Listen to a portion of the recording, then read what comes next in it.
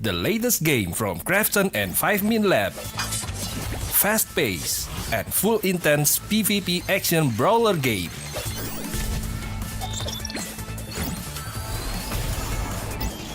Use your best combo to send your opponent to the lobby.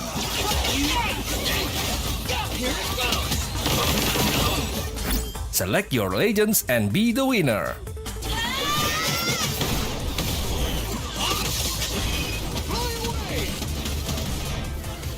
Pick the mode that suits your fighting style, from 1v1, 2v2 to Battle Royale. Available to download and play free on Play Store, App Store and Steam.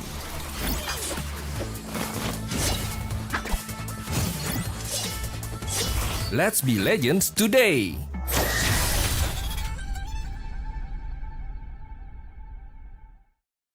Welcome to the Update 23.2, where you can now revive your teammates, transport knocked out allies onto vehicles, and engage in a new social feature, the clan system. Let's dive right in. First on the menu is the brand new revival system. To reduce frustration during squad play and promote diverse strategies in normal matches, you will now be able to revive your fallen teammates. Just retrieve the blue chip from their death boxes and register it at one of the transmission towers scattered across the map, or through a wireless transmitter item obtained through farming.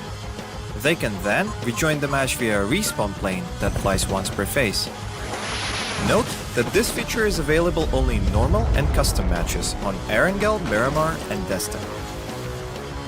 Next, we're introducing a new DBNO feature, allowing you to carry knocked out teammates and place them inside vehicles. This addition provides players with an alternative way to evade danger without having to only abandon or revive your teammates. We are also finally ready to unveil our new clan system. Create or join a clan, play matches, and earn XP to level up your clan. As your clan levels up, you will be able to upgrade your clan tags. Not only that, but you can also earn a BP boost by playing with your clanmates. Definitely worth.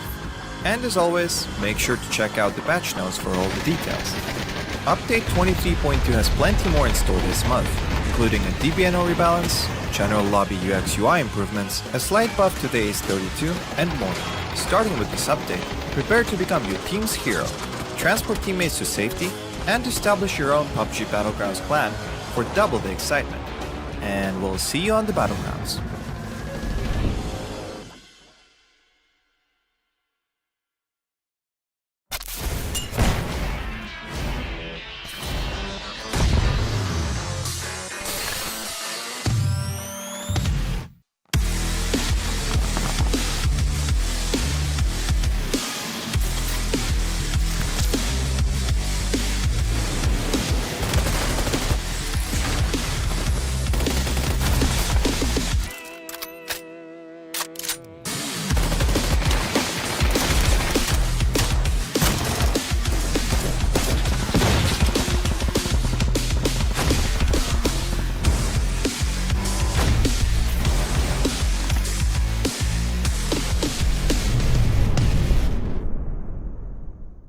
The latest game from Krafton and 5min Lab. Fast pace and full intense PvP action brawler game.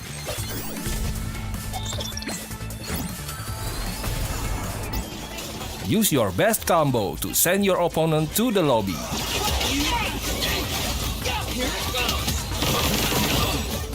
Select your legends and be the winner.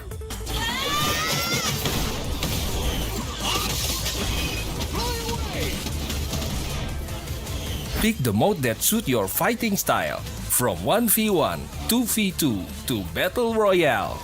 Available to download and play free on Play Store, App Store and Steam.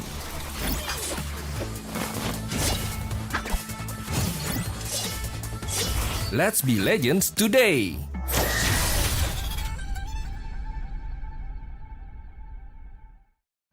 Welcome to the Update 23.2, where you can now revive your teammates, transport knocked out allies onto vehicles, and engage in a new social feature, the clan system.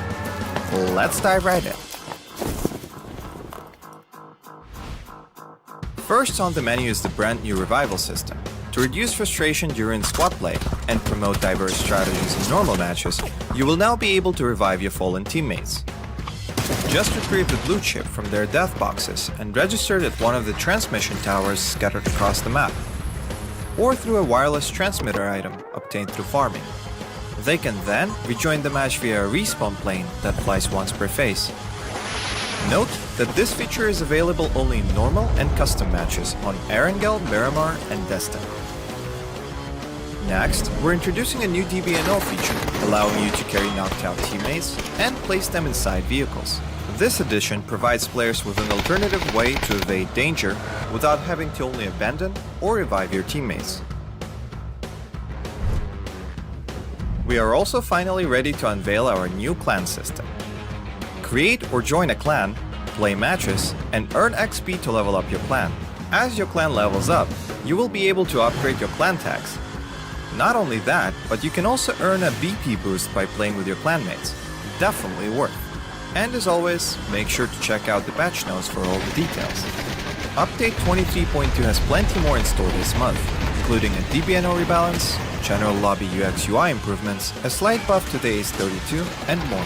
Starting with this update, prepare to become your team's hero, transport teammates to safety, and establish your own PUBG Battlegrounds clan for double the excitement. And we'll see you on the Battlegrounds.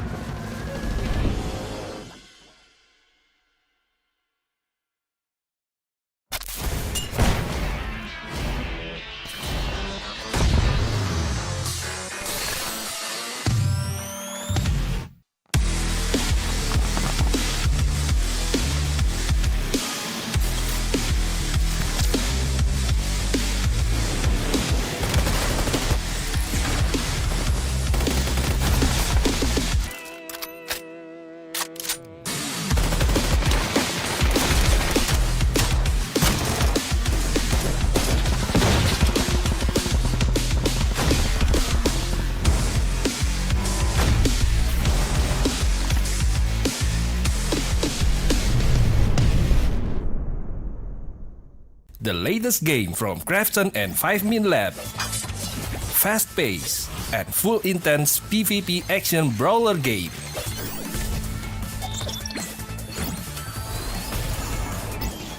Use your best combo to send your opponent to the lobby.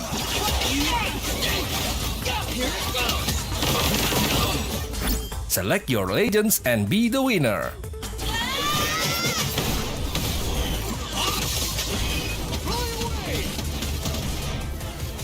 Pick the mode that suits your fighting style, from 1v1, 2v2 to Battle Royale.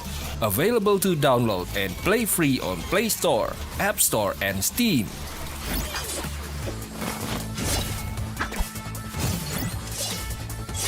Let's be legends today!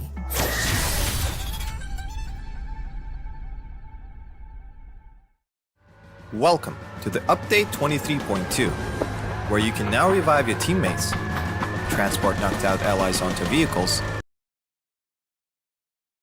and system. Let's dive right in. First on the menu is the brand new revival system. To reduce frustration during squad play and promote diverse strategies in normal matches, you will now be able to revive your fallen teammates. Just retrieve the blue chip from their death boxes and register it at one of the transmission towers scattered across the map, or through a wireless transmitter item obtained through farming. They can then rejoin the match via a respawn plane that flies once per phase. Note that this feature is available only in normal and custom matches on ArkAngel, Miramar, and Jester. Next, we're introducing a new DBNO feature, allowing you to carry knocked out teammates and place them inside vehicles. This addition provides players with an alternative way to evade danger without having to only abandon or revive your teammates. We are also finally ready to unveil our new clan system. Create or join a clan, play matches, and earn XP to level up your clan. As your clan levels up, you will be able to upgrade your clan tags. Not only that, but you can also earn a BP boost by playing with your clanmates. Definitely worth. And as always, make sure to check out the patch notes for all the details. Update 23.2 has plenty more in store this month, including a DBNO rebalance, general lobby UX UI improvements, a slight buff to the Ace32, and more. Starting with this update, prepare to become your team's hero, transport teammates to safety, and establish your own PUBG Battlegrounds clan for double the excitement. And we'll see you on the Battlegrounds.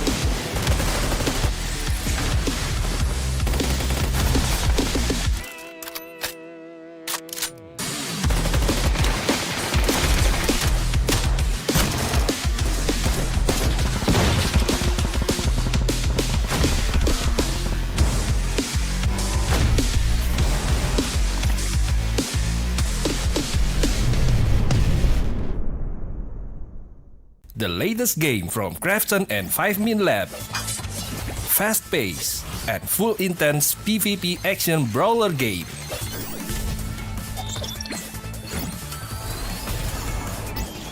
Use your best combo to send your opponent to the lobby.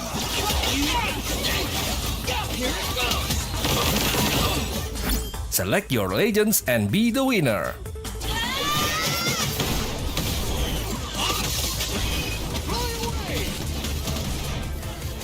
Pick the mode that suits your fighting style, from 1v1, 2v2 to Battle Royale. Available to download and play free on Play Store, App Store and Steam.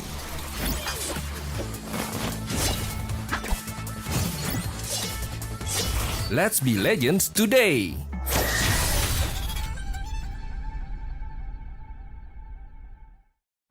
Welcome to the Update 23.2, where you can now revive your teammates, transport knocked out allies onto vehicles, and engage in a new social feature, the clan system. Let's dive right in. First on the menu is the brand new revival system. To reduce frustration during squad play and promote diverse strategies in normal matches, you will now be able to revive your fallen teammates. Just retrieve the blue chip from their death boxes and register it at one of the transmission towers scattered across the map, or through a wireless transmitter item obtained through farming. They can then rejoin the match via a respawn plane that flies once per phase. Note that this feature is available only in normal and custom matches on ArkAngel, Miramar, and Jester. Next, we're introducing a new DBNO feature, allowing you to carry knocked out teammates and place them inside vehicles. This addition provides players with an alternative way to evade danger without having to only abandon or revive your teammates. We are also finally ready to unveil our new clan system. Create or join a clan, play matches, and earn XP to level up your clan. As your clan levels up, you will be able to upgrade your clan tags. Not only that, but you can also earn a BP boost by playing with your clanmates. Definitely worth. And as always, make sure to check out the patch notes for all the details. Update 23.2 has plenty more in store this month, including a DBNO rebalance, general lobby UX UI improvements, a slight buff to the Ace32, and more. Starting with this update, prepare to become your team's hero, transport teammates to safety, and establish your own PUBG Battlegrounds clan for double the excitement. And we'll see you on the Battlegrounds.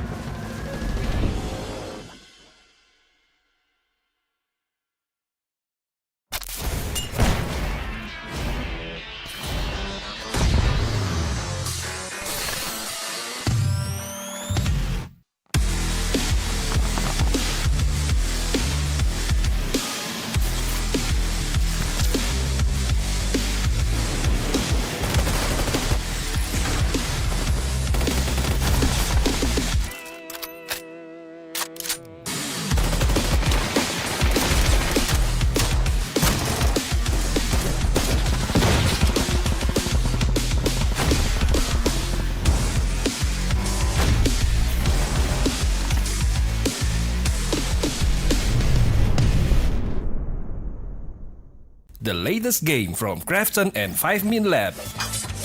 fast-paced and full intense PvP action brawler game.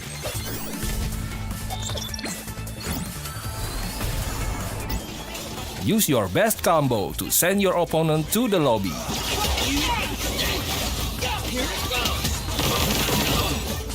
Select your legends and be the winner.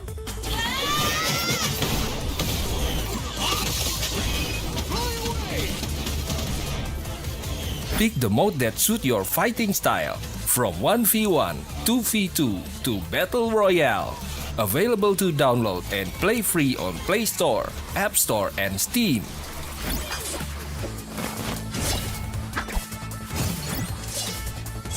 Let's be legends today!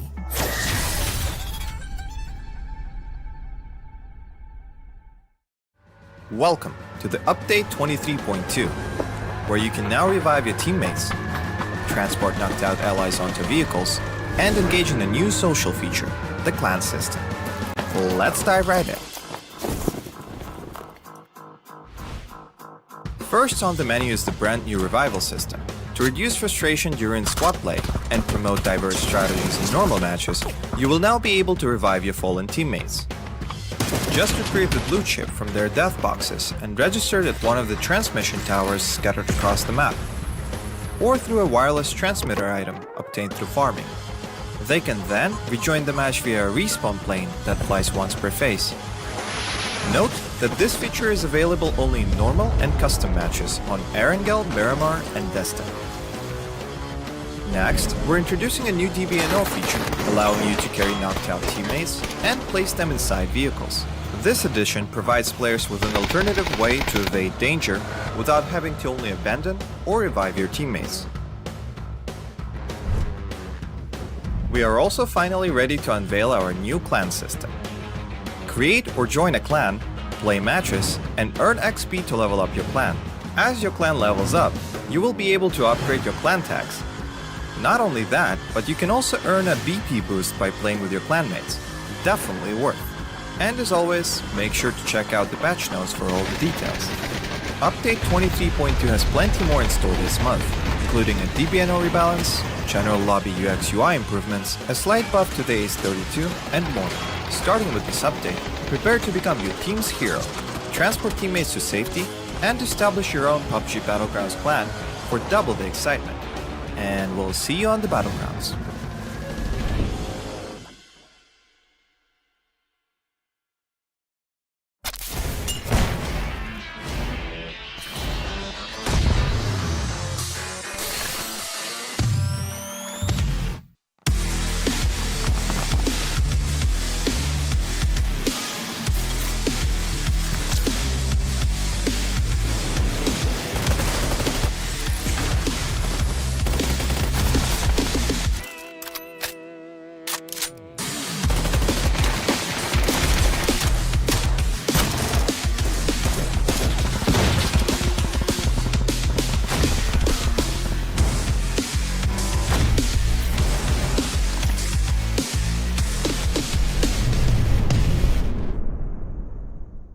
The latest game from Krafton and 5min Lab. Fast-paced and full intense PvP action brawler game.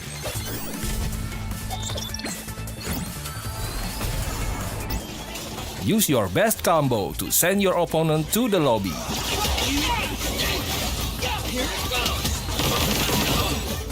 Select your legends and be the winner.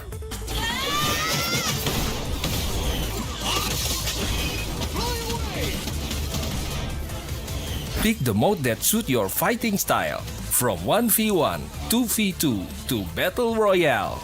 Available to download and play free on Play Store, App Store, and Steam.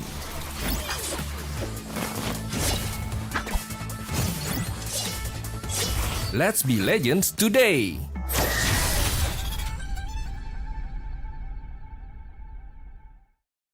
Welcome to the Update 23.2, where you can now revive your teammates, transport knocked out allies onto vehicles, and engage in a new social feature, the clan system. Let's dive right in. First on the menu is the brand new revival system. To reduce frustration during squad play and promote diverse strategies in normal matches, you will now be able to revive your fallen teammates. Just retrieve the blue chip from their death boxes and register it at one of the transmission towers scattered across the map, or through a wireless transmitter item obtained through farming. They can then rejoin the match via a respawn plane that flies once per phase. Note that this feature is available only in normal and custom matches on ArkAngel, Miramar, and Jester. Next, we're introducing a new DBNO feature, allowing you to carry knocked out teammates and place them inside vehicles. This addition provides players with an alternative way to evade danger without having to only abandon or revive your teammates. We are also finally ready to unveil our new clan system. Create or join a clan, play matches, and earn XP to level up your clan. As your clan levels up, you will be able to upgrade your clan tags. Not only that, but you can also earn a BP boost by playing with your clanmates. Definitely worth. And as always, make sure to check out the patch notes for all the details. Update 23.2 has plenty more in store this month, including a DBNO rebalance, general lobby UX UI improvements, a slight buff to the Ace 32, and more. Starting with this update, prepare to become your team's hero, transport teammates to safety, and establish your own PUBG Battlegrounds clan for double the excitement. And we'll see you on the Battlegrounds.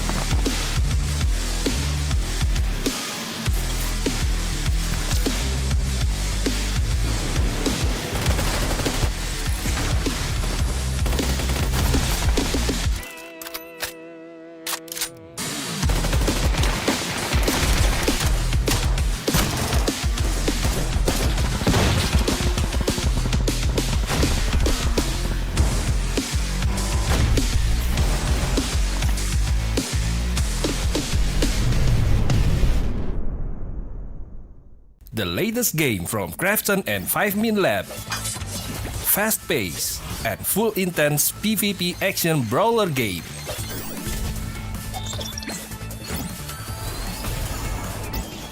Use your best combo to send your opponent to the lobby.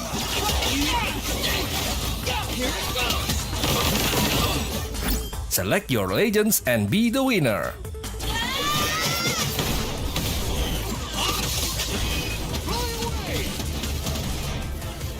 Pick the mode that suits your fighting style, from 1v1, 2v2 to Battle Royale. Available to download and play free on Play Store, App Store, and Steam.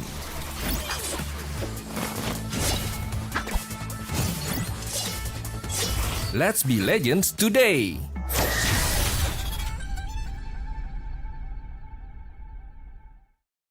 Welcome to the Update 23.2, where you can now revive your teammates, transport knocked out allies onto vehicles, and engage in a new social feature, the clan system.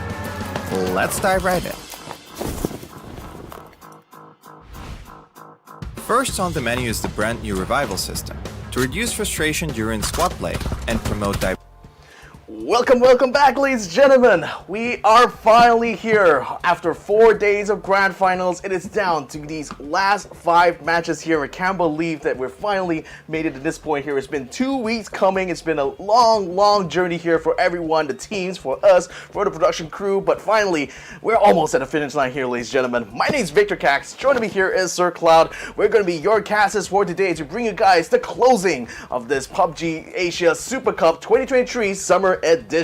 And it's going to be the last 5 games before we decide who's going to take home the prestigious trophy of being the kings of Asia as well. And of course, the moolah of $20,000 US in the bag as well. I mean, right now, we can see that the T5, they open up a gap, but with 5 games more to go, well, anything can happen. I know anything can still happen even at this stage because what we've seen throughout the whole grand finals even is that only the single exception of Theerathon 5, like no other team really has a distinct advantage over the other. We're constantly seeing shifts all around from rank 2 down to rank 8 even. We got teams having their rise and fall being witnessed even in the space of a single day itself. So especially at this stage now, like we keep talking about how these kind of competitions are often like a marathon instead of a sprint. In the context of a marathon right now, this is the part where you need to start sprinting to get to that finish line, isn't it? Absolutely. You definitely know a thing or two about sprinting and marathons. And here's our schedule for the last time for this tournament, ladies and gentlemen. Just to recap a little bit in case you just joined us for the show. So the group stages started last Wednesday. It ran for 3 days. It was completed. We found our top 8 teams for the group stages. The rest of them, 16 teams, had to play through the last chance qualifier stage, which ran over the last weekend. And then we found our top 8 from the last chance qualifiers as well. And they restarted their campaign on Wednesday, and today is the last day of the grand final stage. After this, no second chances for these teams. It will be D-Day for all of them. It is D-Day indeed, ladies and gentlemen. I mean, again, when you start this journey off with 24 teams, having to say bye-bye to them, by the time you get to the LCQ stage, the teams that made it this far had to play through lots and lots of matches in order to get to this point. So I cannot stress like how much effort these teams really have to make even to just get to this point alone. So I think what can certainly be celebrated is the fact that these boys really went out there to put themselves into this kind of position here, to just show that they are one of the best. They always want to prove to the world that they are some of the best Pubg PC players here in the world, and I think certainly we're seeing a lot of proof of that in the pudding here. Yep, and their journey started with the new point system, which is a super rule, and each chicken dinner will only receive 10 points this time around. It dwindles down until 7 to 8 place will receive 1 point. Other than that, will not receive a single point. But then again, we see teams using the kill points instead to counter back the loss of placement points and put themselves on top. But I think it's quite clear to me, especially at this juncture, how truly effective that kind of strategy is. The teams that do apply that sort of like tactics and ideas into their fights, oftentimes it's kind of like a 50-50 thing, especially teams that take hot drops early on, like Cerberus, for example, if they cannot really find a good fight for that early part, and they basically just get dropped out early on those games. Therefore, they wouldn't have the opportunity to compete against the very best here. Yep, and speaking about being the very best, if you become the very best, you're referring to the teams, of course, then you will receive $20,000 US. The second place finish will receive $15,000 US. Third place will receive $8,000 US, and it goes all the way down right now to the bare minimum of $2,000 US. In case any of our teams ended up in between number 12 to number 16. Number 11 is a difference of $1,000 US. So this gives the teams more motivation to actually go as high as possible in the overall ranks.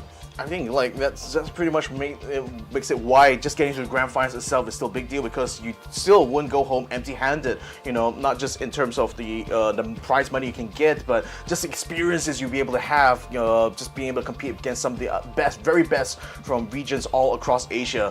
Here is the Stomach Champion Trophy. This is going to be what awaits like our champions at the end of this tournament here, and boy, it's a pretty looking trophy, I must say. It is. I really like the helmet design on top of it. It's definitely the symbol of Pubg itself, and this is I just wonder how big is it going to be. I wish that like the helmet was as big as an actual helmet, so you can imagine like you can use it to maybe do your next cosplay, even as a Pubg character. I know, like I mentioned, if the helmet is actually removable, like I would straight up just be wearing it like all the way. If I'm going to Starbucks to pick up my next coffee, I'm going to be wearing the helmet as I'm ordering it. If I'm going to be taking a video call on the interview, I'm going to be wearing the helmet for sure. Yeah, and these are the teams who will be looking forward to flexing their trophy. We have the Expendables, QConfirm, Daytrade Gaming, Genius Esports, CERBERUS Esports, eArena, Made in Thailand, ArkAngel Predator. And we have a new generation Esports, Theerathon 5, Unicorn Venom, Enter Force 36, One Call, Global Esports Xsset, Attack All Around, and Purple Moon Esports. Yeah, so the guys on the top row are basically the ones that made it through from the grand finals there. The ones in the bottom row are the ones that actually made it from the last chance qualifiers. And of that, you know, the outstanding two teams we have to talk about, obviously it's going to be one, Theerathon 5. They have been taking the lead of this grand finals ever since day number 1 and has consistently maintained their position in that first rank all the way until this day number 5 here. So again, as we look at the maps here, very familiar if you've been following us all the while, so you're not going to be surprised by this, but I'll still explain it anyway. 2 rounds of Miramar, you know, back to back. Tego round in the middle, that's going to be match 3 as a little bit of reprieve. Then you're going to be going to ArkAngel to finish off the day with. Yes, so it's going to be the same for the entire tournament.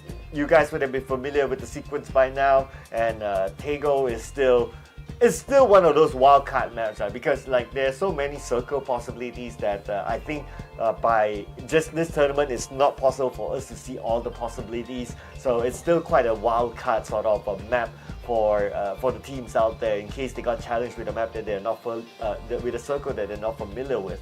Yeah, so let's have a recap on the total leaderboard here, ladies and gentlemen. Theerathon 5 obviously have been dominant throughout this entire grand finals here. They currently is sitting on the scoreline of 180 points, but just about 33 points behind them is Genius Esports, hailing from Vietnam. They had a really good run actually over the course of day number 4, allowing them to overtake new generation Esports. So currently sits in that 3rd spot there, only 7 points behind. Then we also have Purple Moon Esports, which I consider to be one of the more aggressive teams in this competition here, and credit to them, you know, all that effort has allowed them to take the 4th spot, just 2 points behind the top 3. So certainly a very doable kind of trajectory for them if they want to try to compete against the top 3 guys. Then next up you also have ArkAngel Predator, a fantastic performance they showed in day number 4, allowing them to get up to rank number 5 when previously, you know, they've been languishing in that 2nd page of the leaderboard. Then you still have Global Esports Xsset, the pride of Taiwan, being able to stay in 6th place right now, still tossing up, you know, the top 8 teams here in this Pubg Asia Super Cup, which is really great to see.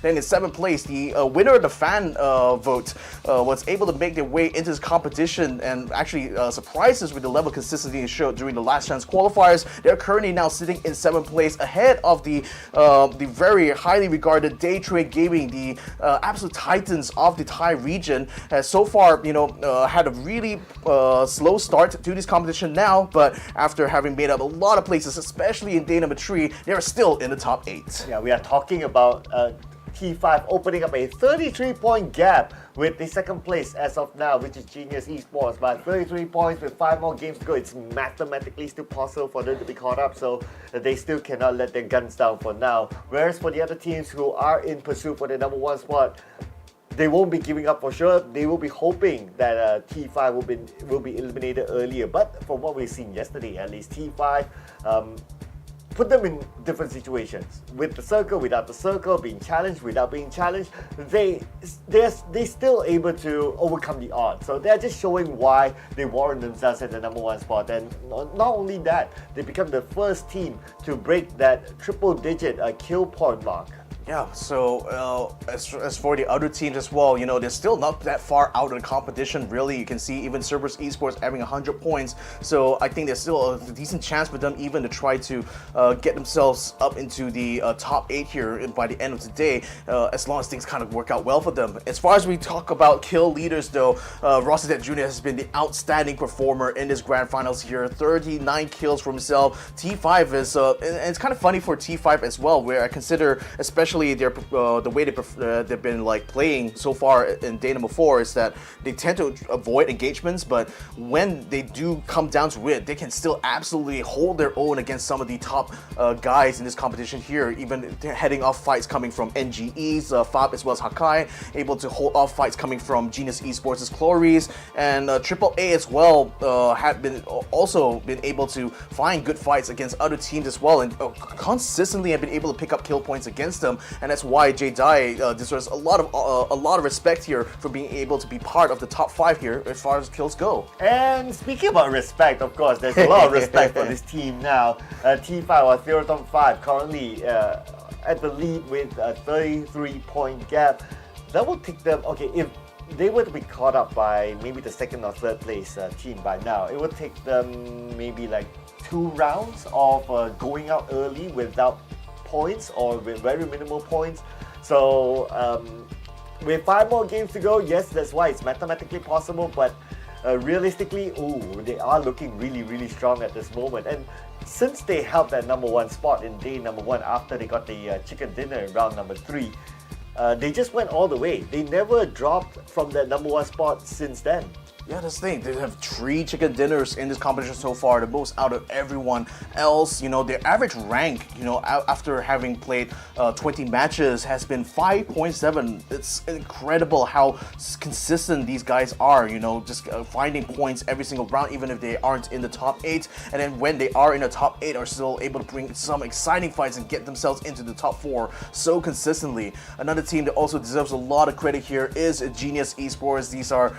This is right now the top performing team from Vietnam itself, and certainly a huge contender for one of the top teams in Asia by my regards. And even though the stats themselves are obviously a little bit lower compared to Theerathon 5, it is still significantly higher when you consider you know, all the other teams that have been competing in here. Genius Esports, true to their name as well, have been also very good at making combat decisions, and that has allowed them to pick up the chicken dinner for themselves for the longest time. You know, they've been able to sustain themselves just by virtue of collecting good points and being involved in final phase fights, and finding all that came together really brilliantly when they finally got their chicken dinner. Yeah, and Genius Esports, they're only 5 eliminations away from hitting that 100 mark as well, so not too far.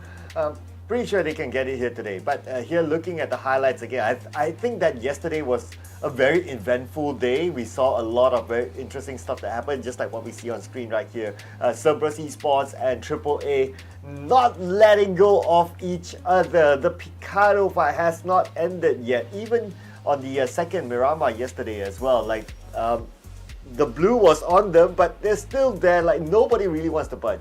That's the thing, and you know, I think out of all these kind of teams that take these hot drops, the one team that's kind of suffered the most out of these like failures is certainly CERBERUS Esports, because you know the rounds where they are not knocked out in the first like phases of the match are usually the rounds where they are able to place somewhere in the top 8 anyway. So just because you're so stubborn in wanting to continue to take the same landing spot every single time, always puts them within like within danger of being eliminated by attack all around, by CES as well. So this is making CERBERUS themselves, you know, underperform actually during this grand finals here. When I think, especially coming out of the Vietnam series, you know, this is one of the teams that I really was watching out during these grand finals, and safe to say, you know, they will certainly be looking to try to end this tournament here by trying to recover as many points as they can. But as far as trying to compete with the top guys here, I think it's still very much a very tough kind of proposition for them, especially with only 5 more matches to go.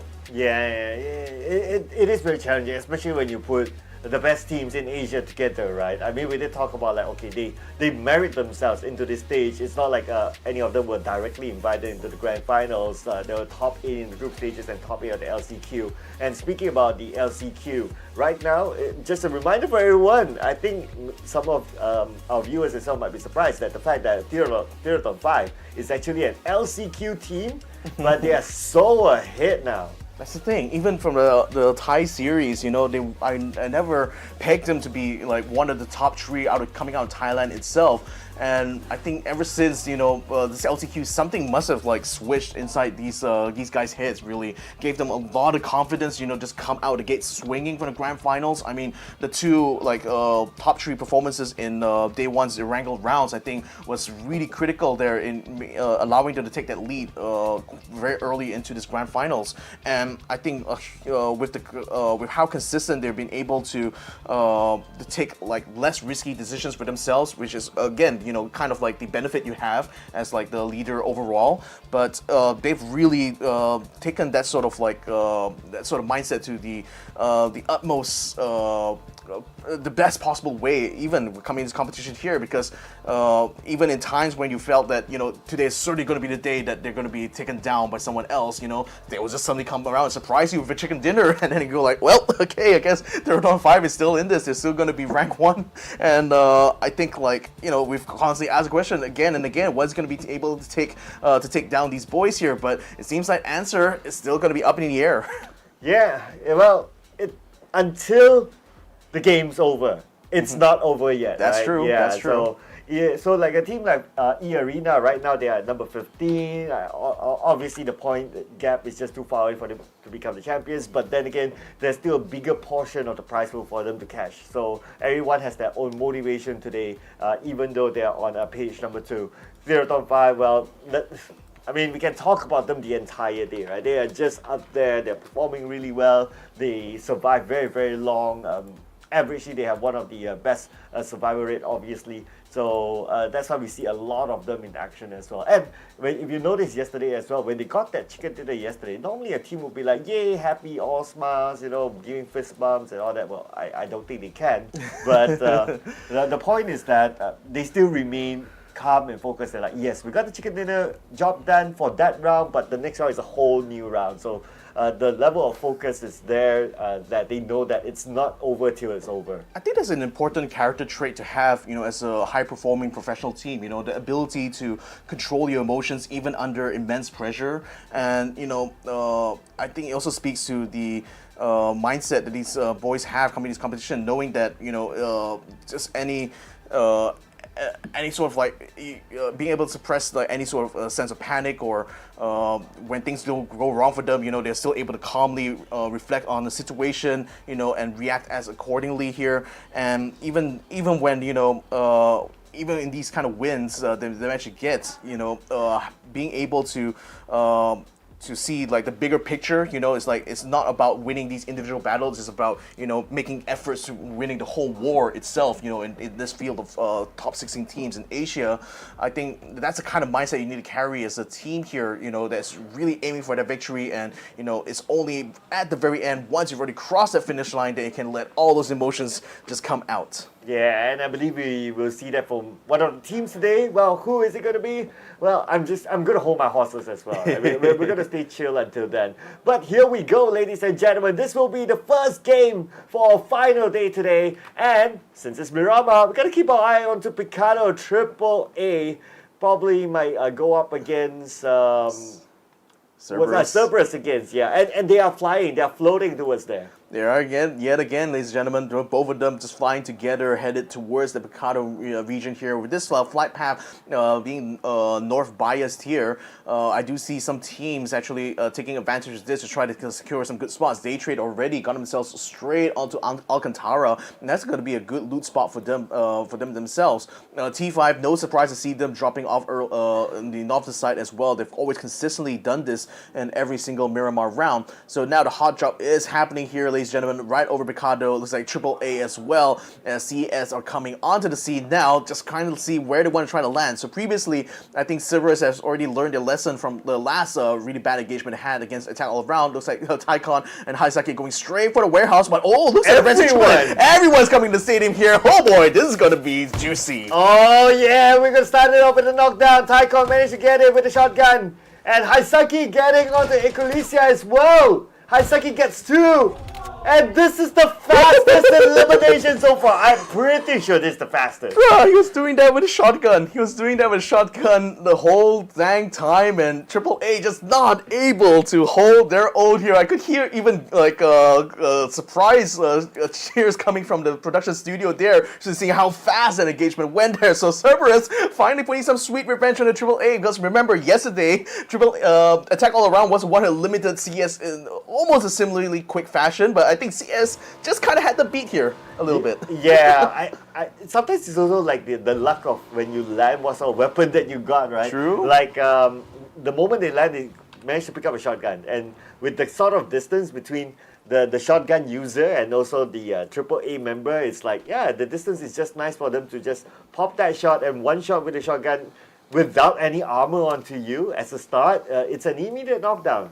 Immediately. So now that team is removed, I'm sorry to say that things are going to be quieting down a little bit here on Miramar, because there's no other teams that are going to be making massive movements here. The circle is landing on top of Monte Nuevo, so that's good news actually for one call, as well as CES, because it lands right on top of them here. But you also have Genus Esports also reaching into the center of the circle here. Got eArena wrapping down from the western side. We've seen them do this before. They tend to always focus on the hill, or rather the mountain range that's over to the west of Ladriela. But I feel that if they really want to maintain good control over this western circle, they have to pay attention to the cliffs, because that's where teams like ArkAngel Predator were able to use that as a staging point and actually got better control over the west part of the circle compared to eArena. Eventually, they collapsed onto eArena themselves, took them out, and pretty much were the kings of the west side of the circle.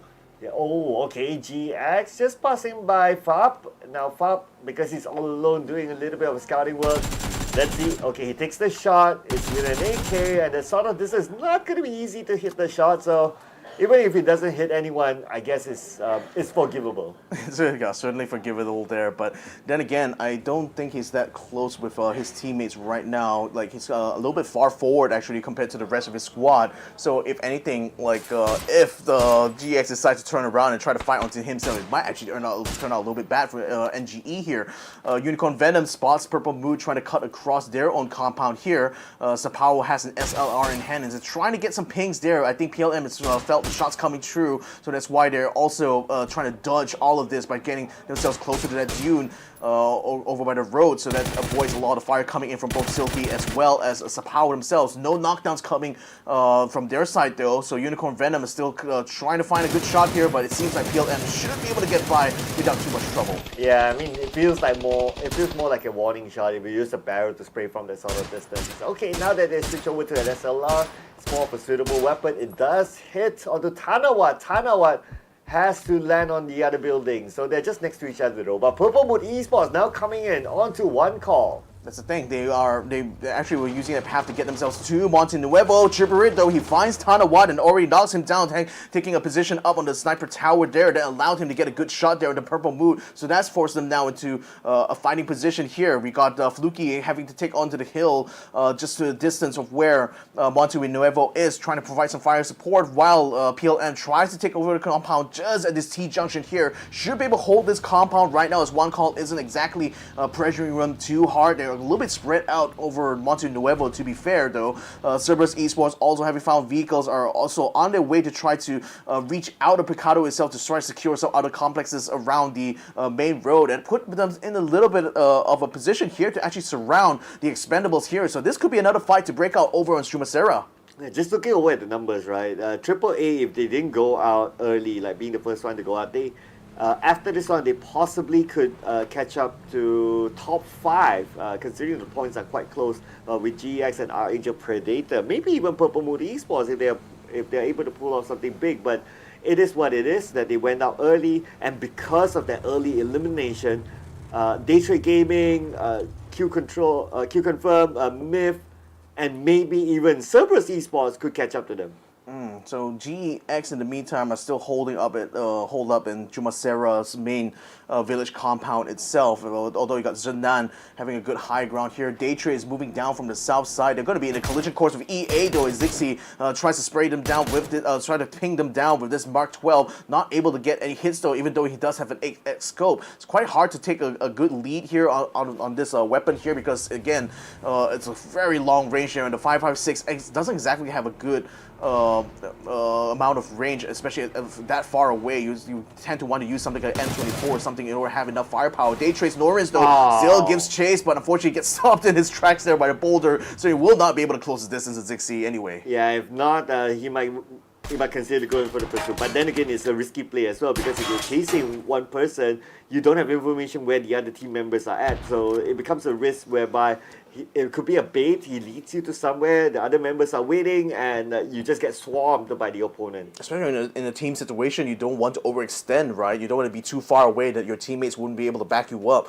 So good thing for Norins though that he collected that boulder, because it stopped him. Because if he continued even further on to try to continue to chase the Zixi, that might put him in the gun sights of both Inside and KM99, who are already set up in the compound up on the hillside.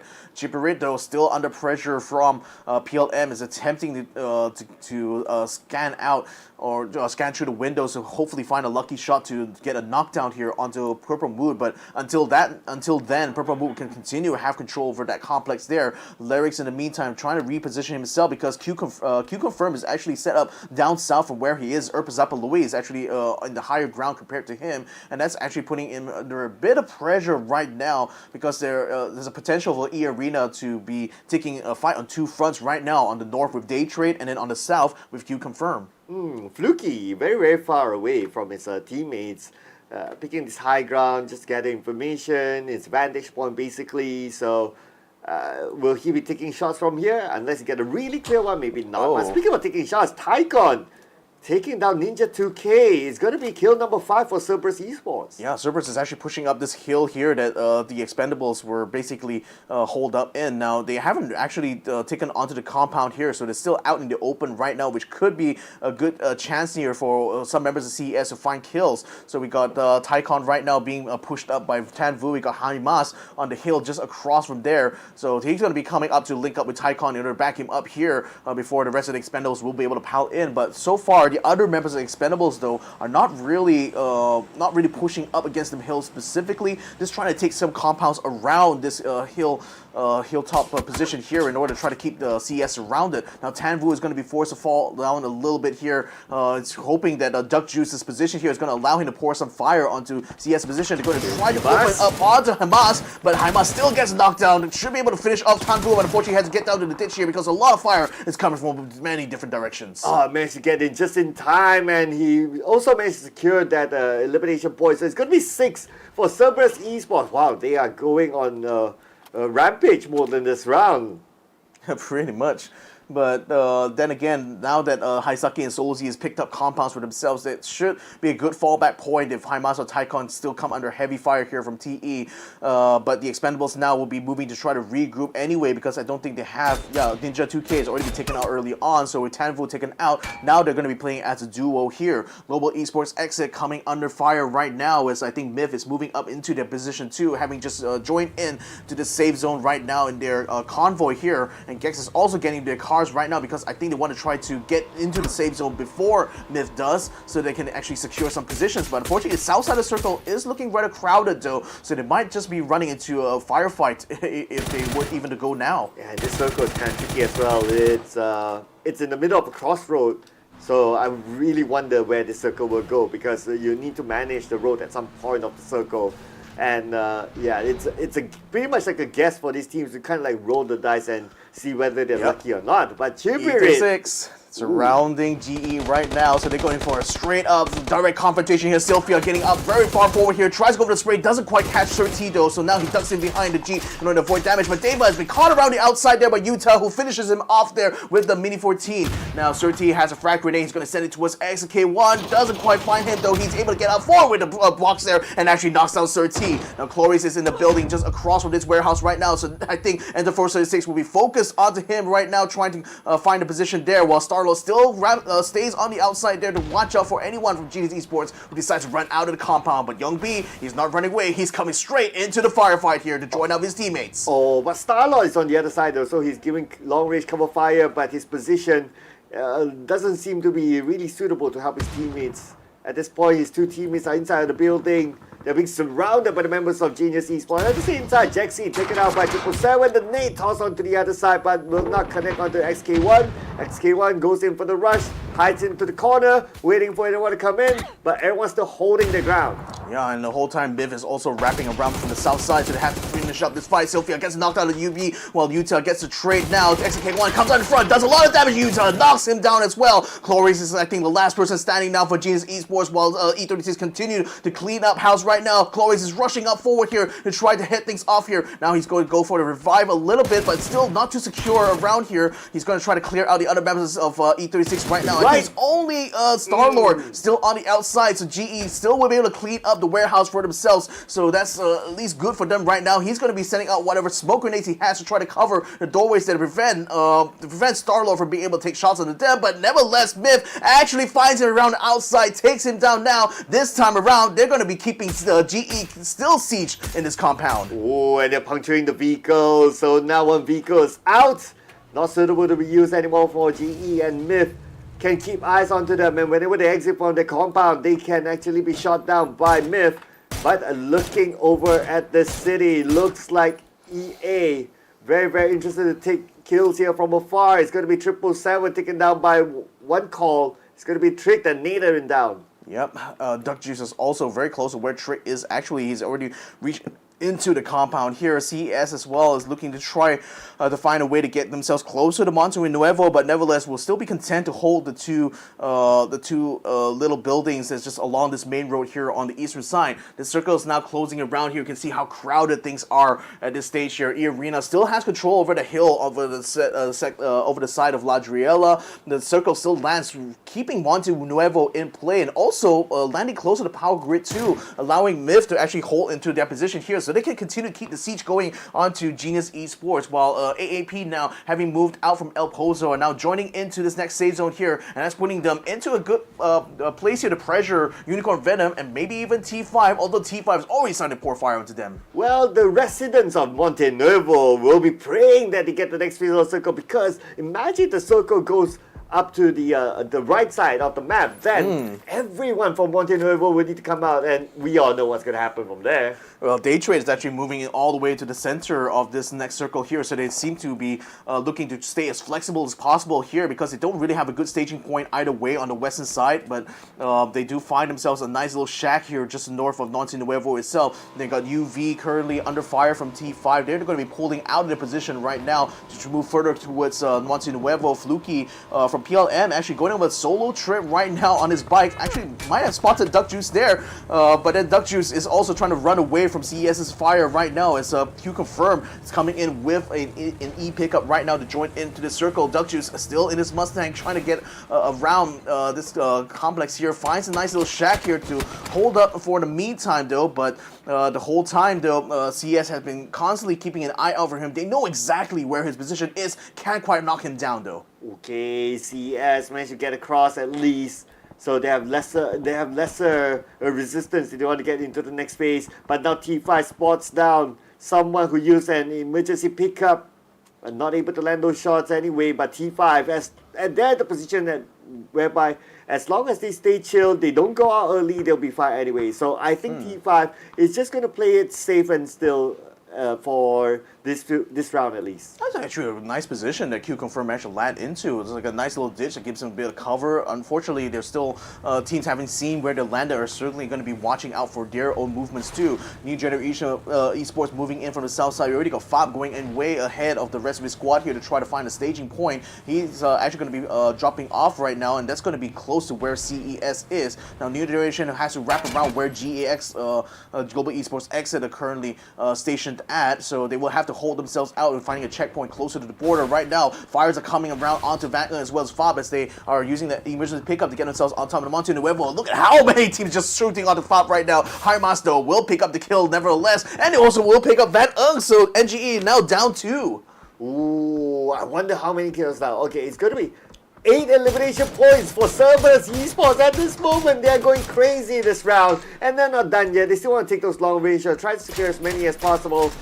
I guess they're looking at a bigger piece of the prize pool, basically, and they want to do really, really well this time around. And the circle shifted, and as we predicted, Monte Nuevo is no longer in it. Only the part of One to Win was held by PLM is still in the play there. So, wow, that's a coup de grace if I've ever seen one coming out from Purple Mood themselves. And it's also supremely good that Daytrade and QConfirm actually got themselves into this circle here, having taken a move from now. So you got Gex as well as eArena trying to reach into this inner reaches of the safe zone now. Gex keeping fire from CERBERUS Esports. We're still not done trying to collect this kill points. And historically speaking, if CERBERUS wins their first phase fight, they tend to last a very long time. So I expect to see that kill count continue to climb right now for CERBERUS. If Tycon can find an additional one there into GE, that might be good. Gex, they found themselves a nice little position just next door to where QConfirm is. They're going to keep them under pressure. Yeah, CERBERUS Esports, they're no stranger to chicken dinner inside Mirama, so they definitely know how to do that. Let's see if they can overcome the other challenges after this.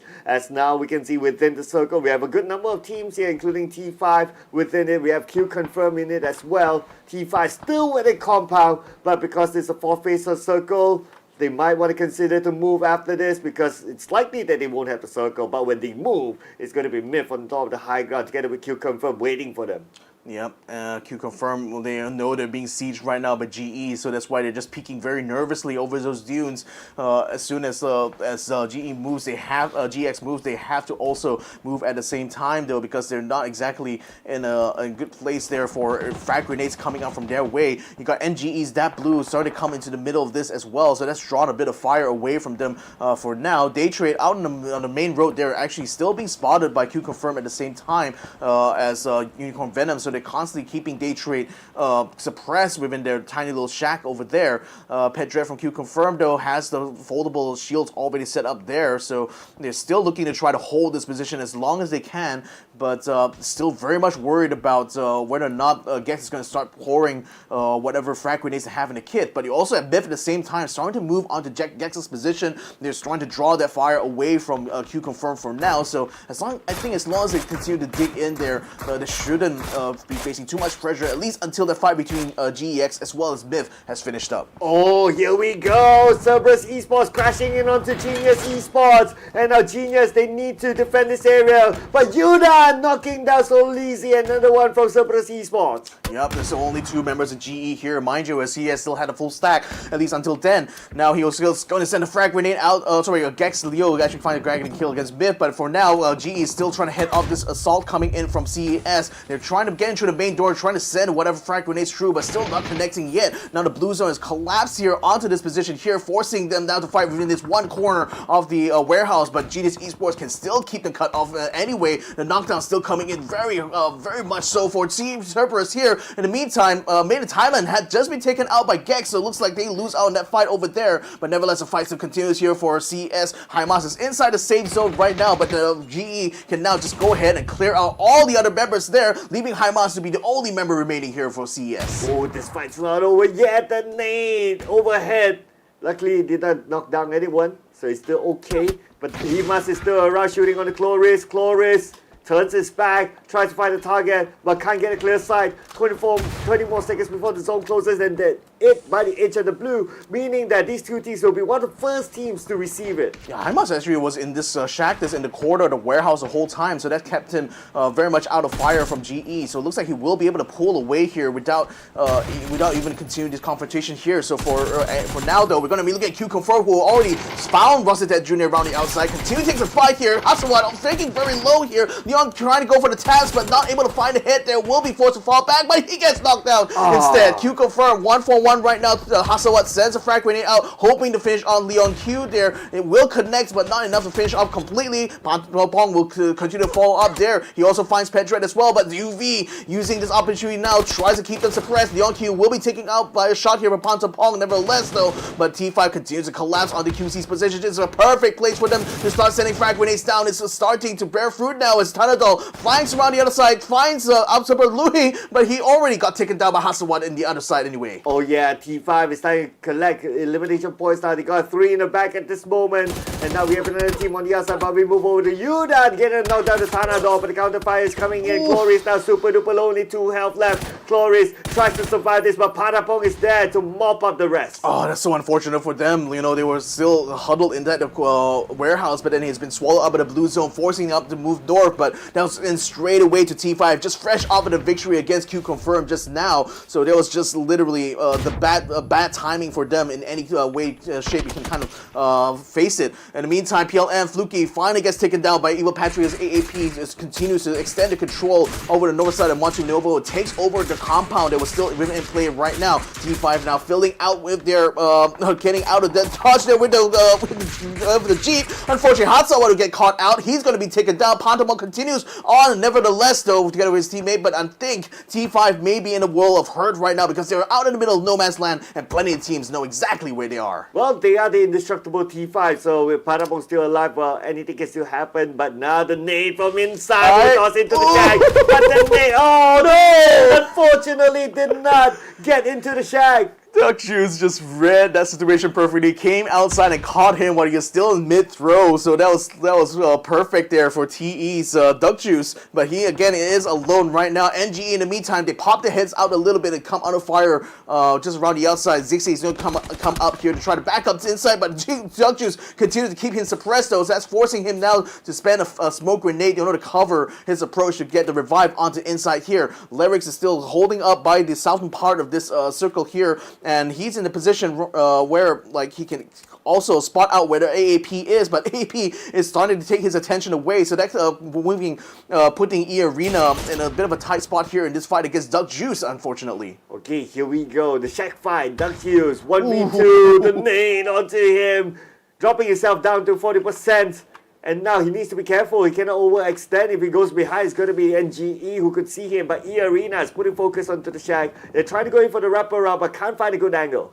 They can't find it at all, and eArena just has to kind of push up hard and just hope they will be able to knock him down before. So another frag when it come down, but Zixi comes around just in the nick of time to catch Duck Juice off guard, so he will take it out and take control over this shack for good. So now eArena will have control over this sector of the circle, which is on the eastern side. Daytrade is still in the middle there, closer to the main road, so that's still giving them a good angle to keep an eye out for eArena's movements at the moment. And you got AAP moving over the south side to continue the pressure onto Lyrics. Now they're actually right up against his faces here. They want to try to take control of the south point away from eArena. Yeah, they got to win this fight. They got to find an entry into the circle by taking out the opponents from eArena. eArena knows that ArkAngel Predator needs to get onto them, so they're prepared right now. We can see their formation. They're opening up. They're finding different angles in case ArkAngel Predator shows themselves across the hill. That's the thing. So ArkAngel Predator, though, they did well to try to secure a higher point here, and the Dune is providing enough, just barely enough cover there for Algebot to continue to pour fire onto Lyrics and the other members of eArena. But UV now also is moving on to Daytrade here. The smoke is giving them cover, but a frag when it comes out in the middle there, that's going to blow up one of the cars. Not enough to get the knockdowns done on the Daytrade. Now they're going to return the favor, though, sending one of frag grenades with Sapao. He already got a knockdown there. Smell is still trying to get the shots. He already got one onto Belmov there. Actually, Zixi got the one onto Belmov there, so that's helping out UV somewhat. NBK is going to be coming in to help him out while Smell tries to get a revive there. Norins is going to continue to send frag grenades down and stun grenades as well to try to stop him in his tracks. But Daytrade Gaming, they still feel the pressure coming from UV. Smell pops over on top there, almost gets sprayed down by Norins, but another frag grenade sent down that way is going to try to catch out Sapao, but he manages to get knocked out of the way just in the nick of time. Oh, but NBK is going to come in from behind, and now we managed to get a knockdown finally after all of that. It's going to be that blue taking out Patapong. Patapong for T5. Right now have been eliminated, and we can see that UV, they are planning for the next missile circle. They're opening up sly high at the higher area of the map, and now that the circle shifted, NBK is the one in it, so they have a representative inside. That's the thing. He's providing fire from the back while Zapao and Smell trying to fight in the other side, but AAP as well keeping UV pressure there, and that actually catches Zapao off because now Daytrade got the knockdown there. Smell's going to have to turn around. He does get a knockdown in the ribs, but this thing are not looking good for their position here on the flank. NBK has to move forward here, and he's trying to do that rapidly with his car right now. Can he get some good smashes there? Oh, but the car stopped in his track, and he will get knocked down instead. Smell moves up forward, gets an elimination stun, and Daytrade are out in 5th. Oh, there was a nice follow-up there by Smell, especially taking the entire Daytrade Gaming squad, and that will allow them to get into the next missile circle. They just need to rendezvous together with their teammate on the other side, but it's going to be Smell. He's not stopping yet. Knockdown and elimination onto Evil Patrick. But wait a second, Evil Patrick denied himself? The Knight himself? Okay, that's 1 kill point down. Spell, unfortunately, was not able to get the kill point onto Nan, as Algebot was able to return fire just in time, but he is standing alone right now for ArkAngel Predator. He needs to get the revive onto Nan in order to continue taking his fight, but nevertheless, he still decides to move forward anyway, sensing there's an opportunity here to eliminate the UV. Thing is that until he still has a lot of health, MBK may be a little bit low, but now he's getting healed up, but he does get a knockdown until he anyway. Now just one more member to go, which is going to be NBK. He gets a heal up. NBK sends out a stun grenade though in order to try to hit him up, but Algebot is already in position now. He tries to go for the tab, he tries to go for the peek here. NBK still trying to get a revive on his teammates all the while. Algebot is getting closer and closer with the sawed-off shotgun right now, trying to find him inside the smoke, only providing a little bit of cover. He sprays it. He's desperate to try to eliminate them, but he still cannot see him as NBK gets himself healed up. Oh, if only he has nades, if only he has tossable utilities at that point, he'll be happy to use it. But at the same time, Smell eliminated by ZZ for eArena. Right now, we can see that Larryx from the long range putting pressure onto UV. Algebot finally finishes off Sly High, and that is it for them. We are on to the top 3 teams still. Oh, the thing is, he's still trying to get NBK. He's still trying to fight him, but that is his downfall. He gets taken up by NBK instead, and now all that fight in the south is actually given control now to eArena as they now wrap down south, having taken control of the center of the circle. They just need to find NBK, the last remaining member from Unicorn Venom, and they will get the chicken dinner. Still running forward here. Frag Ready comes out, but not enough. KM99 finishes him off. eArena takes the winner, chicken dinner. Well, eArena finally getting a chicken dinner inside the grand finals. This is their first chicken dinner inside of it. And the last time we saw them, they were at number 15. And with this chicken dinner, definitely let's see. Yeah, I think with the kill counts that they have, definitely they would have broken the 100-point mark and bring themselves up. So great job here for eArena, really showing the spirit of not giving up. It's crazy. Here's one thing I gotta say. Like, that chicken has been evading eArena this whole dang time, and finally they caught it. They finally caught it in their hands right now, and it took them 5 days of grand finals in order to do so. That's fantastic. It just goes to show that, these teams, you can't count any of them out. Any one of them will have the potential for a winner chicken dinner. It's just a matter of the decisions they make from time to time. And I think ArkAngel Predator's Algebot kind of dropped the ball a little bit, because I felt that if he wasn't able to get a kill against NBK early enough, he should have fallen back. He should have got a revive onto Nan. Then they will still have a chance to actually head up the attack coming in from eArena somewhat. But because he was so intent, so hyper focused on trying to get that last kill point there onto Unicorn Venom to eliminate them, that completely gave him tunnel vision and just allowed eArena to take advantage of that situation there and just take control over the circle while they're just tied up in that fight on the south point of that safe zone. Yeah, but perhaps if he had the throwable utilities like a nade, like maybe a molly, that job would have been done quickly. But just so happy he doesn't have that, and he can't even go for the wraparound because there's eArena waiting on the other side. So in case he opened up the flank, he tried to get an off angle, eArena would shoot him down. So that was the best situation that he could have been in, and this was the that moment at that time.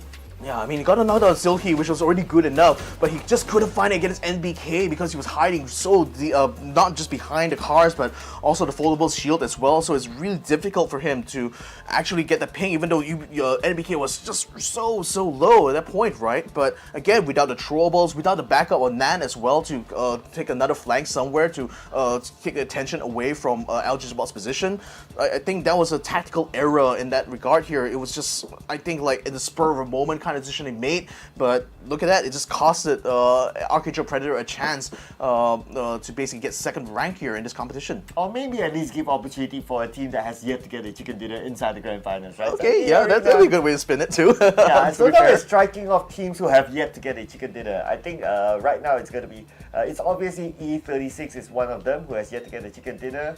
One call, E36, it seems to be like only 2 teams. Yeah, it seems like only 2 teams. Yeah, I think it's only just those 2 teams. The Expendables and the Force 86 have not gotten their chicken dinner quite yet. Okay, Yeah. yeah. So it's 3 teams. Oh, Yeah, 2 two- teams. 2 or 3 teams. Hang on, let's count. Let's go. 1, 2, 3, and then Arena's gotten 1. 3 teams. So 3 teams, okay, together with 1 call. So 3 teams left with 4 more games to go. Come on, everyone. At least everyone gets to celebrate their chicken dinner.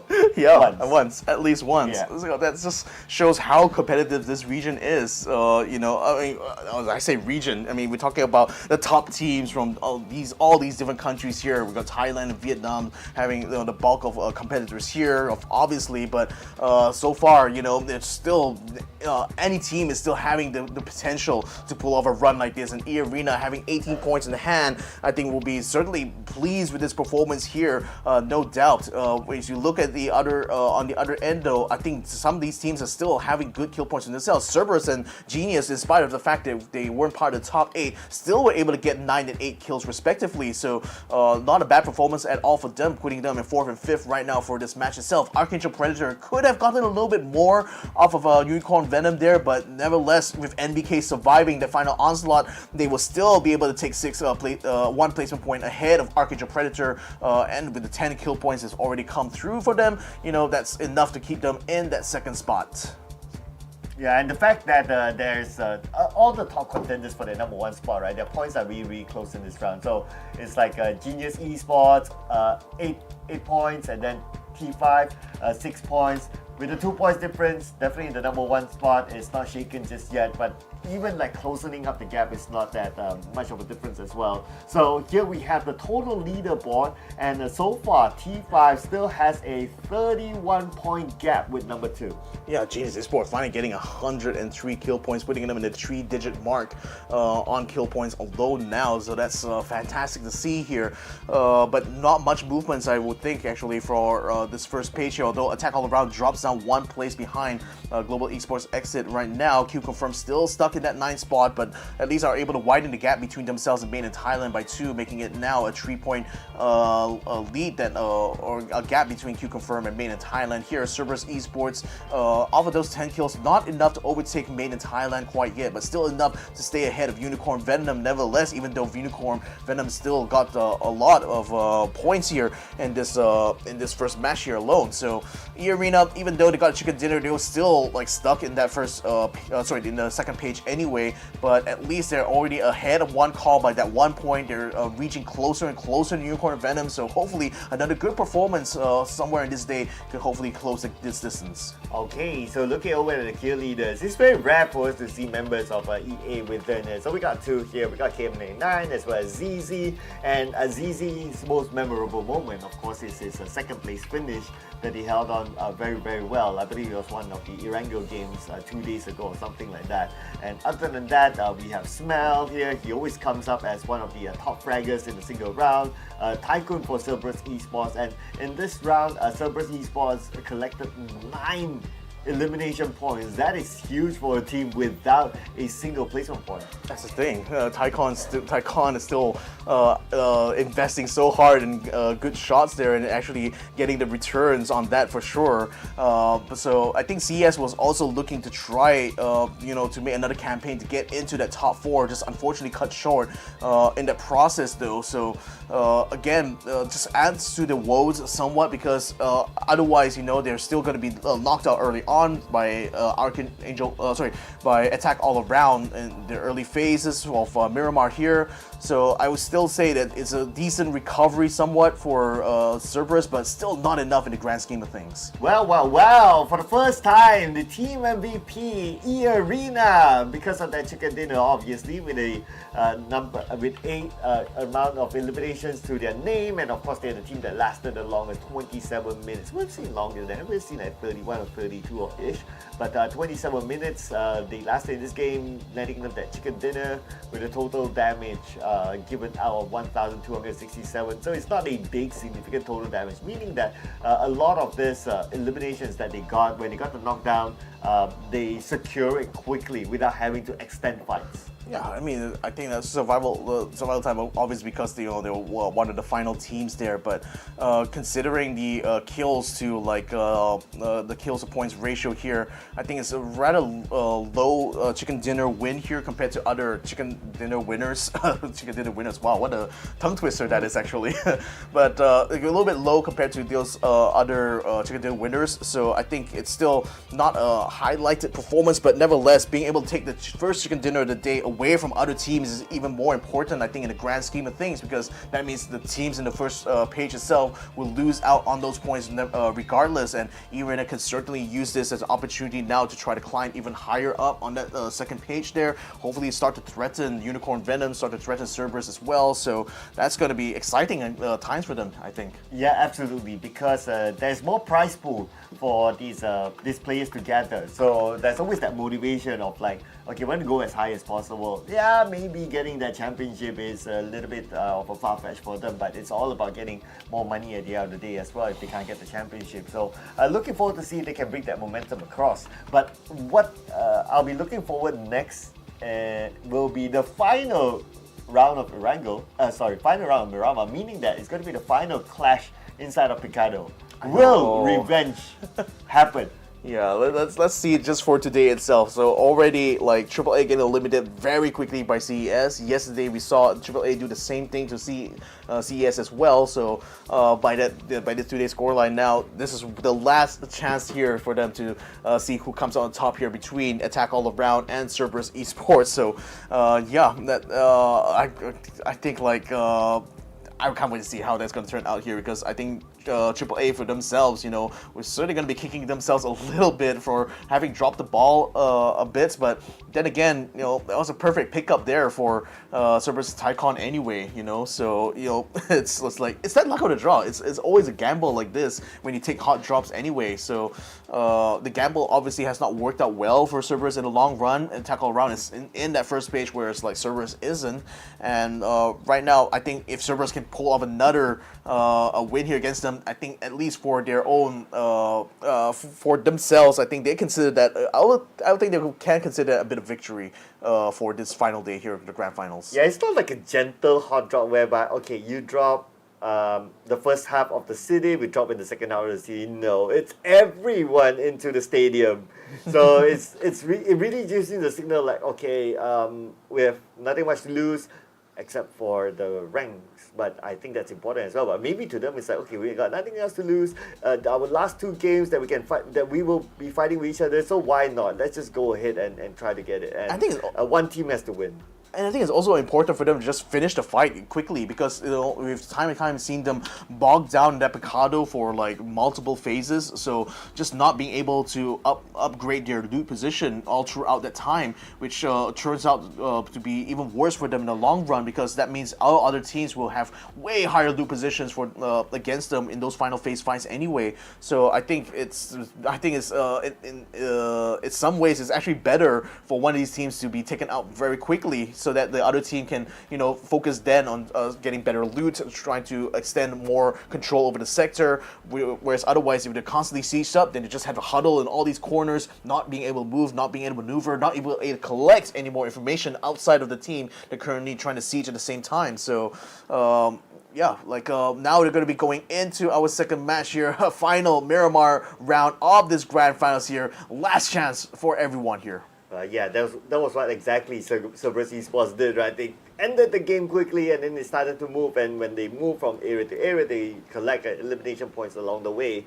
But looking over at Picado, pretty sure the fight is going to happen again, because it's the last game anyway. Both of these teams are out of contention for the championship, so they might as well go on to each other. And I guess even like the game fates it onto them to like, okay, you guys can jump into Picado, because the fly path is just right on top of it.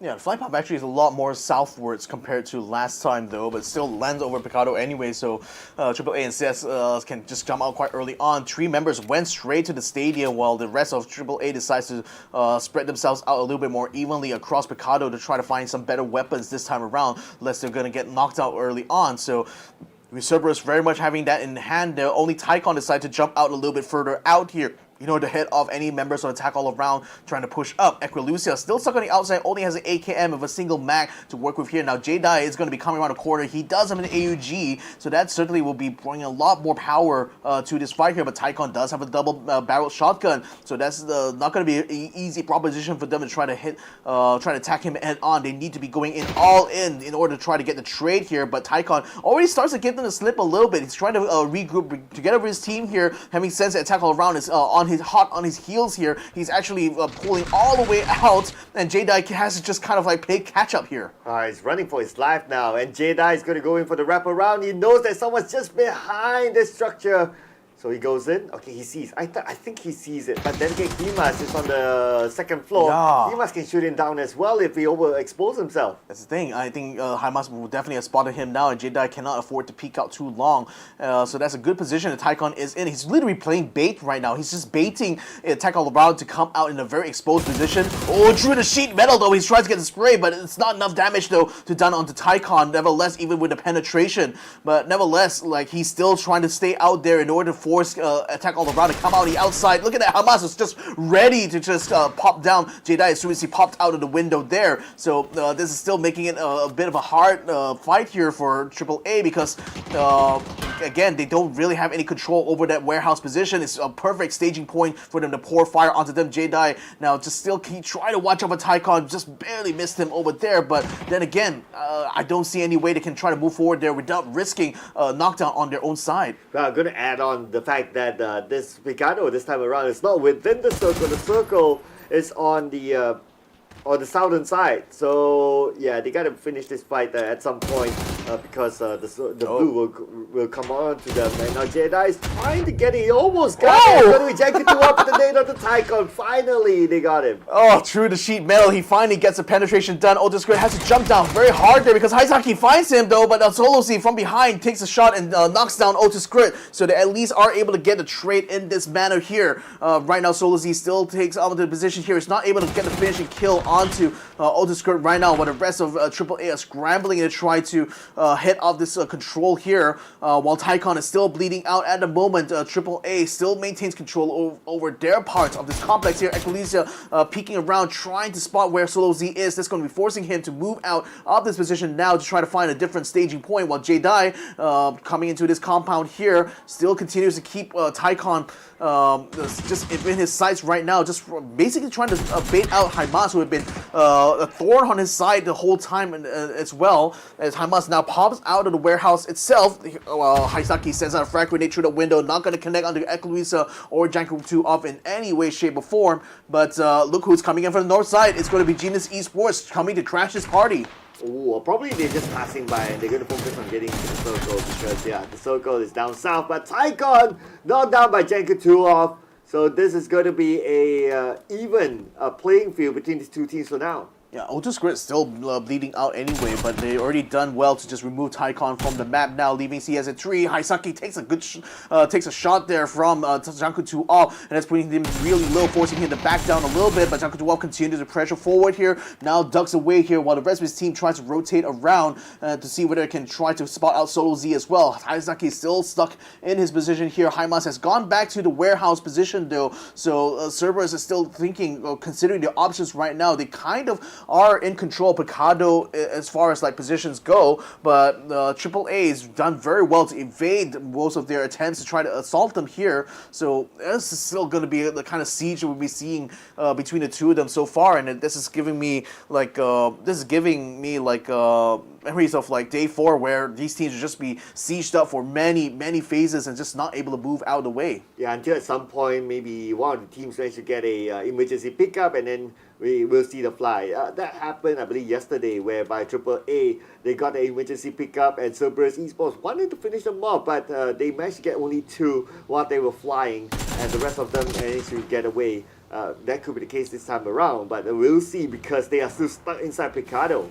Yeah, so nevertheless, other teams are already moving down south. There's still quite a number of teams still on the north side, AAP and T5 being 2 of them. And Puramu is also having going down the convoy towards the northern tip. So is QConfirm, just hot on the heels as well. You got Myth and Gex currently trying to fight over control over the southern tip, so the southeastern tip of Los Leones. So that's still going on. Haizaki looks like he's already been knocked down though. So attack all around are starting to maneuver around Picado here to try to finish him off. While the whole time Solo Z Solzy and Hamas are not able to move out of the way. Solzy gets a good spray though to knock down Jacket 2 off. Now that's drawn a lot of attention to his side though as Equilucia tries to go ahead and spray him down, but still not able to find him as he's gone prone. He's going to send out a frag grenade. Jedi almost gets knocked out. Actually gets knocked down by Solzy. He's going to try to hit up Equilucia. He gets the kill done. CERBERUS takes out an attack all around second time here on Miramar. And it's going to be solo kill, taking them all. Wow, I mean, they lost one player this time around, but it's A-okay. They still got the 4 points, and that's what matters the most. And now, with that elimination onto AAA,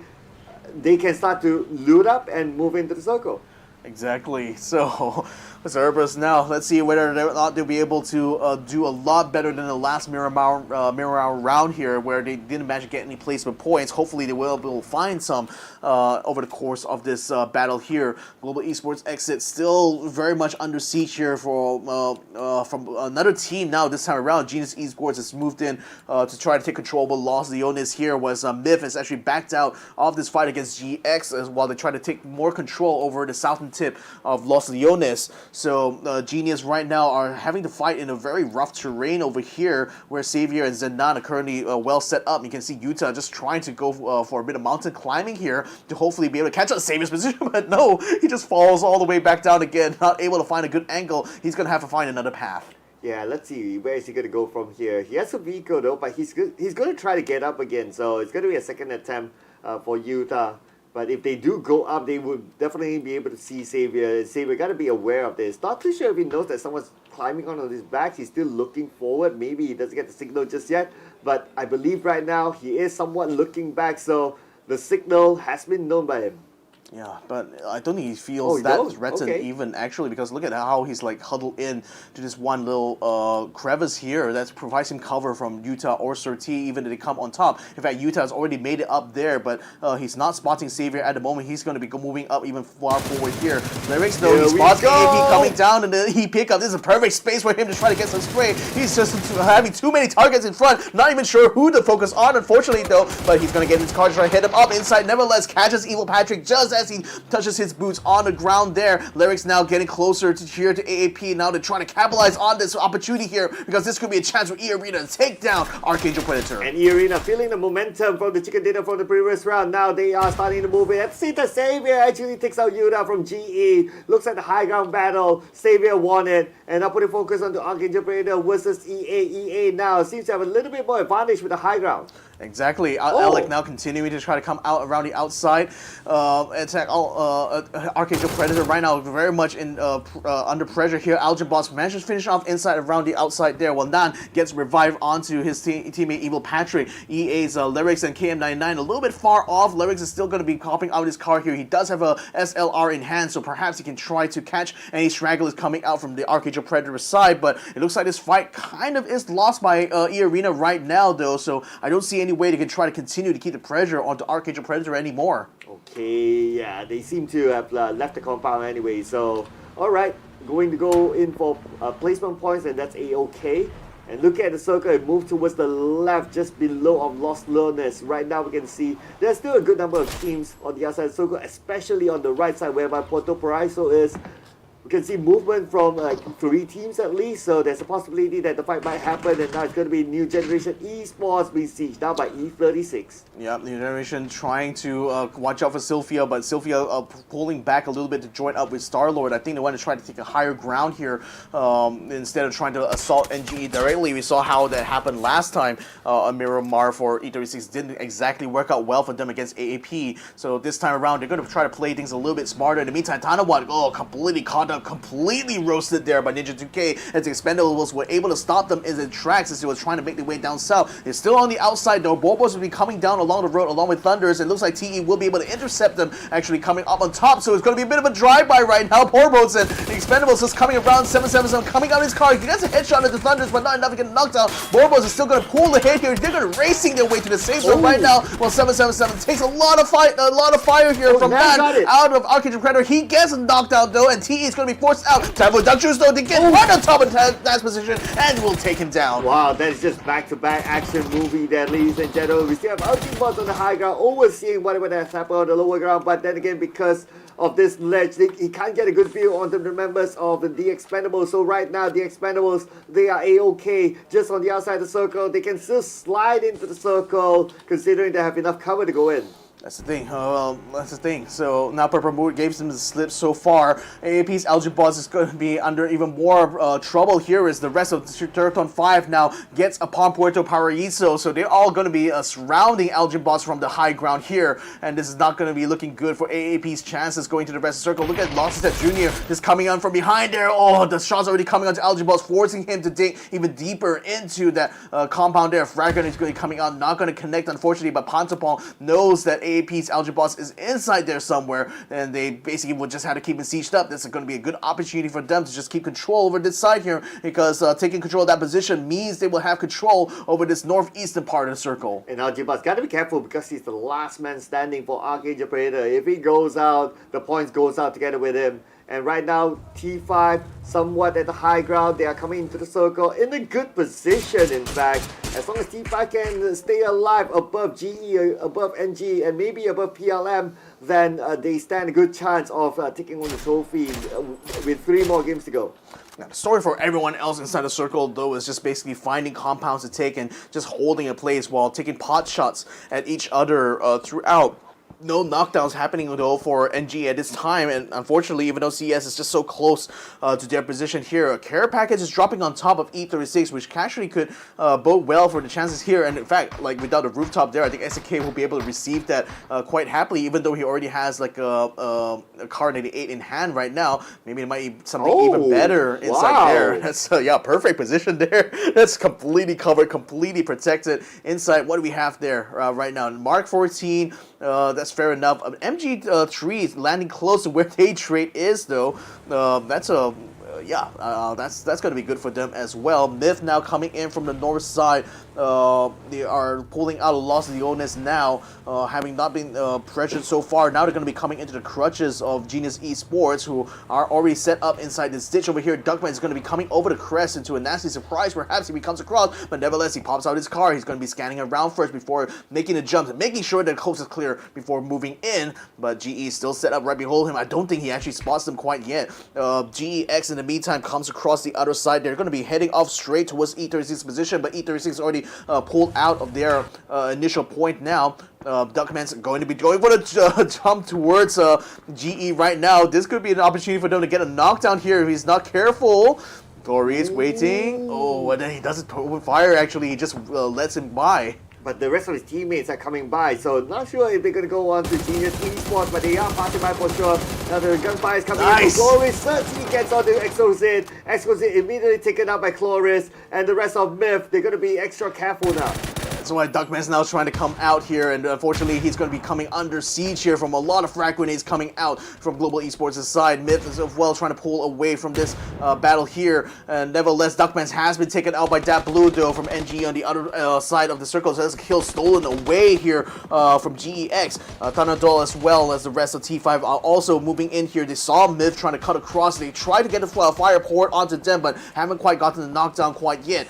Main and Thailand now forced to try to dig into this ditch here. Not a secure position at all, especially with the health being so low. Yeah, but it looks like not much of a choice for them because everywhere they go right now within the circle, there are teams there. So being 2 members left, the best they could do is just play by really by the side and come into the circle later once everyone's distracted with each other. Yeah. eArena's Zixi still watching out over on the top there. Right now, their position is still closer to E36 as well as the Expendables moving along the coastline there. So they're looking to try to use these compounds to keep control over the sector for now. When you look at everyone else, though, they've already found their own kind of complexes. The only outlier really is going to be Myth, but even they themselves have been able to re-heal themselves and get themselves into a nice staging point just north of where eArena's position is. T5 hasn't exactly quite done that. In fact, they're going to try to give a wrap around on the outside of this safe zone here while the blue zone continues to close in around them. So I think they want to try to make their way towards the coastline area. That perhaps will put them in a close position with TE. Nice. Jacob's just been caught out here by KM99. He's going to be knocked down here, and Myth is very much in trouble. Oh, beautifully done there by KM99. One of the top fraggers from the previous round. Looks like he will secure this elimination point. Rogue on the other side, Nate tosses onto him. They know where Rogue is at, and like what you mentioned before, the dish that they were at is not the best possible. It's not the best place. Not the best place. Oh, one nice grenade will connect there with Rogue, so that would be Myth out in 5th place there. Such a sad day for mainland Thailand. Not going to be able to capitalize too much on their Miramar rounds for now, so it's going to be next map onwards for them. GE decided to try to get into the inner reaches of the circle here and try to secure some high ground. That's putting them under fire from New Generation as well as E36. In fact, the compound the area decided to go towards is actually where E36 is staged up, so they're just pushing up forward here. Theerathon 5's in the meantime still making their way down southwards here. I think the Expendables have moved up from the coastline. They want to try to get up to the higher ground here. E36 in that compound there are seeing all these teams trying to swarm around. They have control over this part here, so that's allowing them a lot of opportunities here to try to spray down, hopefully get a knockdown on one of these teams, but so far it hasn't quite borne in fruit. In the meantime, eArena getting cut off a little bit here, but GE forcing them to fight, get a hook headshot there against Chloris here. Now it's going to go frag grenades already blowing up the car, so there's no way for them to get out. Young B is going to be knocked down as well. GE is seriously in trouble. It's not going to feel so young after that, as ZZ will eliminate him, and GE is going to be 30, the last man standing, and GE, they cannot afford to go out early because they're still in pursuit for the number 1 spot, and if they go out, especially before T5, that would hinder their chances of getting the number 1. 3 teams just crowding around this one ditch here because the Expendables as well tries to move alongside here, and that's putting them under fire from Daytrade Gaming. EA already had 2 members being knocked down there, but E36 has a lot more things to worry about because Gex is starting to push their position from the north side, so is New Generation Esports. And then when you look at the Expendables right now, they don't really have an angle to fight against Daytrade there, who are already taking up a nice whole row of compounds all along this ditch, so they will have to move out of here eventually if they aren't going to be able to take the fight towards GE. And Bob, in the meantime, getting knocked down there, and GE losing way too much men as they try to assault, get to his position. 13 very low right now as he tries to hold on, but a frag grenade from Duck Juice finishes him off. Oh man, fairly early elimination as well for GE. Now let's see how far can NGE go instead. NGE, they are in the middle of the battlefield right now. We can see that Fab is currently down close by with GX, and Fab will be finished off by Himas from CERBERUS Esports. Again, CERBERUS Esports still not stopping, but T5 especially is still in it with the full squad.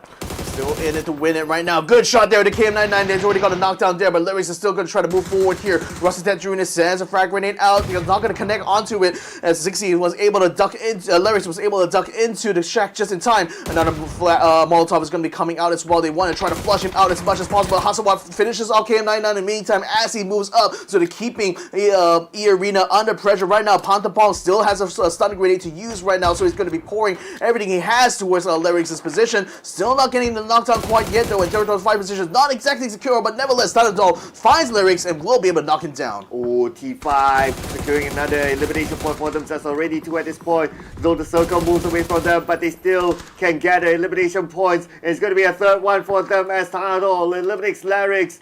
EA right now, they will be in a dire position because they only 1 player left, and Thunderdoll is shot back by his opponent. He needs to find a way into the circle. It's going to be TE waiting for them next. Yeah, he already secured the border of this next safe zone, so they want to try to keep T5 cut off as much as possible. If they try to move up north anyway, it's going to put them under fire from Enter 436, but Enter 436 are still under massive pressure from NGE for the north. They're still continuing to try to take this assault right now to try to get trades anyway, so Van Ung is still moving forward here to try to get onto E36's position. Danawat as well as the rest of T5 are moving up from the south side. They already got knocked on the Starlord already, and Danawat's Danadol picks a kill onto the XK1, so Sylphia and Starlord, Sylphia and the last remaining member of E36 is still trying to hold on right now as Starlord is removed. Sylphia very, very low. Van Ung forced now to back away as Cerberus is pouring fire onto him, finds a knockdown actually, Sylphia does, with the frag grenade, and Rosset Jr. takes out Sylphia to take out Enter 436, but it's not quite done yet. Then T5 will still continue moving up. They want to try to overwhelm NG's position there and hopefully collect another full kill. Oh, they'll be happy to eliminate NGE at this point because NGE is their next contender for the number 1 spot. Rosita comes in, Rosita shows inside, Rosita will eliminate that blue. And that is it for NGE, eliminated at number 11, and T5 already 8 elimination points. Well done. Unfortunately, Tanadol has just been knocked down by a shot coming in from Cerberus, and they will remove Tanadol from the map, so T5 is now down one man. They will have to huddle together as the Blue Zone continues to push them even closer and closer to a CS position, so they can't exactly move up too closely, so they now will have to get into cars and hopefully try to find a compound somewhere for them to use a checkpoint. The thing is that the Expendables is quite close there. They also get a spray down there to catch up Pontabor and remove him from the map. Daytrade and Cerberus does, and Hasawat now forced to duck out of the car, get into the bushes, but he's under fire yet again as Haisaki gets a knockdown onto him. I think it's going to be Rosset Jr. still alive right now as Hasawat gets removed from the map. Only one member of Theerathon 5 still remains. Well, if you have the top fragger in this tournament so far, Rosetta is still alive. He can come up with wonders,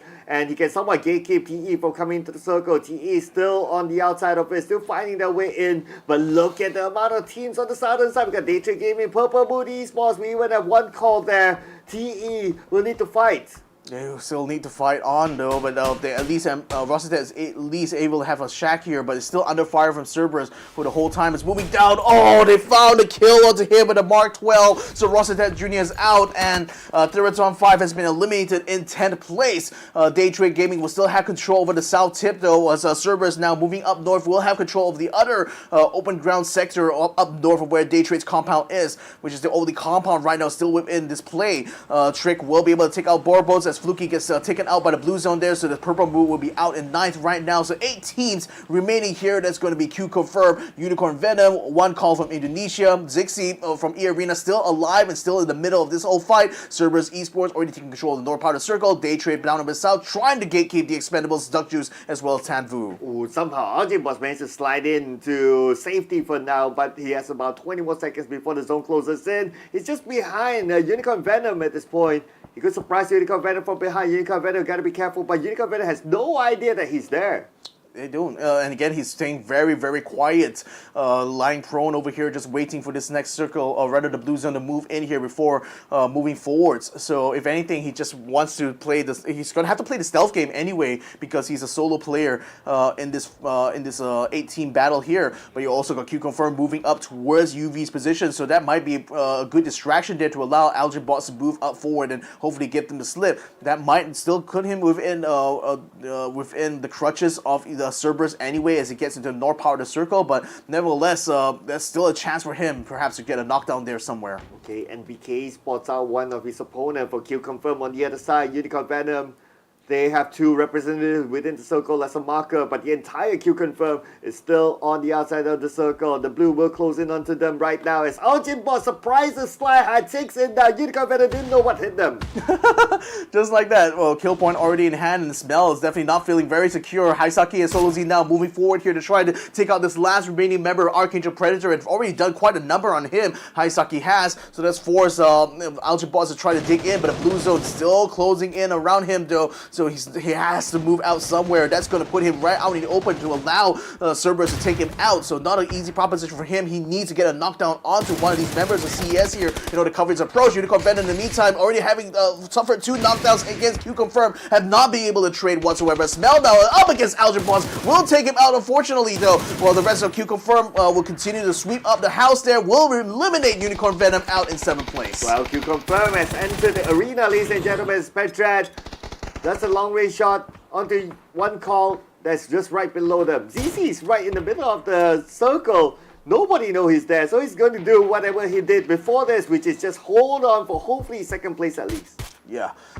In the meantime, Daytrade continuing to huddle together in that compound, just not daring to move out of that position yet, as they still have supreme control over the south side of a field on the western end that one call is hold up in there. That's forced them now to move up north here to try to head off QConfirm. And Cerberus Esports the whole time just taking control of the one whole quarter of the circle, which unfortunately has moved away from the position. Is right, still keeping Daytrade's compound in play right now, and that's going to be perfect for them, but QConfirm is now under siege here from one call. Chiba is still keeping Daytrade under fire as well, coming from the open fields here. Haisaki still cannot find a way to knock down any members of QConfirm quite yet, but still closing in distance step by step. And the whole time, the Expendables have been having their backs against the blue zone this whole time because of Daytrade's gaming position, but they might be able to try to find an opportunity here if they can get a knockdown on Haimas in order to move up north and hopefully secure the eastern part of this circle. Alright, we can see teams needing to move because there's about 12 more seconds, especially for Cerberus Esports that's on the outside still. On the northern side, they need to fight against QConfirm as Redsea takes out Saplalui. And now that is one down probably for QConfirm unless they can pick up his teammates, but he's just too far away and the zone will put pressure onto them. They need to leave him behind. I think Cerberus Esports fighting them on the eastern side while one call moves up on the south side, finishes off Zapalui and keeps the pressure onto Leon's Q and the other members of QZ's backside here. So both of them just pinstering them right now. They sense an opportunity to eliminate this team here, but at the same time, the Expendables is also moving out south, keeping CES now tied up to try to head off this attack coming in from the south. So they will have to turn around right now to head off him as they come up on top here. Jug Juice and Tanfu jumping out here very quickly, gets knocked down to Haimas already. So Cerberus, the Solo Z is now trying to get a trade, does get the knockdown onto Tanfu right now. Haisaki is only going to be out across the crest, only to see Solo Z get knocked down. He's going to get knocked down as well. Pedred will be able to finish off Solo Z. Haisaki, last one left, not a lot of health. Nicely done by QConfirm, but there's one more to go. The nade being cooked out by Pedred will be tossed onto the side of Haisaki. Will the nade land? Looks like it connected on the Haisaki, but only drop until 50% of health, so Haisaki is still alive. Pedred, mission not done yet. Mission not done, but he's already having to focus on the other side right now because one call is still pressuring them from the western part, so they can't exactly go ahead and finish off Haisaki. That might leave an opportunity now for the Expendables to do that job. Pedred will be finished off here by Jexi with a nice well-played shot at the moment while they continue to try to head off the other members of QC. Opon's last one remaining, still going to run in front. Haisaki gets taken down as Duck Juice moves up into position, so 4 teams now remain here. QConfirm still having the one remaining member in the middle of all this fight here. He has to try to stay out of trouble for now. The Expendables still having to now move down south as the circle continue to go on the outside. Finally, Daytrade Gaming's compound is out of play right now. That's going to force them to come out in the open, but they still have the full stack along with one call as well. So these two teams right now having the best possible position in this final phase fight. Ooh, but our pause is the only one in the circle at this point. We have half of the teams from the southern side in the circle. So let's see what will happen here as one call has a little bit of an elevation advantage. Daytrade Gaming will be the ones on the lower ground. They need to move a little bit forward, but because they have this sort of like a hinge, like a ledge for them to play with, probably not too much exposing themselves just yet, but Jexi spots them out, so they know that someone's below them. Yeah, Opons is still going to have to huddle down tight while one call and Daytrade takes shots against each other, trying to force each other out in the open right now and hopefully try to get a knockdown here. Daytrade does on the Jexi. Tanfu at the same time as well, trying to keep them suppressed on their side, but Trick nevertheless knocks down his teammate though, so Tanfu might be under a lot of pressure right now as Duck Juice gets removed from the map. Now he's going to be all playing solo here. He does have an AWM. Unfortunately, we spotted him by the chills. He gets a lot of shots done onto him now. That's forced him to get into a different position. There you go. This is a difficult position here, but Puchu spots him out. Anyway, they need to get the knockdown before they can go in. If not, it's going to be too much of an open space for them. Spots out Tanvu. Tanvu hiding behind the rock. If only he show himself. Okay, Puchi is waiting to take that shot and Puchi takes it, but then again, Tanvu is still safe behind it. The thing is, the blue zone is swallowing him up right now, so that's going to be very painful for him to continue to stay in the position. Opons gets spotted out, but chills anyway though, so he will get removed out. Now the blue zone closes in onto Daytrade Gaming's compound now, forcing them to come out in the open here. They're already swinging out of the gates there with a frag grenade straight onto one call. They already got a knockdown to Chipper Rid, trying to get another one on the Trick. That grenade will connect actually, and Daytrade Gaming gets another winner chicken dinner. Daytrade Gaming winner chicken dinner. The last we saw them, they were at number 6, and they definitely can still climb up to a top 5 at least after this. So let's see after we tabulate the scores, because ArkAngel did fairly well as well. But Daytrade Gaming, they've been missing for a bit yesterday, I believe. The day before, they were superb. So looking good. Glad to see them back getting this chicken dinner in this round. Here's the thing for me though, like the last time we saw Daytrade Gaming win the second round of Miramar, they went on to get top 3 in Tego, and they also went on to get top 3 in the first round of Erangel. So is history going to repeat itself here with Daytrade, and is this going to be enough to help them get up into the top 3? I think this is going to be exciting times right now for all you Daytrade Gaming fans out there. But nevertheless, this whole match here has been really topsy-turvy for a lot of teams. Like I was surprised to see how quickly the AAP got collapsed here, especially in this fight against MIF as well as GE. Then you also had like eArena trying their very best to take some good fights, managed to get some good kill points for themselves, but ultimately lost heavily in this fight against T5 later on. Then this frag grenade just onslaught here onto Young B, just feeling very old for him, I think, having to crawl around on his knees there. And Genius Esports did quite well to try to head off Daytrade, nevertheless will eventually lose out towards the end there. And New Generation Esports were another team that were vying for control over the eastern part of the circle. Weren't quite able to survive long enough, unfortunately, as they get bowed out, I think, somewhere around the 4th or 5th phase. Then CERBERUS Esports had a supreme opportunity here, and they didn't waste any of it though, picking up 10 kill points for themselves and actually getting themselves in some decent fights. Hopefully continue to climb up on the leaderboard. Yeah, and because it was a very rough terrain towards the end, so we can see the fights somewhat of a slowdown towards the end, but it's because like there's so much cover for all these teams. But anyway, it was a good fight as well, because the final circle moment, that terrain is very hard to play. Yeah, because of how much cover there is, and then there's a lot of the different levels of elevation. There was a little small compound as well, but at the end of the day, Daytrade Gaming still stood their ground. They got the lower ground if you kind of think about it, and normally if you're at the lower ground, you will be at a disadvantage, but it didn't seem to be the case for Daytrade Gaming. Because for the most part, I think the other teams that are on the outside were always at the risk of being backdoored by another team because of how crowded around the borders there. So you could see that happen pretty much with QConfirm, who were being assaulted by 2 teams, one on the west side and one on the east. I think on the east was T5 or someone like that. But that meant that they can't exactly maneuver even if they wanted to, because there's no cover in between, even down in the center reaches of the circle. So in essence, they just basically had to rely a lot more on just being able to get knockdowns in those one-on-one peak fights, and it's really down to how well skilled you are as a shooter to be able to land those shots.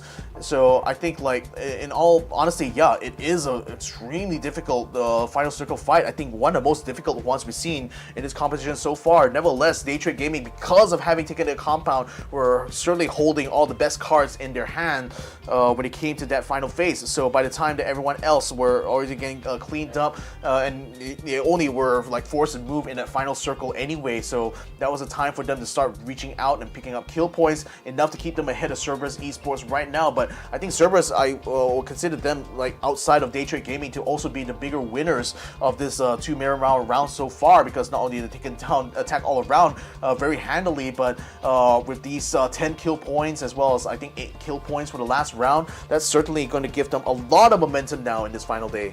Yeah, and T5 finishes above New Generation Esports and Genius Esports, so definitely they would have opened up a little bit of a gap between them. So let's get a confirmation right now, and the gap is about 38 points now. 38 Jeez. points with 3 more rounds to go. And T5, I mean, with 38 points, 3 more rounds, if they can remain this gap at least for the next round, maybe they are confirmed champions. We need to wait and see that, but looking good again for T5. That's why, mathematically speaking, unless they get knocked down in 16th place 2 rounds in a row, I don't see how Genius or New Generation will be able to close that 38 point gap significantly. So yeah, this is again, Theerathon 5 has been so dominant this grand finals here ever since taking the lead in day 1, and even up to day 5 now they're looking like they're going to chase a record 200 points now in this PUBG Asia Super Cup. So again, I think this is not really a lot that other teams can do with only 3 matches remaining here to edge away at that point. So I think hot drops maybe onto Theerathon 5, but they so far have been quite inconsistent in where exactly they land, and if anything, teams that try to find fights against them in the early phase will always find themselves having to chase around a rooster pretty much, because Theerathon 5 will always try to get them to slip. Yeah, but we've seen, even though, okay, earlier round was a rough circle for them as well, because the circle kept going away, but they still managed to overcome it and still collect 8 elimination points in the process. And looking at the kill leaders, the only 2 players for T5 that got those elimination points is Thanadoll and Rascal Jr. Rascal Jr. again, he is the top eliminator in the entire tournament so far, and he's just extending his lead now. Look at it, Rascal Jr., 4 kills, less than 200 damage. That's an average like less than 50 damage per kill.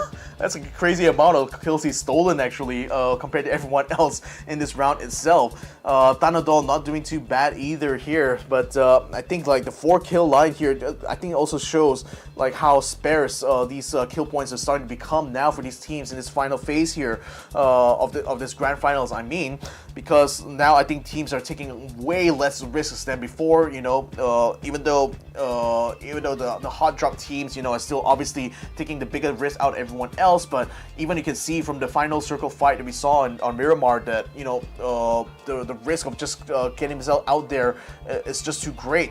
They just really have to rely on their shooting skills in order to try to get them out of these kind of situations. Yeah, and it's going to be the team MVP. Of course, the team that got the chicken dinner, Daytrade Gaming, coming in from Thailand. They got themselves 8 elimination points plus 1,787 damage. And total survival time, almost 30 minutes, because the longest one that we've seen so far is about 31, 32 minutes. So it's pretty much about there. But Daytrade Gaming, right now they're in the last we saw them, they were in the middle bracket, or I would say the first page middle bracket. So if they can continue on their momentum, like what you said, they could break into the top 3 and gain themselves a bigger piece of the prize pool. Yeah, we've seen Daytrade do this before in day number 3. You know, 3 back-to-back top 3 finishes allowed them to be back in contention. And with this being the final day, these 3 arena rounds is going to be absolutely crucial here for Daytrade Gaming. They need to either match this sort of like chicken dinner performance here, or still finish somewhere in the top 3, which means having to take these very risky final phase fights anyway. So that's going to be something we'll have to see, because as for right now, we're going to be taking a short break. But don't worry, we'll be right back to continue bringing you more. The exciting conclusion of this grand finals takeover is going to be coming up after this, so don't go away, ladies and gentlemen. We'll be back after the breaks.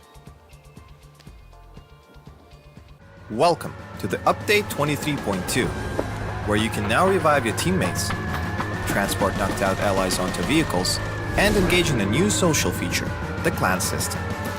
Let's dive right in. First on the menu is the brand new revival system.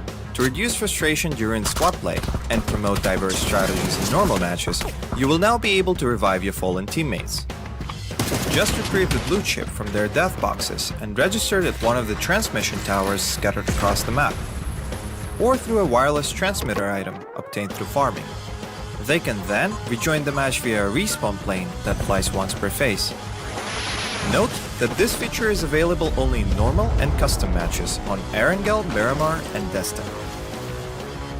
Next, we're introducing a new DBNO feature, allowing you to carry knocked out teammates and place them inside vehicles.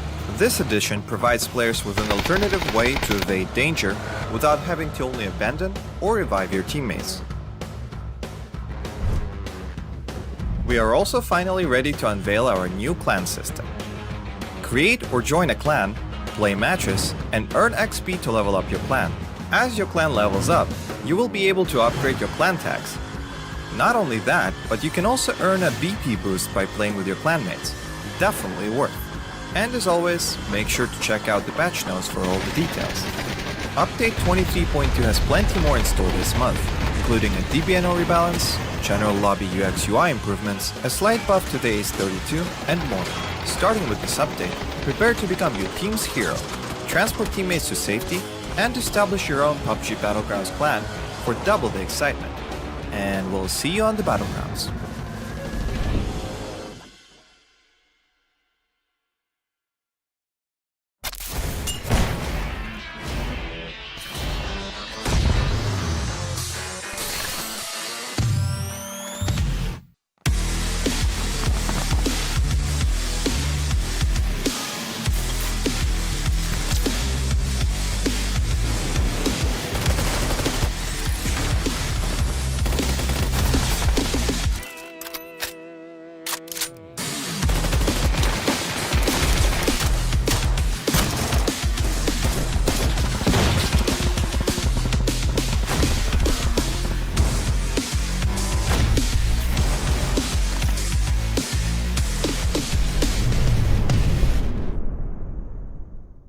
The latest game from Krafton and 5min Lab. Fast pace and full intense PvP action brawler game.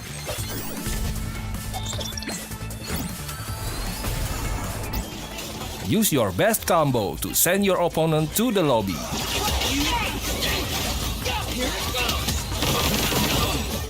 Select your legends and be the winner.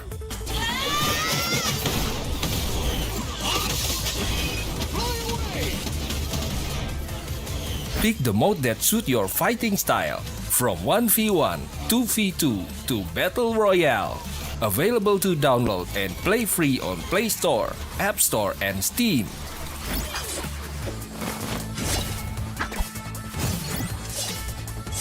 Let's be legends today!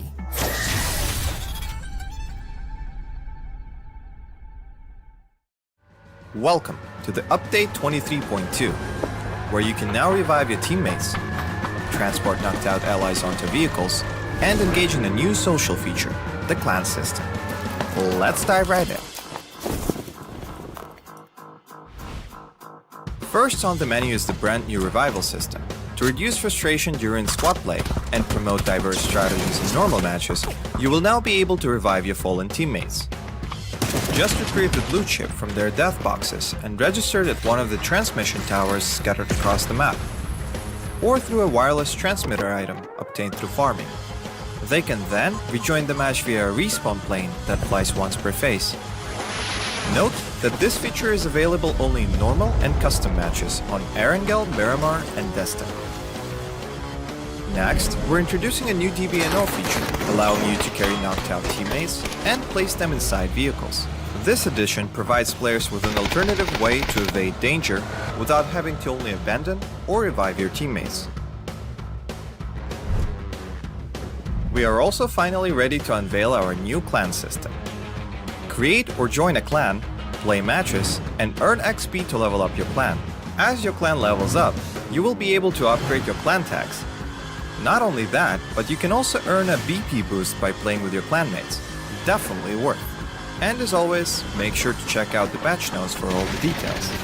Update 23.2 has plenty more in store this month, including a DBNO rebalance, general lobby UX UI improvements, a slight buff to the Ace32, and more.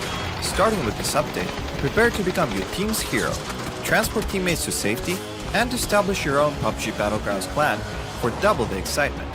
And we'll see you on the Battlegrounds.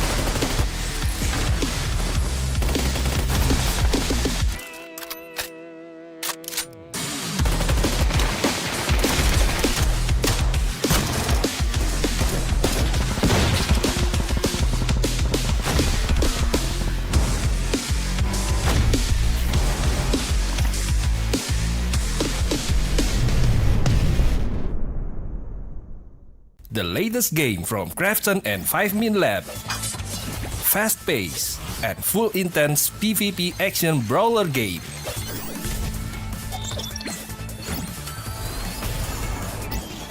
Use your best combo to send your opponent to the lobby.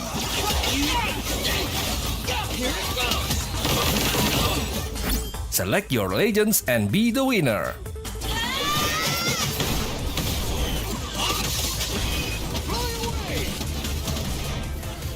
Pick the mode that suits your fighting style, from 1v1, 2v2 to Battle Royale.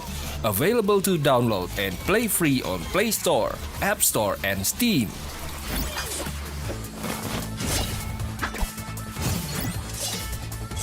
Let's be legends today!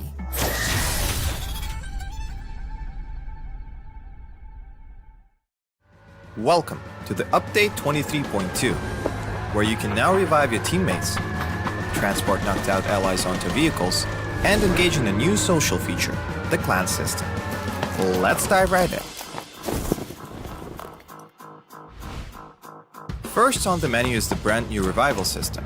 To reduce frustration during squad play and promote diverse strategies in normal matches, you will now be able to revive your fallen teammates. Just retrieve the blue chip from their death boxes and register it at one of the transmission towers scattered across the map, or through a wireless transmitter item obtained through farming. They can then rejoin the match via a respawn plane that flies once per phase. Note that this feature is available only in normal and custom matches on ArkAngel, Miramar, and Jester. Next, we're introducing a new DBNO feature, allowing you to carry knocked out teammates and place them inside vehicles. This addition provides players with an alternative way to evade danger without having to only abandon or revive your teammates. We are also finally ready to unveil our new clan system. Create or join a clan, play matches, and earn XP to level up your clan. As your clan levels up, you will be able to upgrade your clan tags. Not only that, but you can also earn a BP boost by playing with your clanmates. Definitely worth. And as always, make sure to check out the patch notes for all the details. Update 23.2 has plenty more in store this month, including a DBNO rebalance, general lobby UX UI improvements, a slight buff to the Ace 32, and more. Starting with this update, prepare to become your team's hero, transport teammates to safety, and establish your own PUBG Battlegrounds clan for double the excitement. And we'll see you on the Battlegrounds.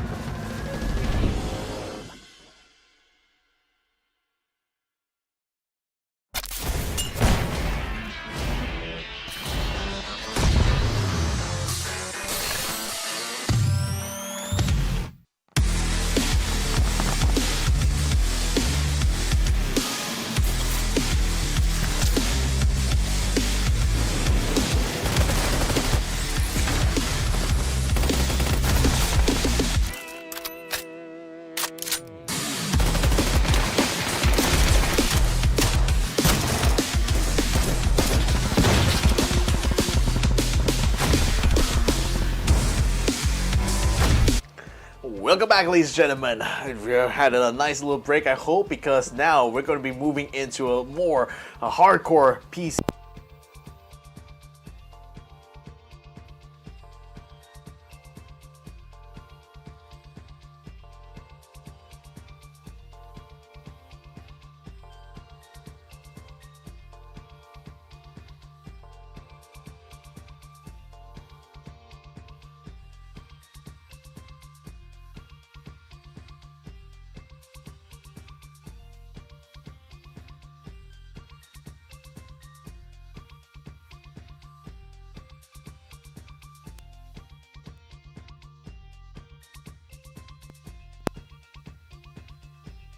It's still the day of the ties. Our first two teams are from the Thai region. Despite it's not the usual ones that we normally see, like Purple with Esports or even T5, but it's still Daytrade Gaming as well as EA, who came from the same region. It just shows that they have a good talent pool there, that the chicken dinner could still go to any other team. Yeah, but the thing is that with T5 still continuing to be so dominant right now, it just kind of feels like they're continuing to run away that lead here. I think Tago historically in this grand finals has been one of the maps that T5 may be a little bit weaker in, like all things considered. So I think this could be an opportunity for some of these other teams, particularly from Vietnam or even ArkAngel Predator as well, to hopefully get some good gains here. Hopefully to close the gap between. That's going to be what I want to see here. I just want to see whether or not the gap can be closed even at this final juncture here, because again, as far, but I mean, I say that, but as far as rank 2 onwards, I would still say that it's still very competitive between these teams. We're only seeing point splits of 3, sometimes less than 2. So I think it's still very much pretty much opportunities are bound here for these teams. That's what I'm trying to say. Yeah, there are still opportunity. Whatever it is, right? There's still opportunity to gain a bigger piece of the prize pool. So for all the teams, I'm sure they're still they'll be playing their hearts out until the last game anyway, because it still matters the amount of money they take home at the end of the day, right? So we'll see what happens after this, and we'll also observe whether what sort of gap would T5 might open up in this next take-go round, because from what we've seen in previous Tego rounds as well, T5, they do well in this round as well. And they normally like to drop on the northern side of Tego. And for the most part of Tegos before this, they remain unchallenged until the later stage of the game. Exactly. Ladies and gentlemen, we're going to be taking on to the highlands of Korea here over this beautiful, beautiful island at the side of Hosan Prison, the famous viral video that apparently inspired Sergei Kanalikov to actually start doing the battlegrounds in the first place. So that's a bit of lore drop for you guys, by the way, there. Nevertheless, this flight path moves up towards the northern side. We already got Triple H and QConfirm as well as eArena jumping out very, very early on. Looks like they want to try to secure some of these south parts of the land here, which is quite interesting to see. I don't know whether other teams are going to be going for that hot drop right now over Tego. Particularly, I don't think we've seen that many hot drops so far in this grand finals here. But nevertheless, that's still with the flight path ending towards the eastern tip of that island, that potentially could be some teams that will want to try to take on to that island itself. We've seen in the past where like even taking some teams actually who were cognizant enough to take the island will find themselves with the circle landing closer to their side compared to the mainland, actually found themselves in a very massively contentious area. Speaking of contentious areas here, Terminal, looks like a hot drop is happening between Myth as well as Gex. Yeah, it's not the first time these two teams meet inside a terminal, so we're going to have it between these two again. The moment they drop in, Xavier immediately grabs a vehicle, retreats behind, goes into the next set of compound, and continue his loot there. Looks like GEX, they're not interested to take this fight just yet. They want to be looted up, but for Myth, well, we don't know yet. But for the circle, wow, there's going to be a new circle, and I've been looking forward to this circle for the longest time. It's going to be centered around the Hosan Prison. Interestingly enough, it lands on none of the teams that are on the land here, so everyone is going to have to move. Eventually, the closest one, surprise, surprise, is actually Daytrade, who decided to land on Hosan itself, and that's in the prime position to gatekeep all these other teams here. They were going to be moving in from the eastern side. Global Esports Exit, in the meantime, like I said, not really looking that interested to try to pressure Myth in their position. If anything, they're pulling out right now to try to get to the other complex here, to the west of the terminal maybe, but it seems like they aren't going to be pressuring Myth too hard over here. Also, having seen where that circle is landing anyway, I think it's going to be more priority for them to actually find vehicles, find better loot instead, and just try to make their way to the next safe zone. Yeah, let's see who gets there first. But I think, like what you said, Daytrade Gaming obviously will be there first. They're just right beside the circle, closest to it. But for T5, who drops on the northern side, I wonder if there's a possibility that they would be challenged inside of the northern side that they normally drop in. But if there's a team that would challenge them, I guess that is for them to be up to the challenge. Because if they can do well in this round, then they would be possibly be mathematically be too far away from anyone else to catch up to them. But looking at Enter Force 36 against AAP, let's go! Yeah, knockdown already onto Nan, and Sylphia will be able to finish him off completely now, so there's already one down for AAP's side. Algebot still coming along the main road now, tries to spray down both XK as well as Sylphia, who is still outside on the outskirts of the army base there, while Evil Patrick and Alec are still on the front line, now coming under fire from Deva from inside the ditch itself. Evil Patrick has been knocked down, forcing Alec to back away to join up together with Algebot, but this fight that ArkAngel Predator looked like they wanted to try to take here is actually not working out well for them. Although Algebot has already come on the scene here, you got Sylphia and XK1 actually wrapping around and flanking them on the western side as they come in. So that's actually a perfect trap setup here onto ArkAngel Predator. They might just be in trouble. Enter Force 6, they want to be coming in, getting the pressure done, and Alex is already very, very low. Oh, close line. They almost got Alec there, but Sylphia is opening up the space on the high ground, so they're surrounding ArkAngel Predator at this point. Sylphia with an M4 from this distance. Algebot is just right below him, but Sylphia being shot at, and now Sylphia just needs to retreat back a little bit. He still has the first aid though, so he can still recover himself,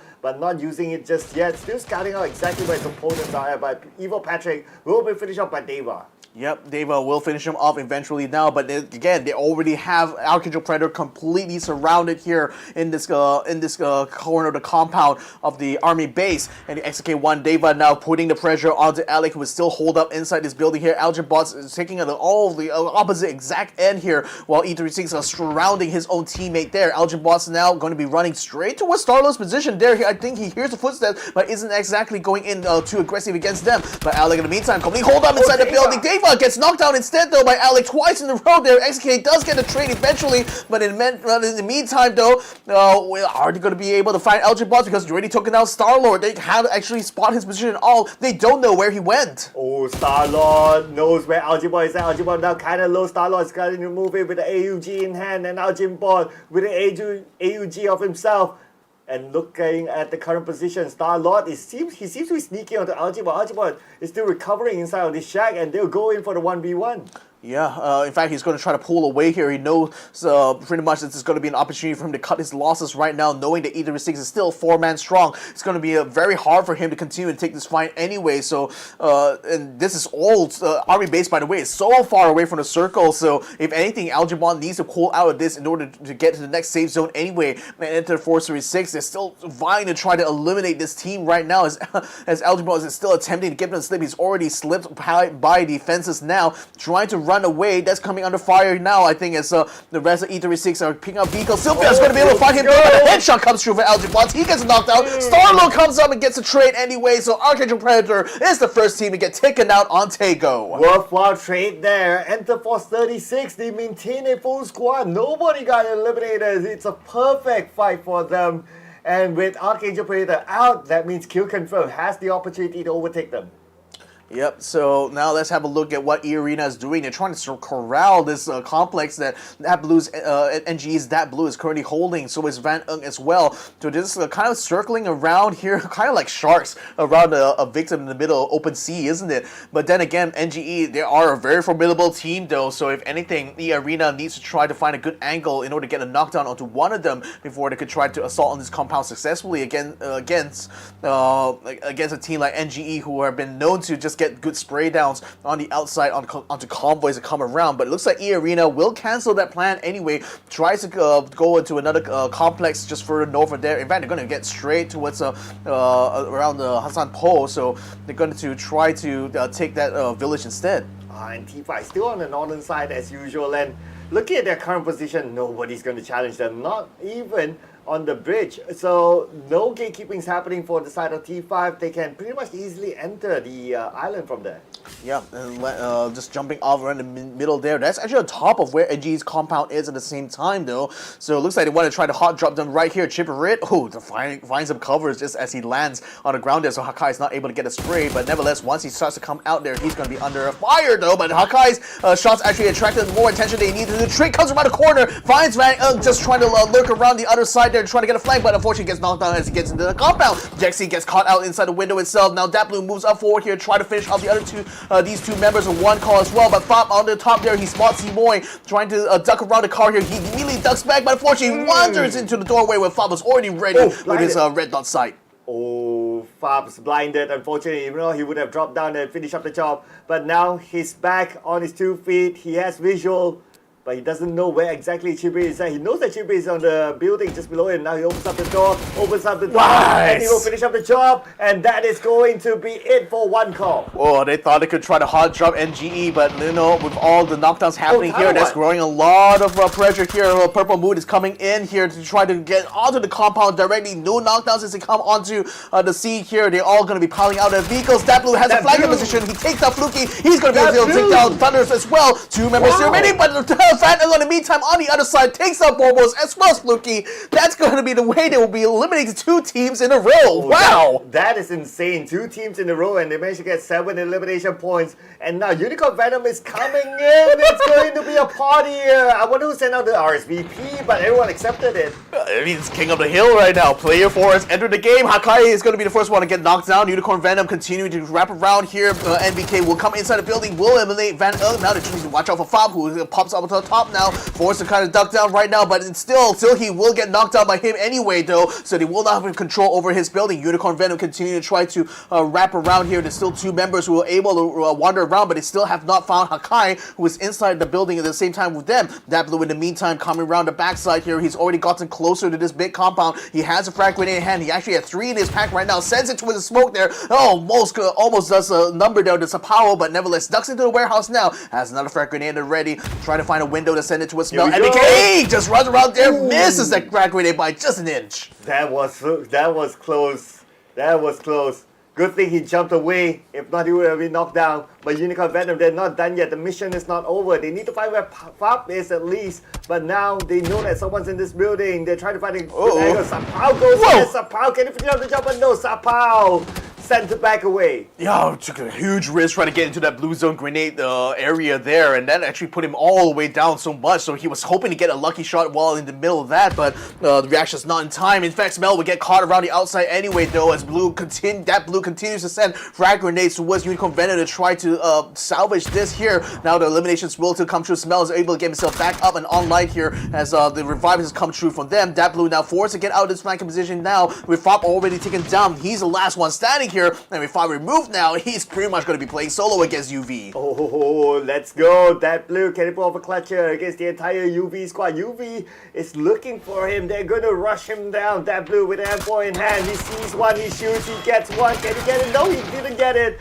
And that is the entire squad eliminated. Unicorn Venom, the team to win. But wait a second. AAA has entered the compound. AAA, Genius Esports as well. What the heck is this going on? This one tiny compound has seen many a team try to take a fight, and now Unicorn Venom thought they're going to be able to just savor this victory. Now they're going to be under siege here from attack all around, sending whatever frag grenades and blue zone grenades they can their way. Smell's going to have to duck it out right now. Utah continuing to send even more down towards that open door right now, but he's going to get knocked out by Equilucid and BK, who finds him just around the top side there and nails him with a headshot. Guys, what is happening here? Even Yuda got knocked down, and now NBK is trying to find the right angle to get the members of AAA. They need to reset. One of them have been picked up. NBK waiting for it, but the smoke is not helping his visual.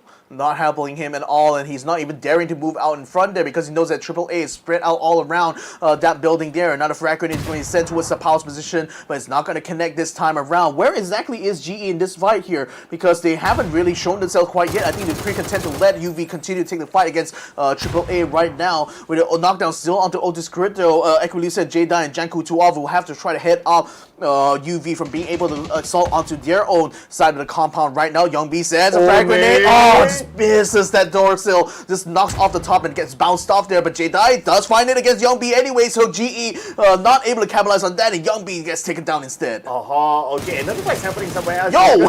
He's supposed to get out Myth, but now focusing on the Unicorn Venom. NBK tries to shoot across onto Yuda, but Yuda is still alive. Yuda is still okay, but Young B is not. Not at all. So we're still one down on either side. Otis Gray has been brought back online, so AAA still has the 4-man stack here. UV has still struggling to try to keep AAA from being able to get control over these compounds outside of the warehouse, but at the moment they can't really move out of the way here, lest AAA will be able to knock them down as they attempt to maneuver. So these three teams are now having an uneasy time here in this compound here. Just no matter where you turn or look, there's an opportunity for someone to take a shot against you here, so you have to be very, very deliberate on where exactly you want to move. Well, look who's on the other side. It's going to be Myth. Myth could come in anytime soon, but then again, 3 teams in this compound is just too much. They need to finish this fight before any other team comes in. If not, I don't know what it's going to be like. It's like a riot here, but it's going to be Young B going down to NBK, shooting across the window. Managed to get the knockdown. Yuda can still pick him up.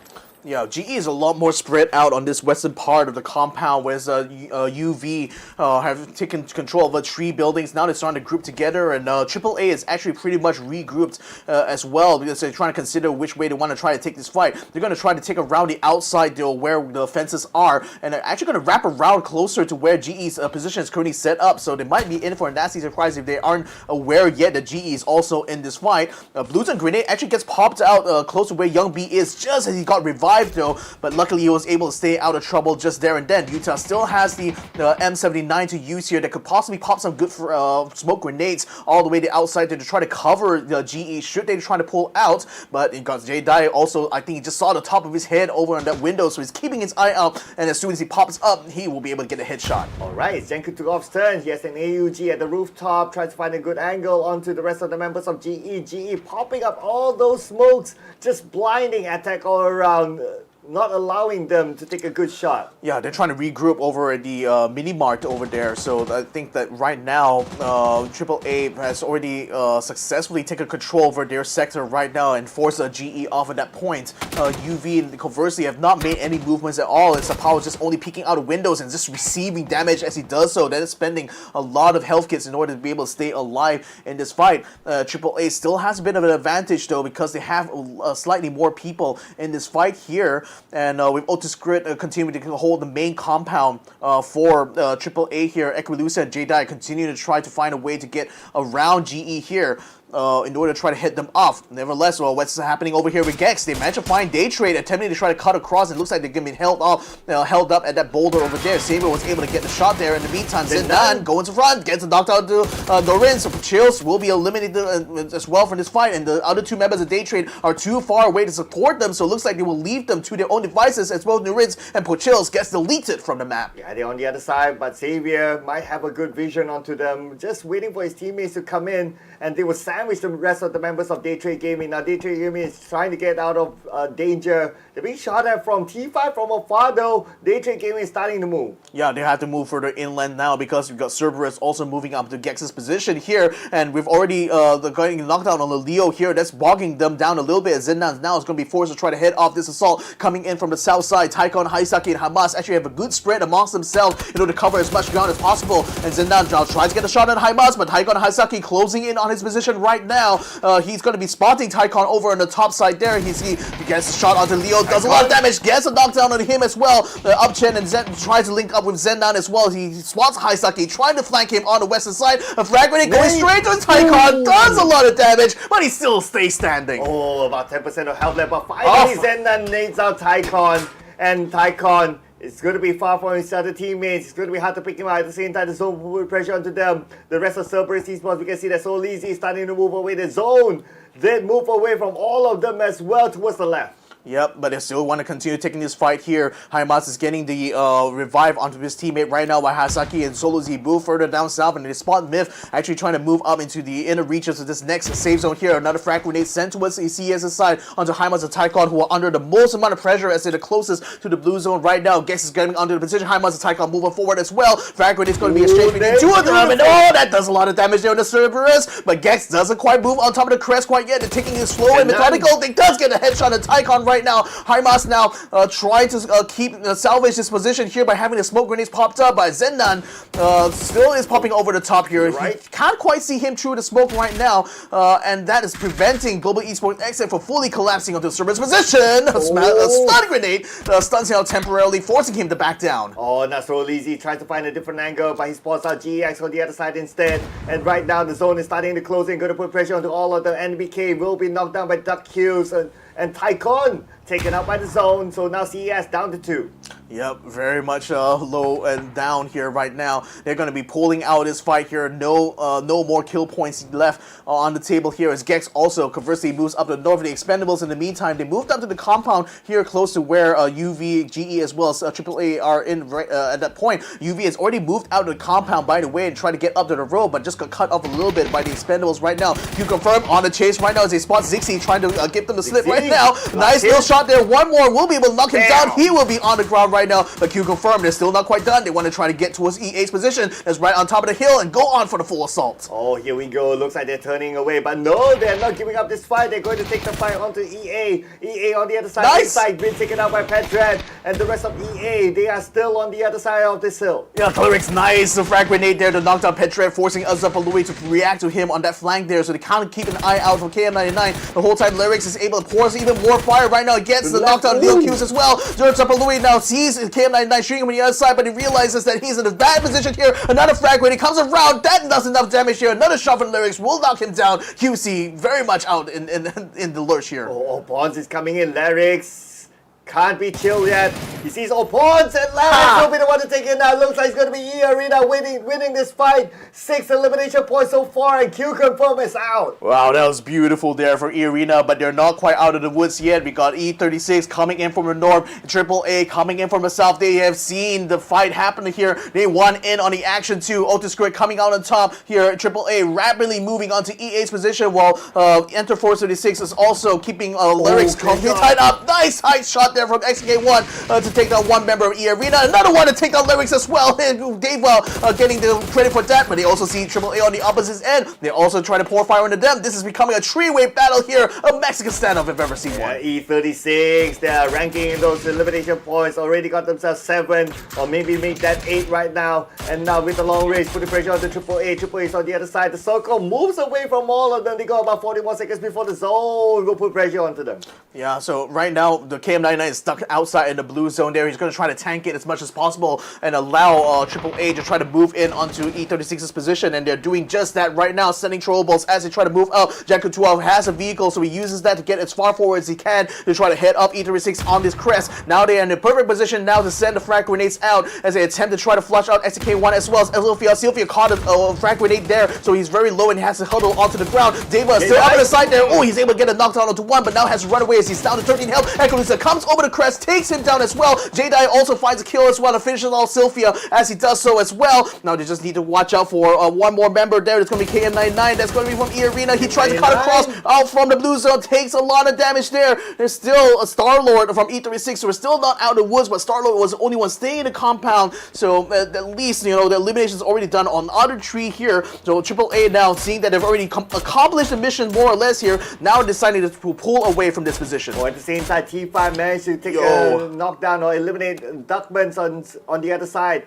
And right now we can see the Enter Force 36. They will enter through this building into the circle. But then again, it's going to be an open area for them. Genius Esports, Young B in the open area. Yeah, out in the open right now, and it's a very wide open field here that GE has decided to set themselves up in. Oh, AAA just moves in on the KM99 and just runs him over there with the AUG. So that will be eArena being eliminated in 9th place right now, but this is a perfect opportunity here for Genius Esports to put some fire onto them because there's not a lot of cover there that AAA can actually use. And the whole time as well, Star-Lord is also moving out at the same time, trying to get closer and closer to the Expendables position. Gex in the meantime unopposed and actually able to pick up some good care packages up in the north side there that's been left completely alone. Now Ollie's gonna be sent into us from the blue zone to get him to the Molotov. The Expendables trying to weather it out a little bit, but the fire coming in and the frag grenade almost gets through the door, bounces off the top there. Oh, the Expendables are certainly facing so much adversity right now. Yeah, so much pressure on them. But look at this. T5 managed to get a couple of kills on the board, and T5 eliminated made in Thailand. And right now, Chloris with the nade onto the other side, putting pressure on the AAA. Jedi have been eliminated by Chloris, and Chloris resets himself. Yuda keeping eyes on the T5. Yep, keeping an eye out. They're ready to knock down on attack all around this side, so they're going to have to huddle down while Gex is continuing to use their northern position, the loot they picked up here. Oh, actually, they've got such good high ground for themselves, too, so that's helping them in their fight against TE as well as T5. But now, the Theerathon 5 are moving out here. Now that the circle has revealed itself here, Tanadol is trying to move up into a forward position to hopefully head off both Global Genius Esports as well as attack all around here. The Expendables are still able to hold up inside the shack for now. Although Judgejuice actually naded himself, so that's a bit of a own goal that they're pulling on themselves right now. I mean, again, it's very tight inside the position there. They're under siege by 2 squads who are still having a lot of throwables in hand. Jedi still has 3 frag grenades that he's going to try to send towards to the Expendables. Another one's going to come in the door. And the Bruce own grenade. Judgejuice going to get knocked out. 77-7 is going to have to hold on steady and keep himself healed up, but can he keep it up while the Luzo grenade continues to swallow him whole right now? The Molotovs preventing him to come up, but somehow he still survives. Oh, that is a close one for 777, but then again, because 777 is not out yet, meaning that Jedi is going to prepare his next nade, going to toss it onto 777. 777 this time around could be naded down, and yes, it's naded down by Jedi. Beautifully tossed, and finally, the Expendables, they are out. Yeah, but then now GE is going to try to use this opportunity to move on to AAA, setting for stun grenades there, blinding him completely. They get the kill onto him, so an attack all round will be taken out in 4th. So 3 teams still remain. Got T5 on the eastern side, Gex on the northern side, GE on the south right now, who are out in the open. They're going to go up against the main road here to hopefully find some cover. But right now, as it stands, neither of these teams are able to get full control of the circle at this point here, although Gex certainly has the better position out of all these teams right now since they do have the high ground. Ooh, T5, they still maintain 3 of their members with 6 elimination points so far to their name. T5 doing really well. But their closest rivals in the overall chart is going to be GE. They are still alive as well, just right below T5 in fact. Yep.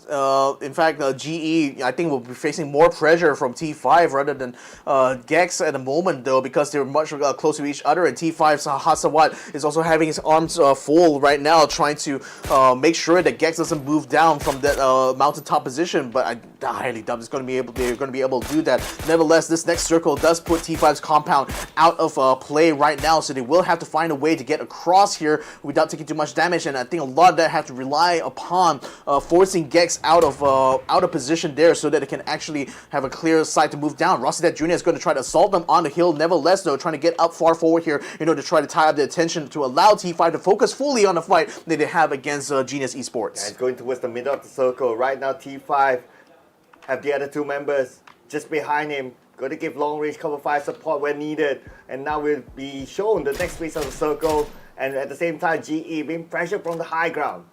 Yep, still keeping them under pressure. Rascal unfortunately gains pressure by Young B as well, but look at the blue zone already collapsing around him, forcing him to get in his car and to get out of cover here. Look at that, not a lot of cover he could use even, so it's a little bit of a boulder here he can use to park his car behind, but that's pretty much it. I don't think he'll be able to link up with his teammates unless Gex is going to be able to get the fire onto him, and with the circle still on the hilltop, it is high time now for Theerathon 5 to try to take on to Gex's position. Oh, they try to shoot down Hasawa, but Rascal Jr. is position compromised as well. Yura knows exactly where he is, shooting from a long range with Mini 14. It will not connect yet, but the vehicle is punctured and the vehicle could be blown up as well, so you gotta be careful there. Got to be really careful about where they decide to move out. The problem is that between Rascal and the rest of T5, there's only one boulder and a couple of trees, so there's not even a lot of ground they can use to cover themselves from both Genius Esports as well as Gex. But Utah just got caught on the outside while they try to flank around Gex's position, and that's putting GE under pressure now. Youngbi is going to try to come out in front here, but unfortunately Utah has just been eliminated already by the SLR coming from Xavier's side. But Youngbi does make a lot of progress. He's already way up onto the hills here. He's going to have to hop out of his car, unfortunately, though, as he tries to head off where Xavier is, and the whole time that might provide a bit of a distraction here as Thanadoll starts to move up as well. Hasawat still looking in the background, will get in his car as well to try to move up towards Gex. So you got these 2 teams wrapping around either ends of this circle now, converging upon Gex's position here. So now the team that was on the high ground that thought they had advantage are now finding themselves completely pincered. Oh yeah, they're being sandwiched here, but there's Glory still left behind. The Glory's getting into the circle. T5 put focus on to GX at this point. GX at the high ground advantage, but Glory's shoots down Thanadoll. T5 didn't expect that.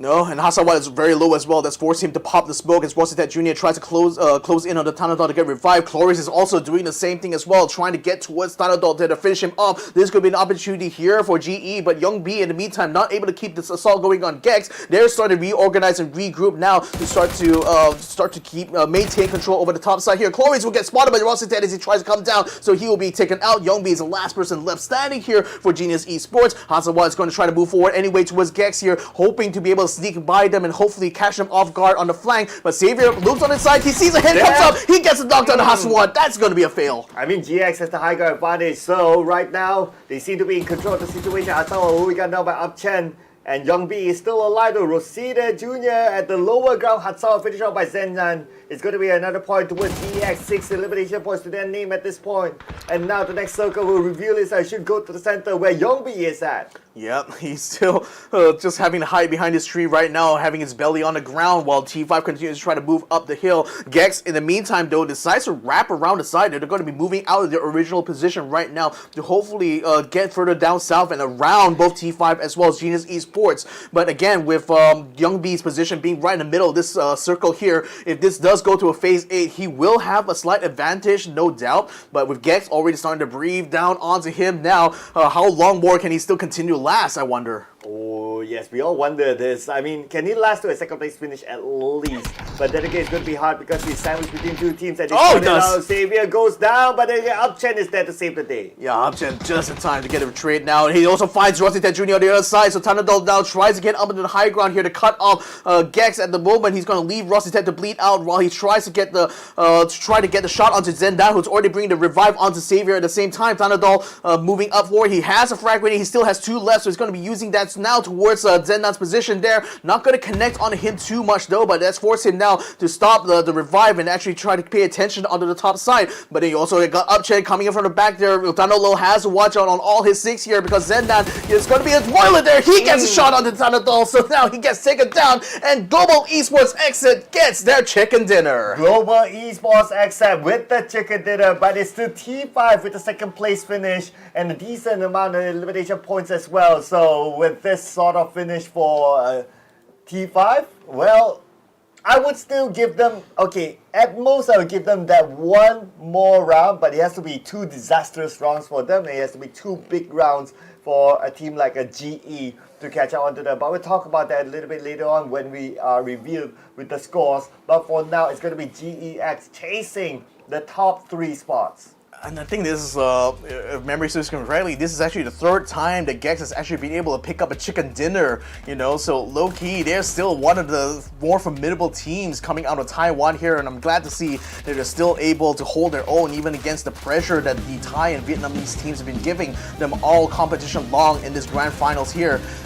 This take-around still has not disappointed. I think, like, especially this battle for this one tiny compound that doesn't even have a name technically, but it's been the site of many a heartbreak here for these squads is to get eliminated one after another. I think a total of 5 teams fight for control over that one compound itself. That's crazy kind of battle we saw unfold before our very eyes. Yeah, 5 teams wanting that compound just to be shown that the circle isn't there. Yeah, it's like this kind of like a fake hope moment, right? But anyway, it was good fun for us, and I think the teams right now, to a certain extent, they are just enjoying themselves because it's the last year round anyway. Yeah, I mean, there's certainly a lot of enjoyment we're having here in the caster's seat over here. This final fight here was quite interesting to me because, again, I think T5 was in the similar situation with like what Daytrade had in their Miramar final phase, where they were in the only sole compound, so that didn't really incentivize them to move too much. So we saw a lot more movement happening down south there, where GE and AAA were just constantly trying to fight against each other for control over the south side. But Gex, in the meantime, you know, secured a very supreme spot here on top of the hill, and that allowed them to control, you know, the final phase of this fight here, forcing both Theerathon 5 as well as Genius Esports to try to move up onto their position, thereby keeping them constantly at a disadvantage throughout the whole fight. Yeah, I mean, the other day as well, GX had the high ground. So it's always like the high ground will have an advantage. Like we see like how T5, they try to climb up towards GX position, but GX was like, okay, no, the moment I see you pop your hit, that's it, I'm popping you back. So at the end of the day, that's what happened. So it was difficult for T5 to actually overtake GEX at some point. But if you look at the scores, 2nd place finish, I mean, they'll be happy with that.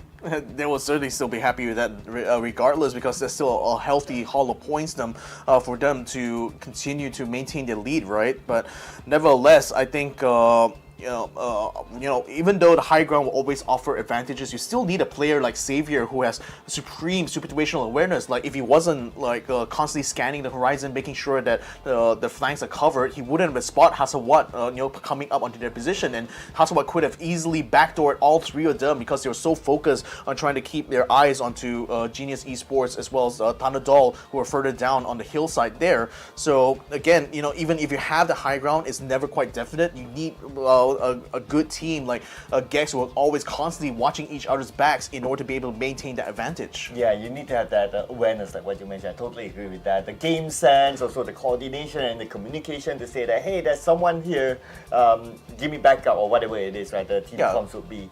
So it was well coordinated as well. Not going to take it away from them. But it was also a 3rd place finish for GE, but then again, they didn't get as many eliminations as T5. So it's not only about the rank points difference, but it's also about the elimination points difference between them. And I guess we'll look at the scores later on, but my gut feeling is that at maximum most, I would give this one more round for T5 if they can still finish above GE and GE and the rest. I guess the title race is over. I would suppose so. Yeah, mathematically it would be impossible for both of those teams to catch up there. With only one match worth of points. I mean, even if like Thailand doesn't get 0 points in that final round, how most we've seen in this competition is like a maximum of 25 points they were able to get, kill points and placements at the same time. So it's very, very hard ask, nevertheless. In match 3 though, Global Esports Xsset takes a lot of points for themselves, 19 in total there, 6 ahead of Theerathon 5's 13. They actually tied in points, Theerathon 5 that is, tied together with Attack All Around in total here, 13 for both of these Thai squads. Enter Force 36 actually got their 2 placement points though in this fight, so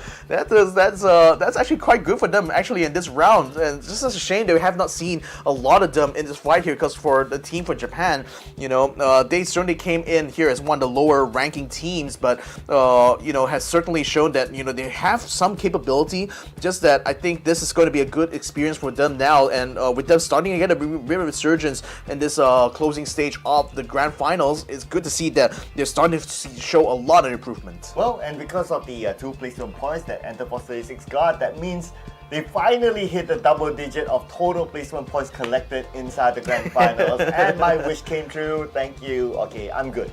You're good. That's the only but again, for the teams that are not able to vie for the top 3 at this point now, it's just seeing what kind of targets you can hit. So I think for Enter Force, just being able to collect placement points here is still going to feel like a victory nevertheless for them.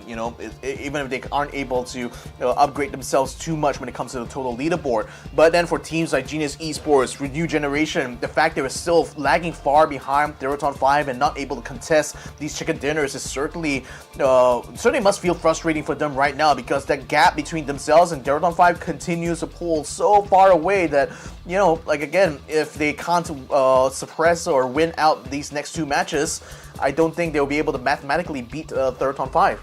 43-point gap. The only way for anyone else, Genius Esports, New Generation Esports, to catch up is that Theerathon 5 in the next round needs to be the first team to go out, no points at all, and Genius Esports need to pull a big one for 2 rounds. And we're talking about 2 rounds of T5 going out without a single point as well. But so far the record is that for T5, most of their rounds, they manage a top 5 finish above with decent amount of elimination points. So stats-wise, it does favor all towards T5.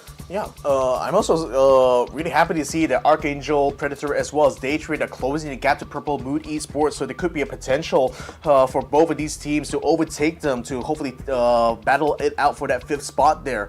Attack All Around, they're still at least 6 points clear of QConfirm, but I don't think it's a very comfortable lead for that 8th place right now. So QConfirm can certainly, if they get another good round here in this next 2 maps of Wrangle, that could certainly bring them back into the top 8 fold very much. CERBERUS only 1 point behind QConfirm. Same story for them as well. They just need another really good round here on either of these Wrangle's rounds here, and they will be able to upgrade themselves into the top 8 spot. So as far as you can see right now, the top 4 or top 5 has not really had much movements here, but it's certainly looking tantalizingly close for Daytrade, for ArkAngel, for QConfirm, for CERBERUS, in order to try to make some gains here, hopefully in these last 2 rounds. Yeah, and if you look at besides the number 1 team, right, number 2 onwards, the points are close enough for them to still shuffle, and will determine who gets the bigger piece of the prize pool later on. But our team MVP is definitely going to be the team that got the chicken dinner earlier on. It's going to be Global Esports Xsset, and they got themselves 9 elimination points, and basically they got the chicken dinner with the high ground advantage to them. Yeah, and they certainly deserve a lot of credit, because even though they haven't been consistent outside of some of these chicken dinner fights, they still managed to win 3 chicken dinners in this competition here. Only other team has done that is actually Theerathon 5. So if only they were a little bit more consistent on the rounds that they tend to drop, then maybe we'll see them in the conversation for the top 3. But I think for Gex themselves being the sole squad coming in here from Thailand. This is still a fantastic result for them, nevertheless. Yeah, it is. It is a fantastic, and it's not their first chicken dinner. I mean, they gotten a couple of chicken dinners before. In fact, this is their third chicken dinner that they've gotten in this grand final so far. So looking good actually for them. It's just a matter of consistency for GEX. But let's look at the kill leader so far. And with every round that T5 plays, it's almost that someone would pop up here, would show up here as a kill leader. Yeah, for sure. Here, you're going to see one of them. Xsset still somehow making sure that he is always a presence in these kill leaderboards anyway. But it's great to see that J-Dai from AAA was able to get 4 kills in this fight here. They certainly took quite the brunt of the attack. Trying to control that compound. Rather, they were I think player 3 in this situation technically, because they came in after the fighting had happened there for quite a while, but. Nevertheless, we're still able to capitalize heavy out of that fight. In eArena as well, we're trying their very best to keep themselves up there. Although only Lyrics was able to pick up some kills there, it was certainly looking like quite dangerous for them at certain points, but somehow still managed to pull through with the points. So yeah, as it stands right now, we're going to be saying goodbye to Tego. It's been a lot of entertainment over the last 5 days, and I'm glad to see that finally, as we come to a close here, it's still delivering some really good fights. Yeah, Tego has been super duper entertaining. So not gonna lie, but I gotta miss Tego. Yeah. But you know what? Because Rosita Jr. again, he got onto the kill leaderboard again. He's also in the running for the overall kill leader, so I think that there's a very, very big chance we might see him as the overall MVP later on. That's the thing, because we will also see by the end of the day a lot of these statistics being compiled, and we'll be able to see who was the outstanding performer across all these 5 days perhaps. But off that regard, I do want to bring out a really interesting topic that I've noticed in the statistics here. So during the group stage and the last chance qualifier, we constantly had this kind of debate about which is more important, kill points or kill points or the placement points. And what I found is that one of the teams that really has prioritized a lot in this kill points is certainly Purple Mood Esports. And you can see that from the stats when you look at how many kills they've actually stolen versus how many kills have been stolen away from them. And when you look at how many kills have been taken all around, the highest numbers we've seen across all the 16 squads has been 11. But when you look at kills stolen versus taken for Purple Mood, so they have 11 kills taken, but they also have 14 kill points that were stolen away from them. So it gives me the impression that Purple Mood is one of those teams that tends to take engagements wherever they can, no matter whether it's advantages for them or not. They're just hoping that by virtue of just constantly trying to get those kills, that eventually somehow they'll be able to accumulate quite a bit. But when you look at the overall performance throughout this grand finals, Purple Mood finds it very hard to actually make the good gains. It's only when they actually have a top 3 finish that we finally see them actually get out of the second page into the first. So I still feel that the placement points are still just as important as it was before. It's just that now, because it's become a lot more rare, even if you're a team that focuses a lot on kill points, it's not necessarily guaranteed that you're going to be able to match up with the teams that are more balanced in their approach. Well, to a certain extent, if you kind of think about it, right, the longer that you survive, the higher chance of you getting opportunities to get kill points. True, but then if you're not taking the time to actually maneuver and find those kills, then that's time wasted as well. So it's never, I think it's not really definite that just because you spend more time surviving means you're getting kills. It might be 80% of the time just lying down on the ground, just waiting for other teams to come your way, isn't it? Yeah, if only you can do that, and the circle keeps being on top of you the entire time, then maybe that could be the case. But if the circle is like this kind of RNG, right? It's very hard for you to tell whether if you got this compound, you can stay there for the entire round, or you have to keep moving. And if the circle happens to shift away from you, then that will kind of force you to move and take necessary fights, I must say. So I guess the next, if we were to debate this a little bit further, right, it's and I know this is not on stats, this more of a theory, but are those kills more of fights that are necessary to them or unnecessary to them, but they just want to take those fights? Yeah, I think that might be the case for Purple Mood, right, where they they tend to be able to get. I mean, again, with 14 kills being stolen from them, in this competition, it just shows that they're able to get the knockdowns, but then other teams are able to come in and sweep those kills points away from them. So can you say that there was a fight that was valuable for them anyway? Because if anything, they're just donating those kill points to other teams to just take away from them. So I think that's a factor here that is kind of like holding them back a little bit, in the grand scheme of things. Because while they're able to take these engagements, making things easier for all it's basically doing is making it easier for other teams to take kill points away from them. So in the long run, as you can see from Purple Mood's position right now, being in that 5th place and now under threat from 2 teams here, ArkAngel Predator as well as Daytrade. Maybe that strategy has to kind of like take a back seat now, and they probably have to rethink how they want to try to approach this, especially under the new super rule set.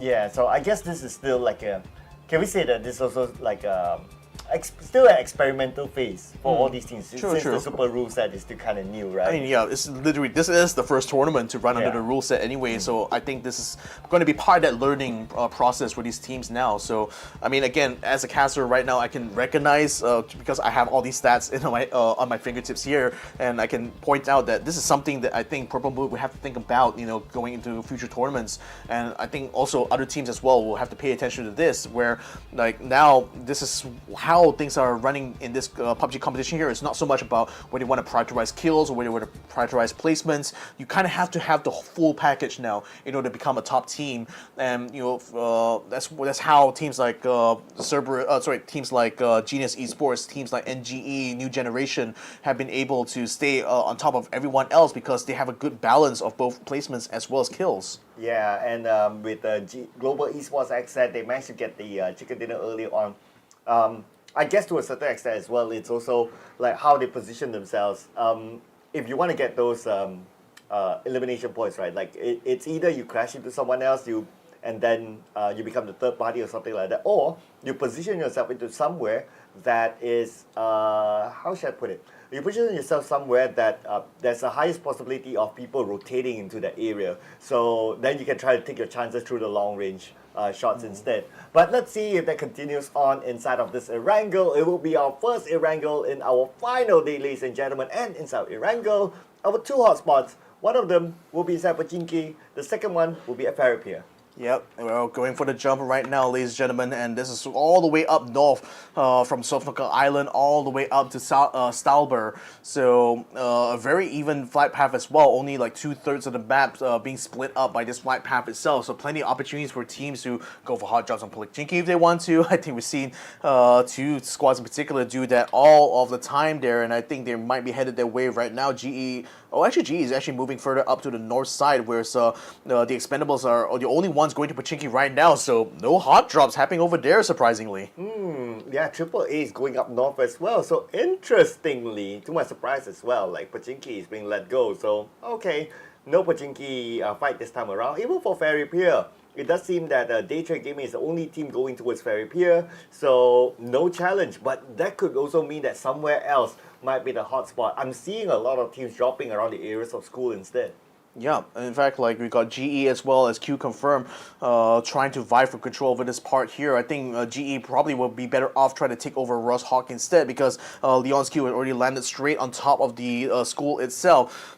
In fact, you can see them now regrouping around this compound here that is just to the north of where the school compound is. Leo, though, is going to be able to get a spray down on Zixi. Should be able to delete him right off the mat, though. That's really unfortunate. Wow, and he ran out of bullets after finishing 60, so he had to land all his shots earlier on, and that's going to be the first blood in this round. eArena will lose 1 player, and the circle, it's going to be a nice kind circle in the middle of the map, where most of the teams are already in it. So I guess this round, since the circle is kind of okay, we're going to see this round going a little bit slower than usual. Yeah, I think like especially with the teams being a little bit more spread out-ish. Although as I say that, there's a whole like line of teams going from Yasenina, Poliana, all the way to Pochinki, and just lining up all along that road, just finding all the compounds to be huddled up in there. So if you have any other teams decide to get into the area, they're gonna find there's nowhere to actually set up in all along this road here. So they're better off trying to find another part of the circle to try to take control of. T5, nevertheless, deciding to take the northern part of the map once again here. We'll still have full control over Severny and to extend the northern sector of this first phase circle. So they're not going to face any resistance at all from these other teams, at least until like the later phases here. But you also have a huge amount of teams right now on the Sofnoka Island. E36 we've seen constantly choose the Sofnoka military base a lot as their landing point. And ArkAngel Predator, to be fair, had also a few times where they take on the mainland. This time around, they decided to take onto the western part of Sofnoka Island to hopefully keep Enter Force 36 sieged up. They got Purple Mood, who decided to take onto Nova Repnoi, so they will have control over the eastern bridge somewhat, although you also have one call already at the exit of that bridge to try to receive any teams instead of come out from Sofnoka, and with the circle being up in there, certainly that's going to be a point of contention now between these two teams. Interestingly, no team still challenges the T5, and that's going to be an easy entry for them. That's number one. Number two, everyone else will fight with each other first within the circle, and they can come in a little bit later, because right now the mission for T5 is easily to finish up as long as they survive longer than GE or NGE, which is their pretty much mathematically their closest contender.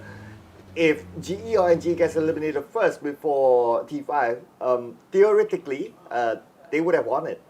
And the Force 36 sees AAP trying to give them the slip and go up to the bridge first. So that could be a potential here for AAP to try to backdoor them. But nevertheless, sorry, not backdoor, but ambush, keep them gate kept from being able to come across. But you also have Daytrade Gaming setting themselves on either side of that exit of the bridge. So if they see AAP coming up, they certainly will be able to spot them out. So AAP instead, just giving them the slip right now. One call is also seeing Purple move up as well. Fluky decides to hold his position there while Trick gets a spray down, gets a knockdown. The board post right now, tries to go for the shot, and Fluky does a bit of damage, but not enough to get a knockdown. Chipper in the meantime keeps Fluky under pressure. Now it's going to be forced to send out a frag grenade out that lands there, but Fluky gets knocked down anyway, though, with the shots coming in. And PLM thought they're going to be able to have a smooth ride across this bridge. One call was in the perfect position to keep them ambushed. Well, this is a common choke point here and a common checkpoint for teams who want to gatekeep the bridge. So that's why the E pickup is a game changer. And now without the E pickup, we're going to go back to default. Someone's at the bridge. There's happened to be one call. Purple Mood Esports will suffer the consequences.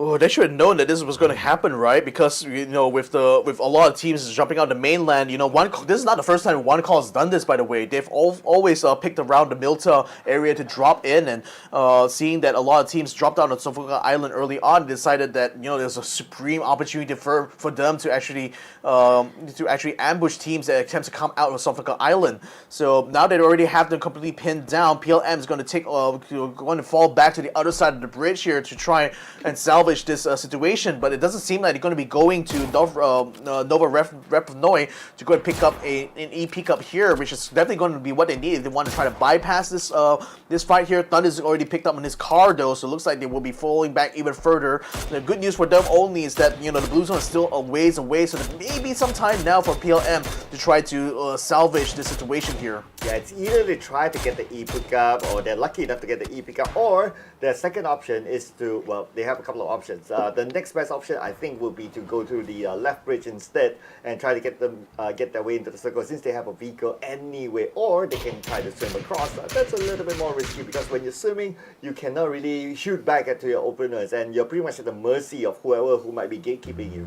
Yeah, it's Daytrade Gaming moving across this safe zone right now, coming under fire a little bit. No, not exactly them, but they're going to be getting close to ArkAngel Predator, who are also moving out from the south side from the coastline area. So that forces Daytrade to actually divert themselves even further inwards there to this circle around inwards to the eastern part of Pochinki.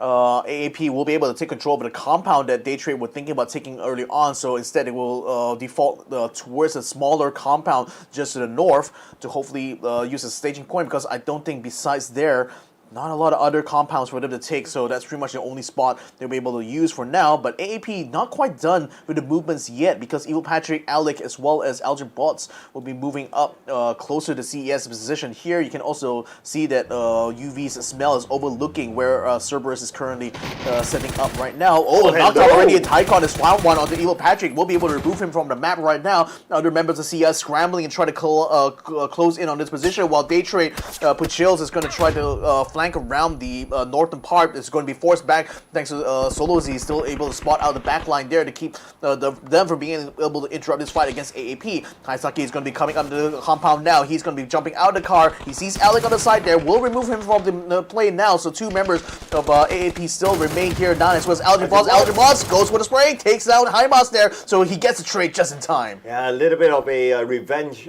there for ArkAngel Predator onto Cerberus Esports. But the rest of Cerberus Esports know exactly where they are right now. They know it's going to be this house.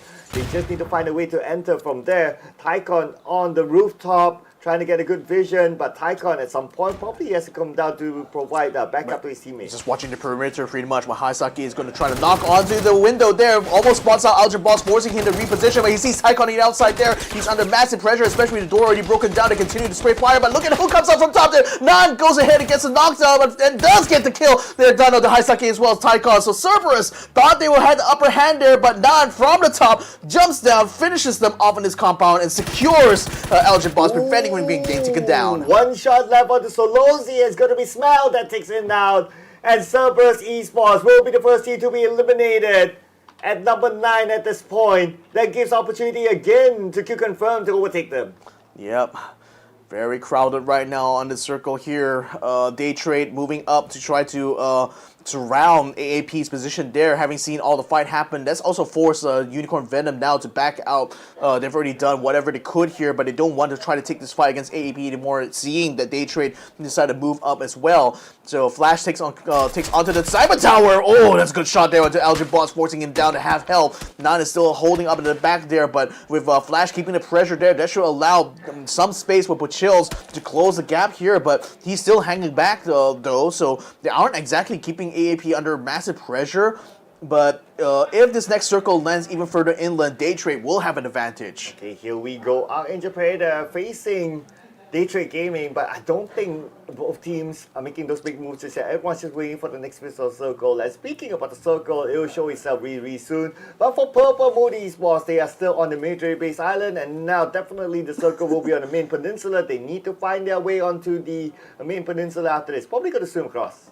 I mean, there's a reason why teams just want to drop around School of Pachinki. The probability of that circle landing in the center of the mainland is ever so high in spite of the RNG. So all these teams have already set out a compound here, can pretty much dig in and maybe try to poke around for some fight. We see GE attempting to try to get onto EA's position here, so they're assaulting them very heavily. You've got NG as well, moving from the north side, keeping the other side of eArena under pressure, but that blue gets eliminated very quickly though, so GE has to cancel that plan. Surti is just been knocked down on the inside though, as the Young B as well as Utah Corey's closes in on his compound. They just need to knock down this one member of EA and they will have control over this space. Wow, can you imagine? It's only one member of EA, but he's still able to hold on to this compound by himself.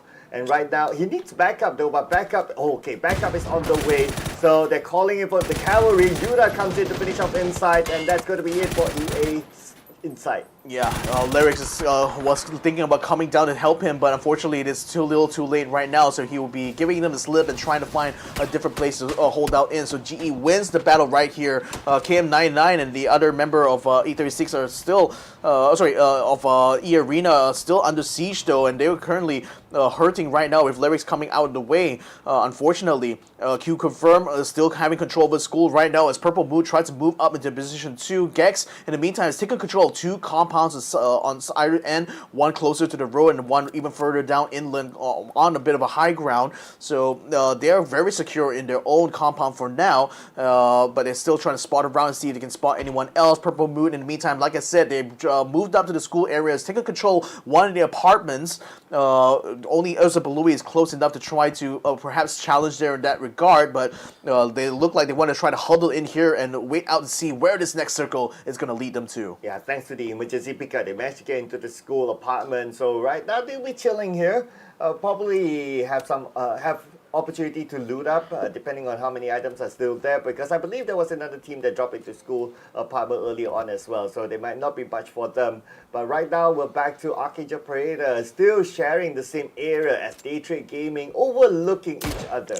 Yeah, ArkAngel Predator has not moved out at all, and Daytrade has kept them sieged up all this while. And but again, without the blue zone threatening their position, they can still afford to try to stay around this place. I mean, the Mini 14 still provides plenty of range here for Nan in order to try to hold his own here. NG's Hakai is being spied upon here by Rossetet, but Rossetet will get some fire there, forcing him to fall back. His Fob actually pouring fire onto him from the other side there. Hasselblad is going to try to move forward, but unfortunately, he will have to back out around here as Fob is compromising his position somewhat, forcing him now to try to find a different way of anchoring himself in this fight. Rossetet continues to bleed out right now in this northern side, while the whole time NGE is not quite pushing forward here or doing anything really to try to keep T5 surrounded, and T5 being very spread out actually. Hasselblad will have to go for the long way around to try to link up together with Donadol here in order to regroup here for T5. Well, that's good news for GE because Rossetet is the top fragger for T5 at this moment. So with him being eliminated, that probably gives a little bit more hope for GE. But the rest of T5 still needs to be eliminated. And now the circle moves away, and it's in the open area, what I normally call the Medusa intersection. The Medusa. Oh, I like that name actually. Maybe I might use it next time. But here's a crucial thing: the border still lands on top of AAP, so they still don't have to move quite yet. The other two members of Daytrade will have to link up with Puchils and Flash anyway, so that's going to be a regroup that perhaps AAP can take advantage of. But you also have UV, retaking their positions over on the road here in order to try to control the south side of the circle. Then you got one call right now moving in. No, they're not really moving in, but still in control over the western side, while NG is trying to move on their position, forcing Chibuya Siboy now to regroup together with Trick, who still has a Mark 12 and is using that as a good way to try to keep NGE off their backs. Oh, here we go, NGE and one call just next to each other though, but everyone's in the circle. But here it is, the fight's going to happen very, very soon. It's going to be Purple Moon Esports sharing the same compound with QConfirm. And Purple Moon Esports, they don't have the man advantage though. They don't have man advantage, but at least for this compound right now, they just need to flush out Erzapalui, but he's already dropped all the way onto the outside here and is looking to try to prevent the PLN from coming out of this compound unscathed. But in the meantime, where is the rest of his team? They're starting to regroup with him as well. Petred is joined up with Erzapalui now to try to keep this assault going onto Purple Moon Esports, and it's going to be a fight pretty much to get themselves into the next safe zone though, because the blue zone is already creeping in onto the zoo. Is already school is already swallowed up Ross Hawk Hole. Tanawat still scanning around the outside there to make sure that QConfirm is going to be taking him down while he tries to maneuver out in their position here. Leon's Q is still keeping them more or less corralled around here while they pick out the buggies to try to get out. Thunderous is still stuck on the second floor and is not able to do anything at all to try to suppress QConfirm. Well, looks like QConfirm isn't interested to continue on this fight. Two of them has left the compound, leaving two behind though. But it looks like they'll be joining the rest of the QConfirm. They're going up to the high ground just on top of school and into the circle, then focusing on placements instead. And Purple Moon Esports still with the both of them inside of the apartment. And that's the thing, apartments are very hard to fight in, even if you have the man advantage, because you never know going up the stairs if someone's waiting ready with a shotgun to just take you down in one shot. Speaking of one shot though, Tam was hoping to get another shot there to no rinse, and actually gets a knockdown there while he tries to get to his teammate to go for the revive. So now Daytrade are finding themselves in a bit of trouble there because only Flash is safe right now inside the sniper tower. The Expendables are continuing to keep Norins and Puchils completely suppressed down there. Belmo is going to try to wrap around the other side there to hopefully to get the revive there, but AAP in the meantime is also able to spot him and tries to pour some fire at the same time. Now Tan Vudo still holding in his position here. He still has Norris dead to rise pretty much, but just waiting for the response to come in from Daytrade here to hopefully get another knockdown. Okay, the circle, where will we go? We'll go to the Medusa intersection. Yes, it will be on top of it. And this Medusa intersection is kind of tricky because look at the roads dividing the circle, and these teams will need to manage that later on. But now we're going back to the Expendables, fully focused on the Daytrade Gaming, and the shot coming from Ninja 2K will finish up Nurins as well as Belmont. Oh, there's a bloodbath going on to Daytrade right now. The Flash could only do nothing but just stand and watch right now because he has no sideline onto anyone of the Expendables here as especially Tan Vu, who is being blocked by the vegetation there, preventing him from being able to get a shot, return fire onto him. DAY5 trying to come through here. Tanadol is actually getting himself in the intersection of this Medusa T-junction here. That's putting him between both E36 as well as Myth as well. 777, just for insurance, is probably going to send a frag grenade into the shack. No one's inside, unfortunately, so no one's going to be found. PL in the meantime does find Lyrics on the outside, so eArena tried to move into the next safe zone. Now coming out on fire from two separate teams right now on the western side, while on the south side things are trying to crunch around AAP, forcing Don and Elgin bots to take to the vehicles and try to pull away here, allowing the Expendables to take control over the storm. But Unicorn Venom, seeing them trying to run away now, tries to pour some fire here, hoping to get a knockdown somewhere, but it doesn't seem to have connected yet. Oh, and eArena was eliminated at number 14. And right now, the last we checked, Team 5, they only have one player left. Now the long range coming in from Sly High onto ArkAngel Predator, who just went into the circle, passing by the members of Unicorn Venom. Yeah, the Expendables still trying to hold position here. AAP try to get in the middle of the junction now and under fire here from a lot of teams as they try to get in a ton of position. The Algin boss gets knocked down as he's trying to get into the shack, so this is not working out well for them. Now he's going to have to pass by, but that's putting him under fire here from Ender 436, and ArkAngel Predator gets themselves eliminated in 13th place. Ooh, ArkAngel Predator just dropping like flies just like that, and now they're out. But T5 is still in this, but nevertheless, GEX spots out the Expendables on the other side. Both of these teams go on the outside of the circle. Tapping by Zen9 with a mini 14. It will not connect just yet. The tires can still be popped, but who needs the tires if we can get the person? Just from underneath the car there. Nice shot there for Zen9. He's going to continue to try to pepper him down and hopefully knock him out completely. In the meantime, AAA, who moved down from the north side, are finding themselves in the middle of a crossfire that's going on here as PLM gets ganked upon by Gex. They will be able to get the elimination done there, but Upchan's just been knocked down by Chloris, who is still trying to hold his own on the roadside here. Nate's come through and the knockdown smell pretty much. Should be able to remove him from the game pretty much though, as the rest of the Expendables moves onto UV's position, gets the knockdowns and kills Stun of the Smell as well as NBK. Oh, and GE is eliminated and T5 is still alive, and T5, if they could stay alive, then they're pretty much done with this tournament. But then again, now we'll look at TE coming into the circle. Unicorn Venom is waiting for them, and the moment they show up, Unicorn Venom will shoot them down. Yep, Sapao having the huddle behind the rock right now. Him and Silhi are the only two remaining members of UV, and Myth spots Sapao on the side, knocks him down now. Oh, this is going from bad to worse here as the Expendables continue to move up right now. Silhi, the last remaining member of Unicorn Venom, is fighting for his life right now. He's close to the safe zone here, but he can't quite move up, knowing that Myth will be able to bear down on him. The Expendables sending whatever throwables their way as they try to flush out this last remaining member of Silhi. Coming over top of the crest there, he hasn't quite spotted his head though, but he still gets shot down. He knows exactly where the direction is. He hears the gunshots. Silhi is going to try to get them to slip right now, but the Expendables, taking the cue, decides to pull back instead and not pursue. Well, I want to point out that Tanadol is in the middle of the circle still, so he can hold on for the longest time there, as long as he's not crashing by the other teams. So speaking about the other teams, AAA will face up against QConfirm, who's waiting for them in the circle. Same goes for GEX. Same goes for GEX, and GS has way more people here on the outside compared to AAA to try to head off QConfirm. And QConfirm are going to find themselves in a very precarious position soon with these two teams trying to vie for control over the north part of this next circle. Zabalui, though, does get a knockdown to Zen9, so that's already opening fire. Petret gets traded out as well, as one call from the opposite side of this circle here pours fire on the QConfirm's position at the same time. Now, attack all around moves down as well. Zabalui is going to get spotted out by Savior. He's going to be able to ping him down to less than a few percentage points left, but still not able to get a knockdown quite yet. As Gex now struggles to get Zen9 back up to speed, will be able to get him back up just in time for them to move out of the way. But AAA, having here to turn the shots coming in from Gex position, is starting to collapse onto them now. Oh, and Jedi is coming in from the flanks. They want to take out GEX before coming into the circle. Trying to find a good angle. They see the smoke, but they don't see the target just yet. Up Chan spots out the members of TE. And now the long range coming in with an MK12. It will connect, but not enough to take anyone down. At the same time, they've been pressure from the other side from AAA.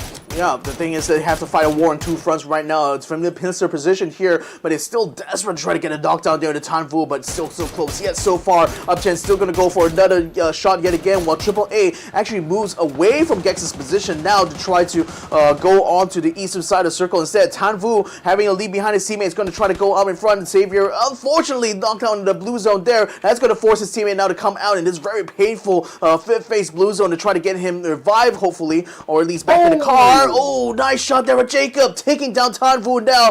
The Expendables will be out in 9th place. Oh, it came from the other side of the map, but now O2 Skirt putting pressure. They know that the members of one cause on the other side. Now they have the information and they are somewhat within the circle, but from the other end, Myth is putting pressure on to attack all around. Gotta be careful because QConfirm is still around the corner.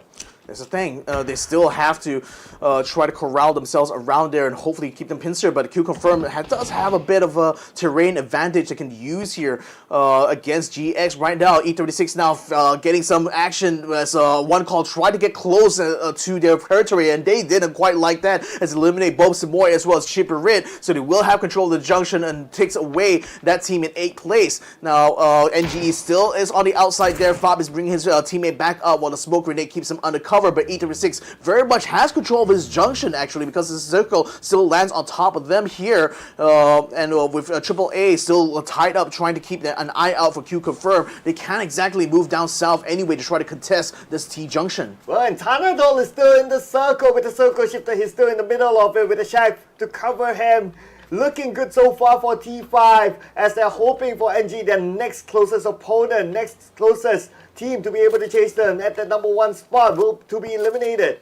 Yeah, AAA under a lot of pressure now as Tanadol actually finds the knockdown and Jacket 2 off as he attempts to try to keep QC completely sieged. So that's not working out well at all for AAA as Jedi now is forced to try to salvage this here, but Tanadol pops both tires off of the Jeep right now, so they can't exactly use that vehicle anymore. They're going to have to hoof it on foot. Now getting himself healed up, Ekalusa in the meantime also under fire as Leon's Q gets a knockdown on him, or rather Xsset from Myth actually gets the credit for it, but certainly Leon's Q has been keeping them suppressed inside that shack. But Myth right now having the best control over the south side inside the largest compound in the circle, are perhaps another team that will potentially try to pick this up. Oh, but then again, they're still trying to use a Jeep here right now, but another hit here in Tunnel. Maybe he'll get a knockdown once again on Jedi, but he's just having to dodge around and just avoid that fire. And it's actually Tano though, putting the AAA. The frag grenade for Zapalui! But then good. Then it comes the frag grenade from Earth, Zapalui, knocking both of them down, but it could be stolen by Tanadol. Oh my goodness, that was just unexpected. So now they have completely taken AAA over in the north side. So now can move down to the road. One more member of AAA still remains inside the blue zone right now. Oh, nice shot from Gold Pods to take out Tanadol there. So well done. The frag grenade ends the opportunity here for Gex to try to assault Myth's compound here. So Jacob, Rogue Dance as well as Duckmess now surrounding them, killing them off completely, and removes the rest of GX from the map. Saber now trying to run away, gets behind the tree just in time, tries to get a kill, but Rogue Dan has a frag grenade coming his way, but nevertheless, AAA will finish him off in the blue zone. And now the pressure is onto NGE. They need to get a chicken dinner together with a big amount of elimination points if they want to revive any hope of catching on to T5, but we'll leave that for later as NGE is now playing by the edge of the circle. E36 has entered the circle. Myth on the other side, they have a compound. Now the next circle will determine who needs to move. That's the thing. Down by the center side, I think like Myth still has a lot of advantage here. They try and send another, rather E36 tries to send another frag grenade. They want to take out NGE, who was still on the outskirts of this blue zone. So that's why Van as well as Fob. So NGE is out now in third place. Myth versus E36 right now. Jovis' team's having plenty of chance now to try to go for that chicken dinner, but unfortunately Rogue Knights moving out forward here and Exquisite providing fire from a distance. They already have a knockdown of one of Entered 436's members. Well, not gonna lie, I'll be looking forward to E36 getting the chicken dinner, at least take home something before they end their campaign in this tournament. But their enemies are no pushover. Of course, we're talking about made in Thailand, and they do have control of the circle. I mean, made in Thailand, you know, the legendary team from Thailand itself versus the underdogs of this tournament here, Enter 436. I mean, this is going to be a battle now for chicken dinner here for them, and I couldn't be happier for their positions now. But again, still very risky for them because they're on the outside, whereas Myth still has a compound within this next circle here. The dish is the only piece of cover they can use, so E36 is doing well to try to keep themselves spread out relatively so they wouldn't risk getting knocked down by a well-placed frag grenade. But you got Rogue Nance continuing to keep the pressure going all along the street here. He's found himself at the shack that Tanadol met his end, but unfortunately isn't able to move up any further because E36 still somehow has a lot of troubles to send his way. Well, the road's really not helping out E36. They're pretty much caught on the other side, and in case the circle moves away from them in the next space, then they won't have enough space to play with because right in front of them is such an open area. It's going to be easy for from Myth to really shoot them down. But I think for E36, they have to take out Rogue Nan somehow because he's already taken position in the center of this final phase circle anyway. So if they aren't able to knock him out, Myth will have the advantage when the circle, when the blue zone completely swallowed up this final phase here. Now, Sylphia has a Molotov is going to be sent into his shack. Hopefully they'll be able to do something on the Rogue Nan, forcing him to still keep an eye out here and duck around the other side. But they still aren't able to get himself in the flanking position, and all the while Duckmans has to be moving up as well to try to link up together Rogue Nans. Zardo is just being found around the outside though, so they're only one man down. E36 is now under pressure. 3v4 with control of the circle. Myth looking good to get this chicken dinner. If they got it, it's going to be their third chicken dinner in this grand finals. Looking good so far for Myth, and there's not much space for E36 to actually move. But in about 10 more seconds, we'll be sure where exactly the circle will go. But nobody on the phase 8 circle. It will go exactly in the middle, and we know who's in the middle. That's going to be Rogue. Exactly. Like, he's already done well to take the position from E36. If E36 actually had been a little bit faster, perhaps they would be the one with the advantage here.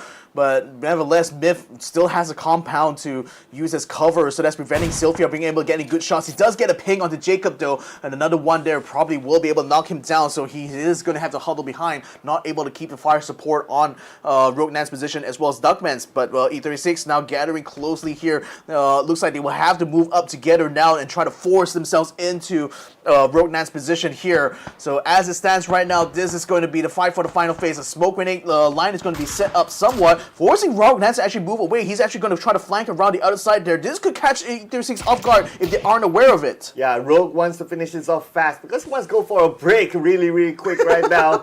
And he's doing the right move. He's putting a lot of pressure on the E36. The E36 basically have nowhere to go. Nowhere to go, really, except for maybe down south, but that puts them in the line of fire of Extra Jacob. They move up north. Rogue Nance has already taken position there, so he can easily put fire on the Sylphia's position. And then you got Duckman's still getting closer and closer and still on the tree, so he could even be a spoiler should E36 try to pop out in the open there and try to assault onto the shack. But yeah, no matter how he cut it, E36 is certainly at the massive disadvantage right now in this fight. Myth still has smoke grenades. They will pop up here as they try to cover their approach coming up into the inner reaches of this circle now. So they're still looking, E36 still not able to move quite yet. The blue zone starting to crush against their backs right now. Sooner or later, they will have to move. Yeah, I believe it's about a matter of time right now. And Myth, unless they can come up with a big clutch onto Myth, that's going to be a different story. They have an AWM, if they can land that shot onto Exosit, then maybe that will give them some hope of getting this chicken dinner. But it's going to be really hard for E36 at this point with Made in Thailand surrounding E36. And in the next field circle, it's going to close entirely. And by then, it's pretty much done for E36. They still sent the Molotov into the shack, so I don't think they're aware that Rogue Nine has already moved position. And we got XK1 taking a bit of damage now. And you can see that Myth is actually getting close enough now to start to send frag grenades their way. So Deva and the rest of them are just sending whatever they have left and pretty much emptying their coffers in order to do so. But Jacob has only just gotten up the shack right now. Rogue Nines is still having in his position by the flanking side there. That's going to be perfect. Should E36 come out in the open right now, Jacob keeping them head off. Sylphia has taken a lot of damage there. Rogue Nines now trying to move up now. He does try to get a shot there as Sylphia gets knocked out by Duckmans. Jacob will get knocked out. It's a trade right now. Rogue Nines now throwing fire there. He does get a shot at the Deva. That's going to be an easy shoot here. And Made in Thailand gets the chicken dinner. Yeah, third chicken dinner inside the grand finals for Made in Thailand. And Made in Thailand, with that chicken dinner, there's a possibility that they'll move at least into the top 10 because the last we saw them, they were at number 11. So Made in Thailand, I mean, yeah, I would have liked E36 to get the chicken dinner, not gonna lie. But it is what it is. But still, second place, not bad at all for a team that is the 16th in the overall leaderboard here, and everyone kind of has sidelined them somewhat. But nevertheless, they showed that, you know, if they're still one of the top teams from Japan. Not gonna lie, they still have a lot of potential to fight. It's just that things have not favored them at all in this grand finals, and unfortunately they find themselves really just hanging in there for this whole tournament. Finally, you know, it came so close now to getting chicken dinner, so it's gratifying to me to see that even an underdog team like Enterforce can still somehow get themselves into a good fight towards the end. Yeah, if only, like what you said, right, they moved a little bit earlier and they were the ones, because it was 4v4 at some point. So if they made the first move to like, okay, we take that middle circle somehow, and then they were the ones who forced Myth to be pushed back to the corner of the circle. Then maybe they were the ones to get the chicken dinner. But then again, Myth, being a very experienced team, they know what they're doing. They push forward first before E36 was able to move. And when they get that middle line, that pretty much secures their dominance in that circle. Yeah, I mean, again, I can't stress enough how much like just basically camping in compounds seems to be the best way to survive these final circles, isn't it? I mean, Daytrade has already done it. Myth as well did it too here. So if the circle has a compound and a team inside it, I think other teams that are on the outside have to figure out some way of like contesting that compound, especially in these final fights, because if you just leave them uncontested like that, they can easily swarm and just continue to suppress this team here. Yeah, and at the end of the day, it's going to be Myth getting this chicken dinner, and with other teams, obviously other teams are bowed out before Myth, right? So it's going to be highly possibly that they would break into the top 10 and possibly earn themselves, by the end of the day, more prizes. Yeah, T5, although like they got themselves eliminated quite a lot, I think like they still have a lot. They still may have placement points to earn here. So I don't know the calculations of whether or not any other team would be able to challenge them. This is the round where if no one's able to challenge T5 pretty much, that's it. I think they're going to be pretty much rank 1. By the end of the day. But I don't know. We're still going to be tabulating the scores anyway. Actually, I don't even remember where NGE is, as far as like kill points are concerned here. So, and again, I think like they really haven't been able to make that ground maybe. Yeah, it wasn't that significant of a number of elimination points from the previous round. So, we'll need to wait for the official scores to come out later on just to be sure. But in theory, it feels like T5 would have done it, but until the official scores come out, then we can theorize a little bit more. But taking into consideration that GE went out fairly early as well, so that really helped T5's campaign towards the trophy. Yeah, so we're waiting for the score to come out, ladies and gentlemen, and oh boy, like this is going to be making it break it down for T5, because if they still maintain like more than 30-point gap to either Genius Esports or NGE, I would say it's pretty much over right now. We're pretty much going to be seeing them in that rank 1. So let's go ahead and see the match results here, ladies and gentlemen. So we did know that Myth got the chicken dinner, so they will be up on top right now. 21 points. That's a healthy haul here from Myth. Enter 436, 6 placement points and 10 kill points. I mean, sorely needed by them all corner along. It's just such a shame that only on the final day did they do get these kind of performances here. So imagine what it could have been here for Enter Force if they were able to do more of these kind of performances throughout this grand finals. Yeah, it would have been a totally different story, right? If it started like from day number 1. But then again, this is what we talked about. It's a marathon. Like if you are too far away from the beginning, then you cannot do anything. Like you can't. The most you can do is look back and tell yourself like, oh, if only we did this, if only we did that. But then again, by that time, it's just too late to change the fate anymore. Yeah. But so, I mean, I don't see them coming out at number 16 by the end of the day. Yep, here we go, ladies and gentlemen. Let's see that gap right now. Theerathon 5, 210, Genius 165. New Generation 63. No, it's over, guys. It's over. Theerathon 5 secures that rank 1, and I don't see any other team to be able to challenge them for that spot. However, second place still up for grabs. So that New Generation, like Genius, actually dropped very heavily in that last round. I think only got 1 point, whereas New Generation was on the first page. So they're already closing the gap to Genius here. So they could potentially overtake them for second if they keep this up. Global Esports exit 10 points behind New Generation. So I think it's a bit of a hard ask for them to challenge that third spot. So I think they're quite secure in this going to this final round here in that 4th place. Purple Moon and ArkAngel Predator now currently tied. So ArkAngel continuing to climb now and just about to overtake Purple Moon for 5th place. Yeah, can you imagine like number 2, the prize is 15,000. Number 3 is 8,000. to the best of my memory, and the gap is is that big, right? And imagine like only a couple of points separate that amount of money. It's gonna be insane. So Genius Esports, New Generation Esports, only 2 points between each other. And if we look at the overall from second place onwards, like the gap is not that far still. Like the final round still matters if you want the bigger piece of the pie. Yeah, I think like the craziest thing that could even happen in this last round, like hear me out, is what if Genius Esports and New Generation gets knocked out early, Global Esports exit the Purple Boot Challenge for chicken dinner. And push all of them down out of the second and third spot. Yeah, imagine if that happens, bro. Yeah, and to add on, what if that happens and Purple Moon Esports get the second place, ArkAngel gets the third place with a decent amount of elimination points?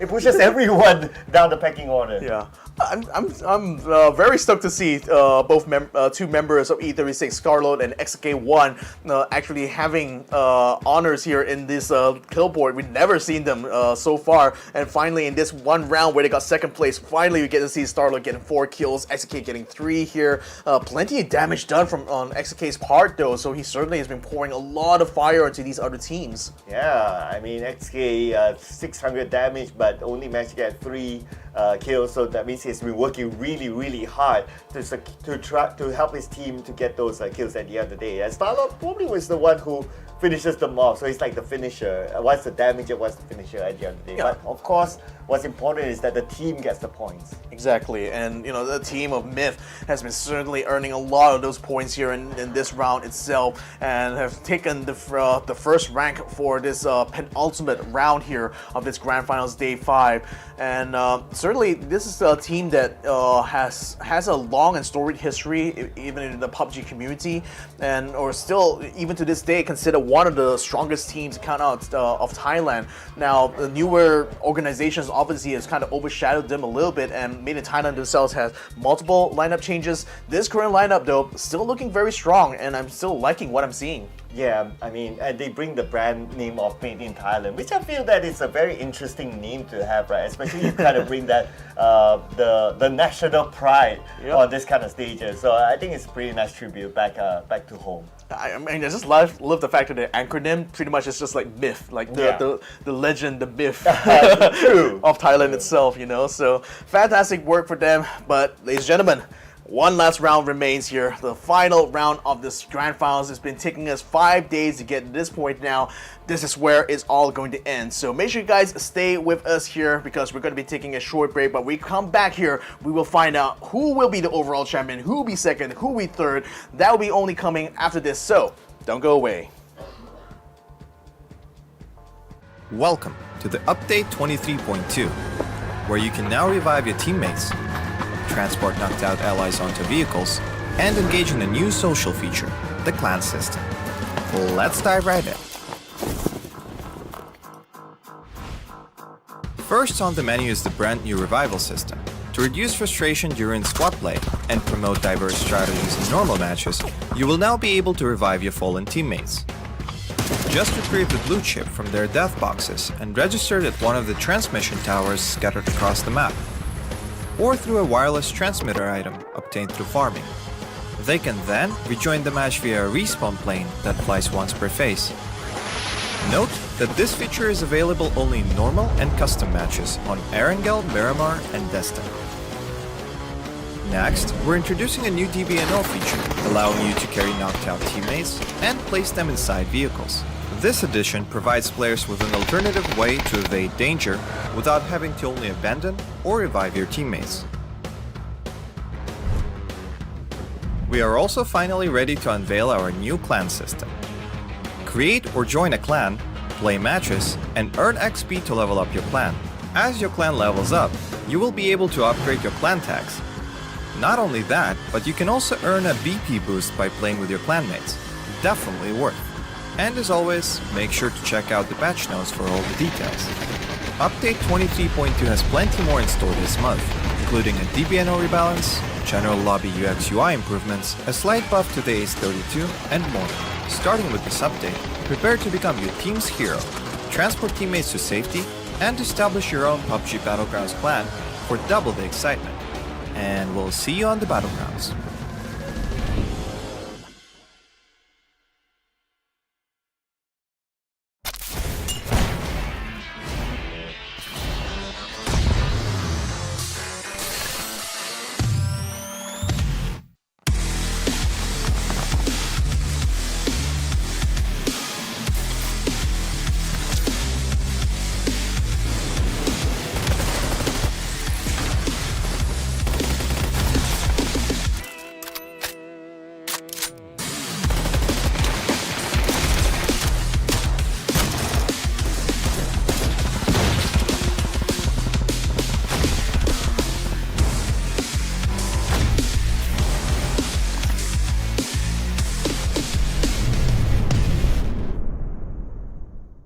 The latest game from Krafton and 5min Lab. Fast pace and full intense PvP action brawler game.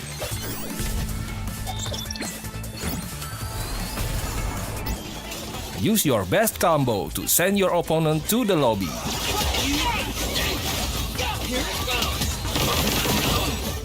Select your legends and be the winner.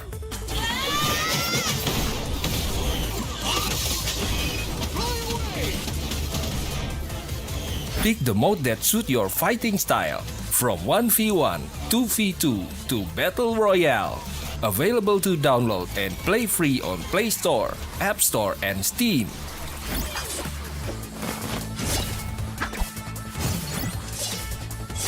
Let's be legends today!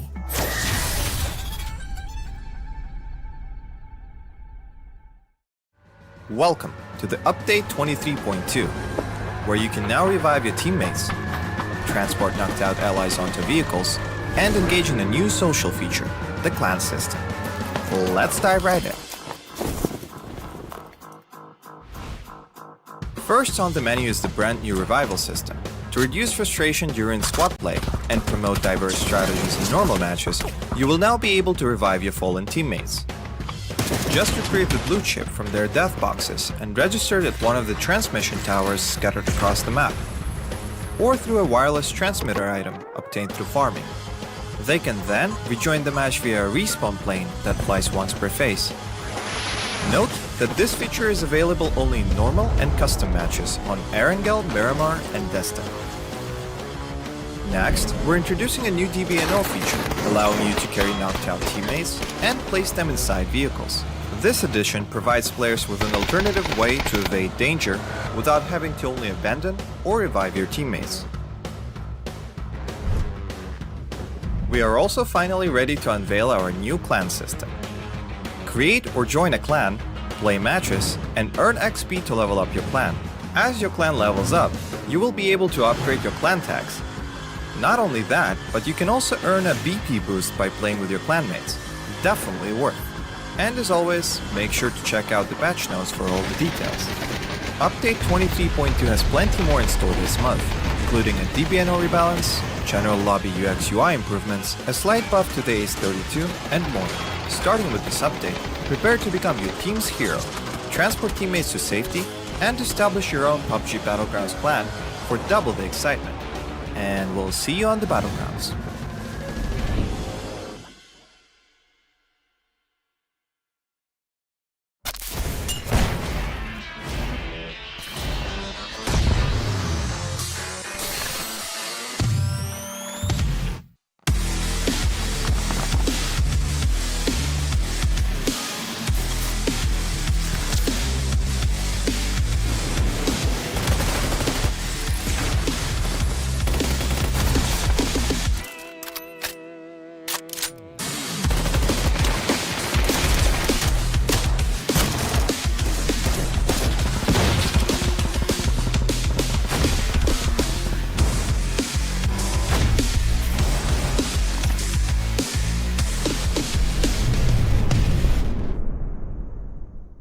The latest game from Krafton and 5min Lab. Fast pace and full intense PvP action brawler game.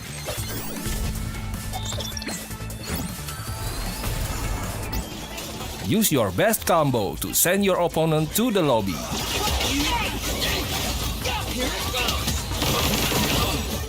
Select your legends and be the winner.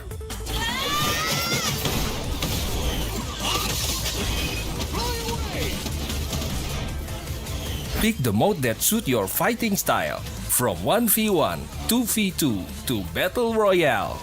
Available to download and play free on Play Store, App Store, and Steam.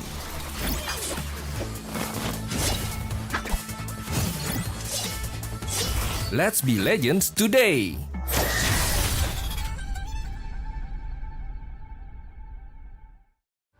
Welcome to the Update 23.2, where you can now revive your teammates, transport knocked out allies onto vehicles, and engage in a new social feature, the clan system. Let's dive right in.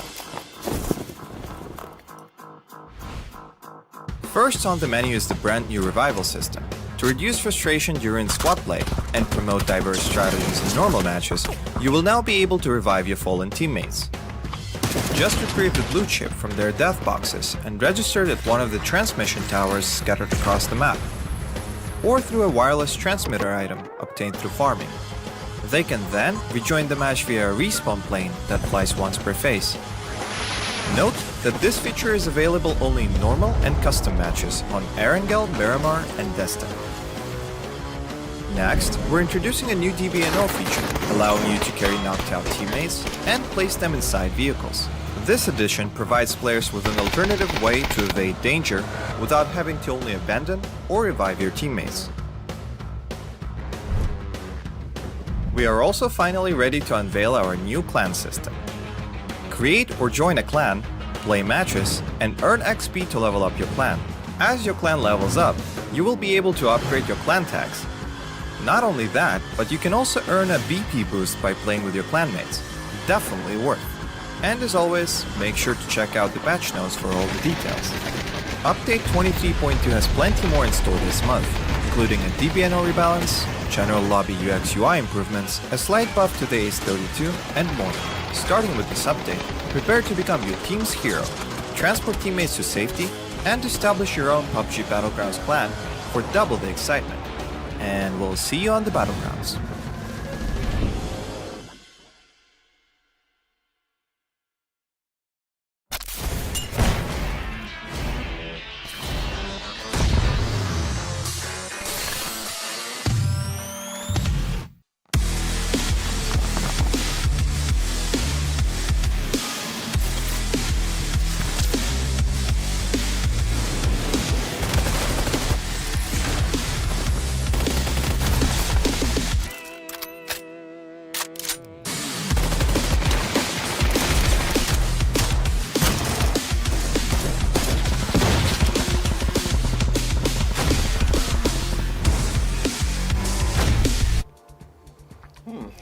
That's one tasty chicken dinner, isn't it, Sir Cloud?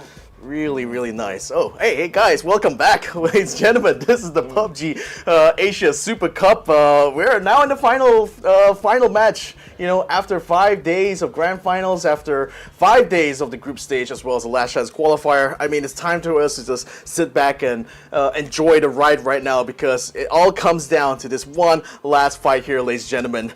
Who's going to be getting that last chicken dinner? I mean, certainly Theerathon 5 will be having a lot of chicken dinners after today, because wow, what a journey it has been for them in this grand finals. Well, you can continue on the show, because this chicken is superb. Yeah, I mean, it's the best one so far.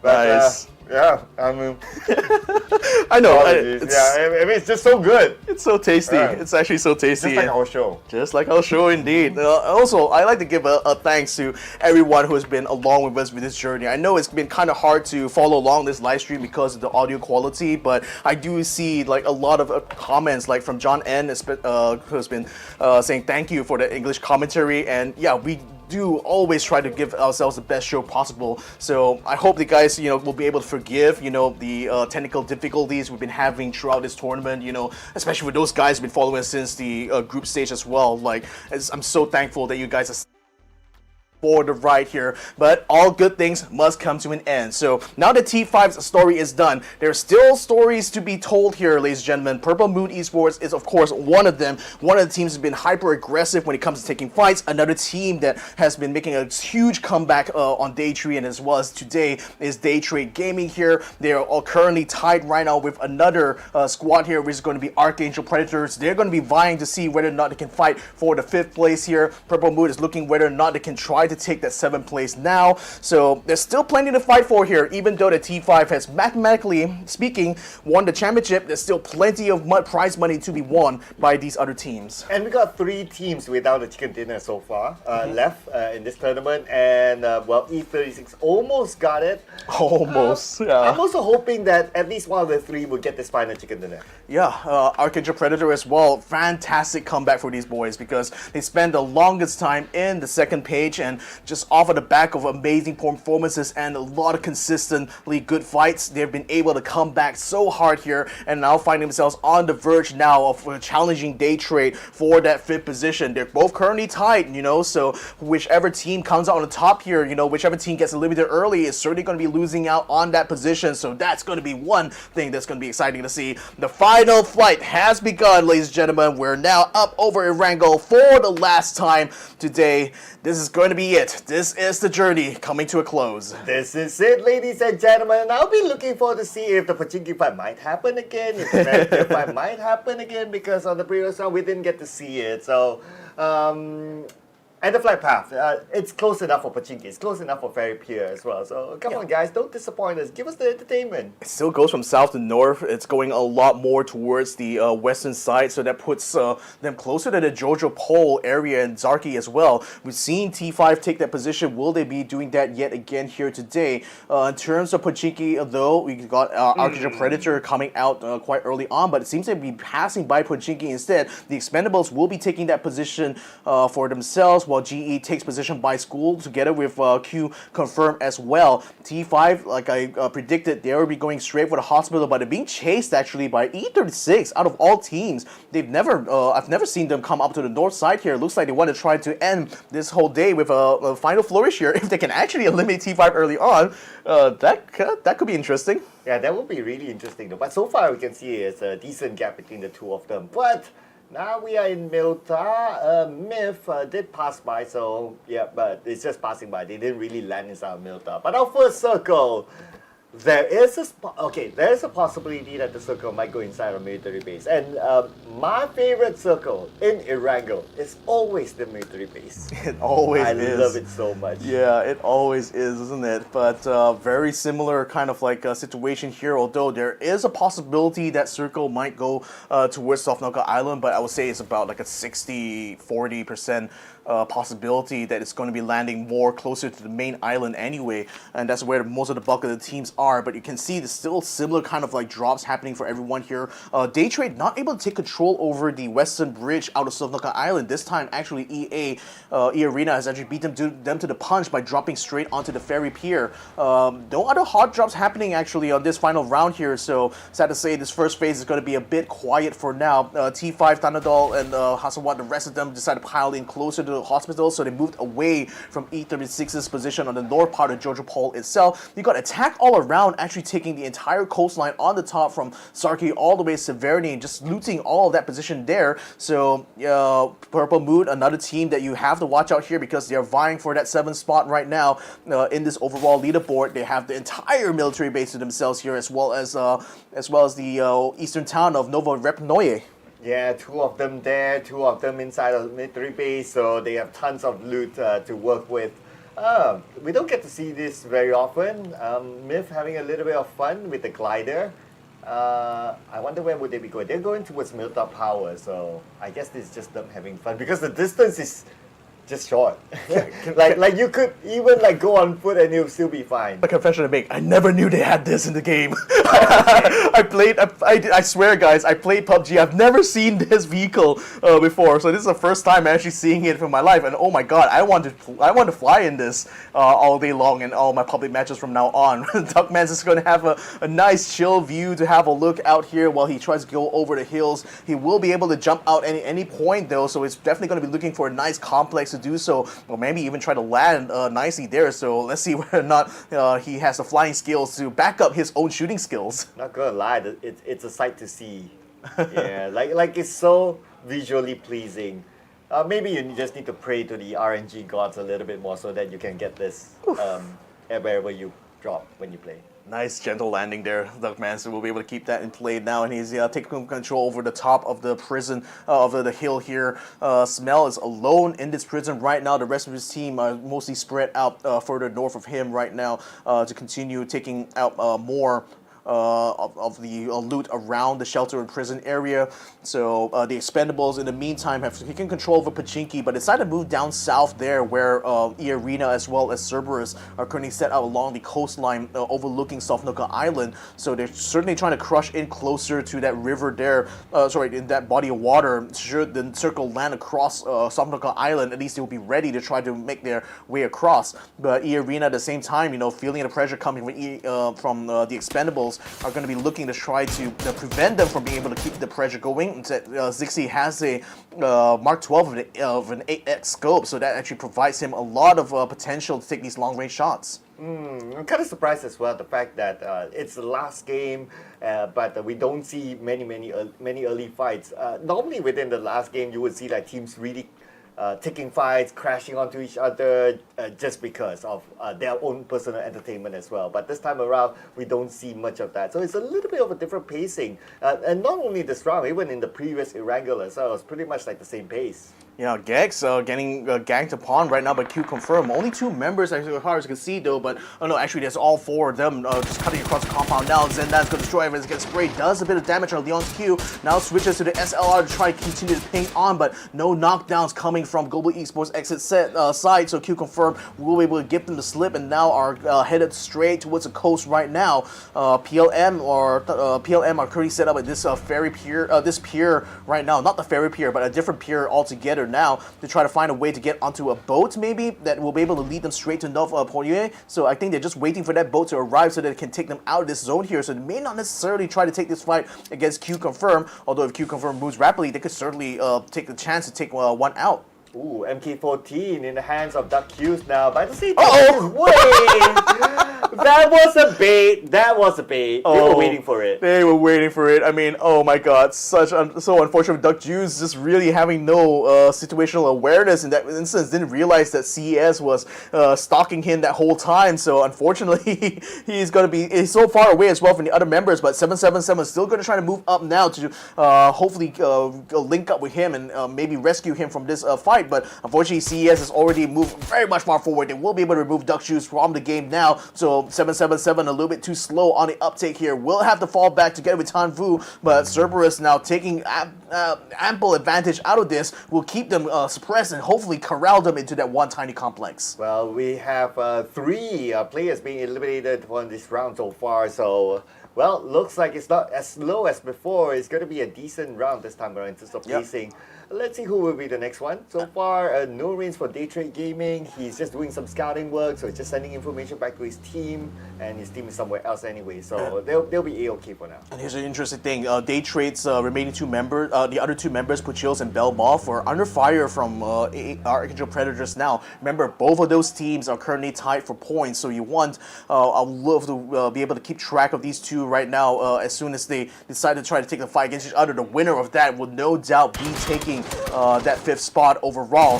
NBK right now under fire. Does good return there to Leo to knock him down, but then there's still other members of GS coming through the door, so he leads off Leo. Now he's going to be falling back to join up with the rest of his team, but it's still a long ways to go. They will perhaps be able to provide some cover fire while he tries to run across, but then Zendan finds NBK in the meantime though, so they're not exactly securing that sector from here. Behind. See it from behind here. Upchen finishes off Rognan. Myth comes up, but then unfortunately gets knocked down. Oh, there you go. That opens up the fight there. NBK been naded down by Zendan, and Xavier has a good shot.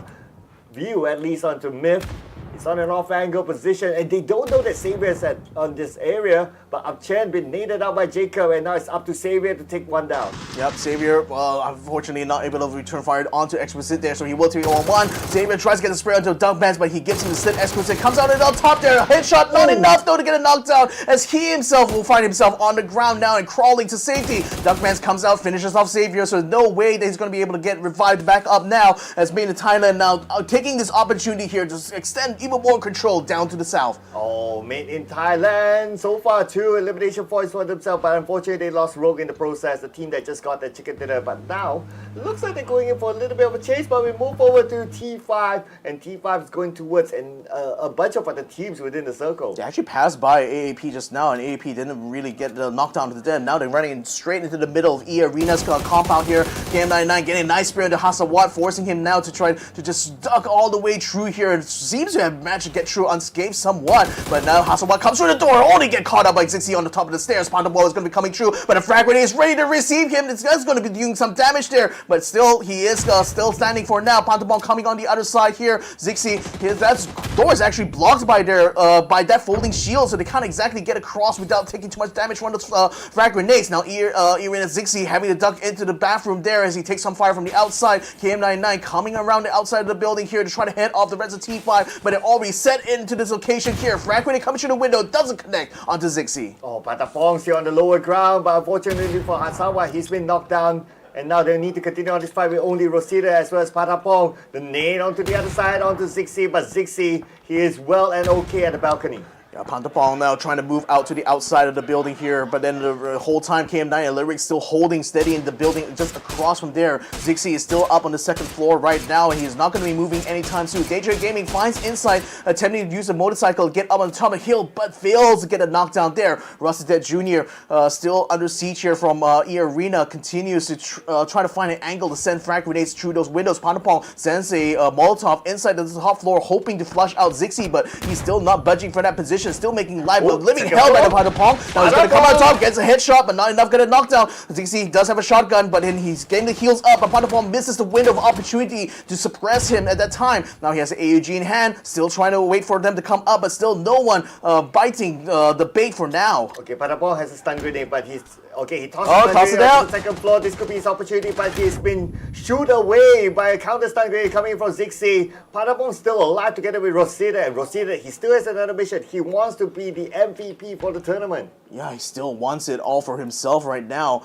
But again, both T5 members are still fighting absolutely hard here in the meantime. Lyric's still watching around the outside here while the whole time, like, his teammate is still stuck on that second floor, but still successful in keeping Pantapong from being able to overrun him. You can see Myth also moving on the north side. They're going to be getting closer to Cerberus' position. Daytrade as well, trying to get out of the line of fire here between EA as well as T5 as they continue to take the fight there. And looks like Pachills as well as Lorenz going to try to take some shot against Solo Z over there. That Blue in the meantime sees Assault coming in for GE. He's going to try to open up the door. Chloris is there to try to head him off, but That Blue ducks away just in the nick of time right now. Still exchanging shots, still trying to get a P, still trying to get a P free fire, but not connecting quite yet. Chloris pops in the outside, forcing now the rest of NG trying to wrap around the other end. That Blue still has a frag grenade and still trying to use his opportunity to clean up some kills, but nevertheless still not able to suppress things. And now, given that he's all coming alone, he just needs to get one last kill against Chloris and he'll be able to win out this fight. Well, they're going to wrap this fast because one call is on their way,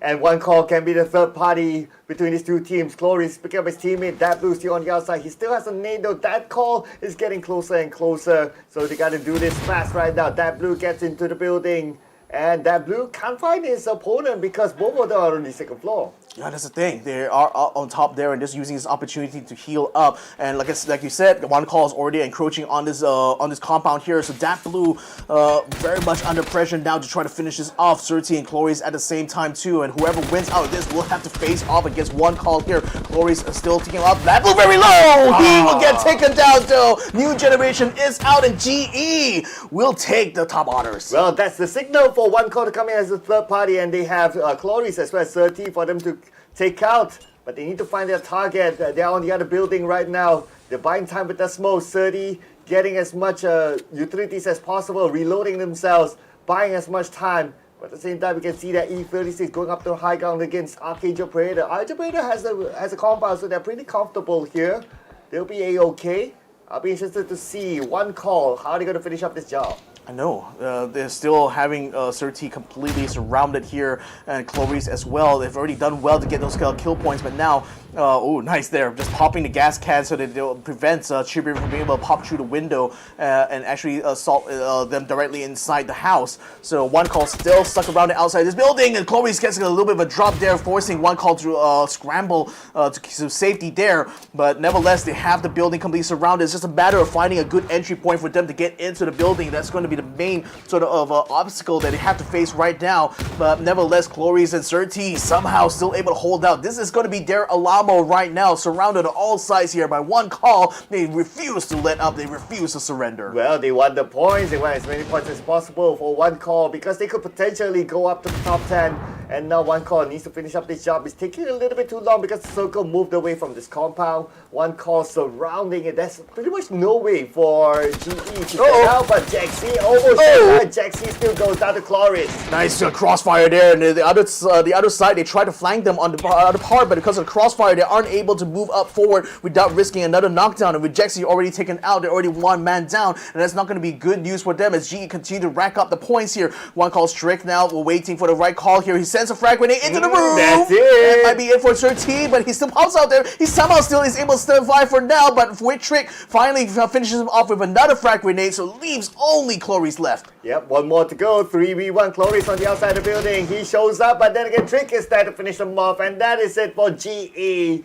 They are out. So number 2, number 3. This is yummy. GX and ArkAngel Predator, Purple Moon Esports, a lot of them could catch up to that podium spot. Yeah, eArena starting to push onto a Daytrade's position here as they try to get into the safe zone. But right now, Daytrade has the crest to use as cover for now. But inside pushes very hard towards Puchills in his area. He's going to be under siege right now, but he gets knocked down instead. Puchills does get the kill completely as Zixi gets the trade on the Puchills right there. Norris tries to get onto KM99. He's going to be falling down. Instead, Daytrade's flashed out, scrambling and trying to run away from this fight here because it seems like the front is lost. He's going to try to link up with Belmont, but is coming down with the G. Okay, Belmont is coming in. He's going to provide more cover fire for his teammates. But look at the southern side as well. The Expendables, they are moving in. They want to join the party. Oh, and also is joining in ArkAngel Predators. Algebot is moving closer towards Daytrade, and Daytrade moving up northwards is actually going to run themselves straight into the Filipino squad here. And again, that is going to be a fight for 5th place between the two. Should that break out into a firefight completely, Evil Patrick is also moving down south here in order to get to this battlefield here. And the whole time, eArena now under siege here for the Expendables as Tanvu has already moved up, already keeping Zixi suppressed. Now he's trying to spot for KM99 as well as Lyrics. Okay, here we go. Tanvu trying to find a good angle. He has the information. They know they're on top of the hill. At the same time, Daytrade Gaming is going to move in close by. Daytrade Gaming might be the observers between these two fights. And now the name being tossed onto the other side. They will not connect enough to knock anyone down. But at the same time, the zone moves away from this fight, so they need to finish it within a minute. Yep, another frag grenade coming out here as Zixi gets himself healed up and Lyrics and KM99 moves out forward. TE is going to fall back to the compound instead, deciding not to fight out here. They still do get a knockdown to Zixi as they pull out though, so that's providing a bit of cover right now. As Ninja 2K actually thinking about turning around here and continuing this fight because they know they have EA lockdown right now. ZD777 getting a bit of a hit coming in here for KM99 as he shoots him on with the Mini 14. Ninja 2K still trying to look for the drive-by, but still not able to find an angle quite yet. Now they know that EA is being bogged down right now, so they're going to continue to try to pour some fire and pour some grenades onto them. Ninja 2K catching one over there, putting him down to less than a quarter health. Tanvu still trying to return grenades, but will receive some damage too. Algebot sends in another one here. He's trailing it very fast, and the meantime, eArena will not stand to the pressure right now. He's getting eliminated in 13th place. Oh, here we go. Algebot trying to find that right nade that lands onto the rest of TE. One of them currently down, probably being picked up by their teammate. Algebot, he's done. He's out of nades, and that's why he's leaving that area. Yeah, they're going to leave out of the area right now. Evil Patrick and Ali are really taking control over the western part of the circle, and they're facing a bit of pressure from the north side by E36 at the same time. One Call decided to take a brave move to try to move in the middle of all that firefight to try to take over a compound, but that's being held by CERBERUS right now. Purple Moon tried to get a knockdown on the Trick there, didn't quite work out. Flash has also been spotted as well by Thunder and Myth at the same time, so they're keeping him under fire, and he's caught in a very tough spot there, so he's not able to move out of the way, taking some pings from Thunder's SLR right now. He's realized that he's in a bad place. Now he tries to reposition, but Thunder's the whole time continuing to pour fire onto him. Finally, Flash does find a boulder, and he's able to hunker down. But Cerberus in the meantime still under assault here for One Call, but oh my goodness, Trick taking out Haimas, and so as he taking out Trick will be able to prevent One Call from being able to assault the position, so Cerberus maintains control over the compound inside the circle. So Cerberus currently at number 11, and they can still climb up the chance to a top 10 finish at least. So they are going all out for it. The team with 5 eliminations so far is going to be Cerberus Esports, but now it's going to be E36 and ArkAngel Predator. E36 seems to be interested in going for the wraparound against ArkAngel Predator. Yeah, it seems like ArkAngel Predator now is starting to move up north here to try to hit off this pressure that E36 is providing from the high ground, and the frag grenades are coming through. In the meantime, Global Esports Xsset, they already got the knockdown just now on the Silheed. Now he's ready to finish him off completely. So that's another fight that's breaking out on the opposite end of this circle, but UV is already moved up to get away from the compound there in order to get into the next safe zone. So the blue zone is going to collapse around Zenan as he continues to try to pour fire onto Unicorn Venom's position, but he needs to move eventually though, because this blue zone now swallows up the compound, forcing him out in the open here. Will UV be able to take him down? Will AAP be able to head off this attack coming in from E36? Yo, we have TE going down to the southern side, but the circle does favor towards Daytrade Gaming, CERBERUS Esports, and Purple Moon Esports, as well as Myth. And at the southern side, it's going to be QConfirm as well as TE, just right to each other. But on the northern side, it's going to be ArkAngel Predator as well as E36. Yeah, but ArkAngel Predator still has to move down. The area is not within play right now. AAP still in this assault here. They're still taking damage from E36, who does have a high ground advantage compared to them. The crest is the only thing that's keeping them from being able to take out by both frag grenades as well as bullet shots. But Enter Force is also using this opportunity to continue to make them maneuver down southwards, forcing AAP to back down and retreat here. Evil Patrick's going to pick up a car, tries to run away. SK1 gets a nice spray and actually gets a headshot. Algebras in the meantime has been knocked down though, so I think AAP is going to be bogged down right now. This could be the moment for Enter Forces to go ahead and strike. Oh, let's go Enter Force 36. They still have a chance to get the chicken dinner because they still have a full squad, but they need to take down ArkAngel Predator. But the counter fight coming on to Xscal. He'll be knocked down by Alex. Evil Patrick been knocked down by Xscal, so a little bit of a trade there. ArkAngel Predator, they need to reset. Yeah, and this is going to give E36 now the ability to move up even far forward. Sophia is trying to flank around the eastern side here and is actually in front in that position here. He's going to be virtually be able to throw a frag grenade that way, but I don't think AAP is going to be able to notice him quite yet. Sophia is still biding his time right now. His helmet is very low, but nevertheless, shots are still coming in as XK1, Deva, and Starlord moves down as well. AAP completely shepherded down into a southwest position while trying to huddle against the blue zone here. Now they're going to try to return fire on the main squad here at E36. Sylphia still trying to find a way to get through, but Starlord's already gotten the frag grenade onto Evil Patrick, so they're still going to get bogged down anyway. Daybar has just been knocked down. Sylphia still trying to find an angle right now as Algebras pours some fire through the smoke, hoping to get a knockdown somewhere inside, but it will not work. Evil Patrick and Daybar will be taken out by the blue zone as it swallows them whole. Oh, that's a surprise that Sylphia was within the circle, and now Sylphia could be the one to take the number. Sylphia will be counterfired upon, and now Enter Force 36 is eliminated. Thank you so much for playing. They will end their campaign at number 16. Yeah, good night and good luck to Enter Force 36 in their future endeavors.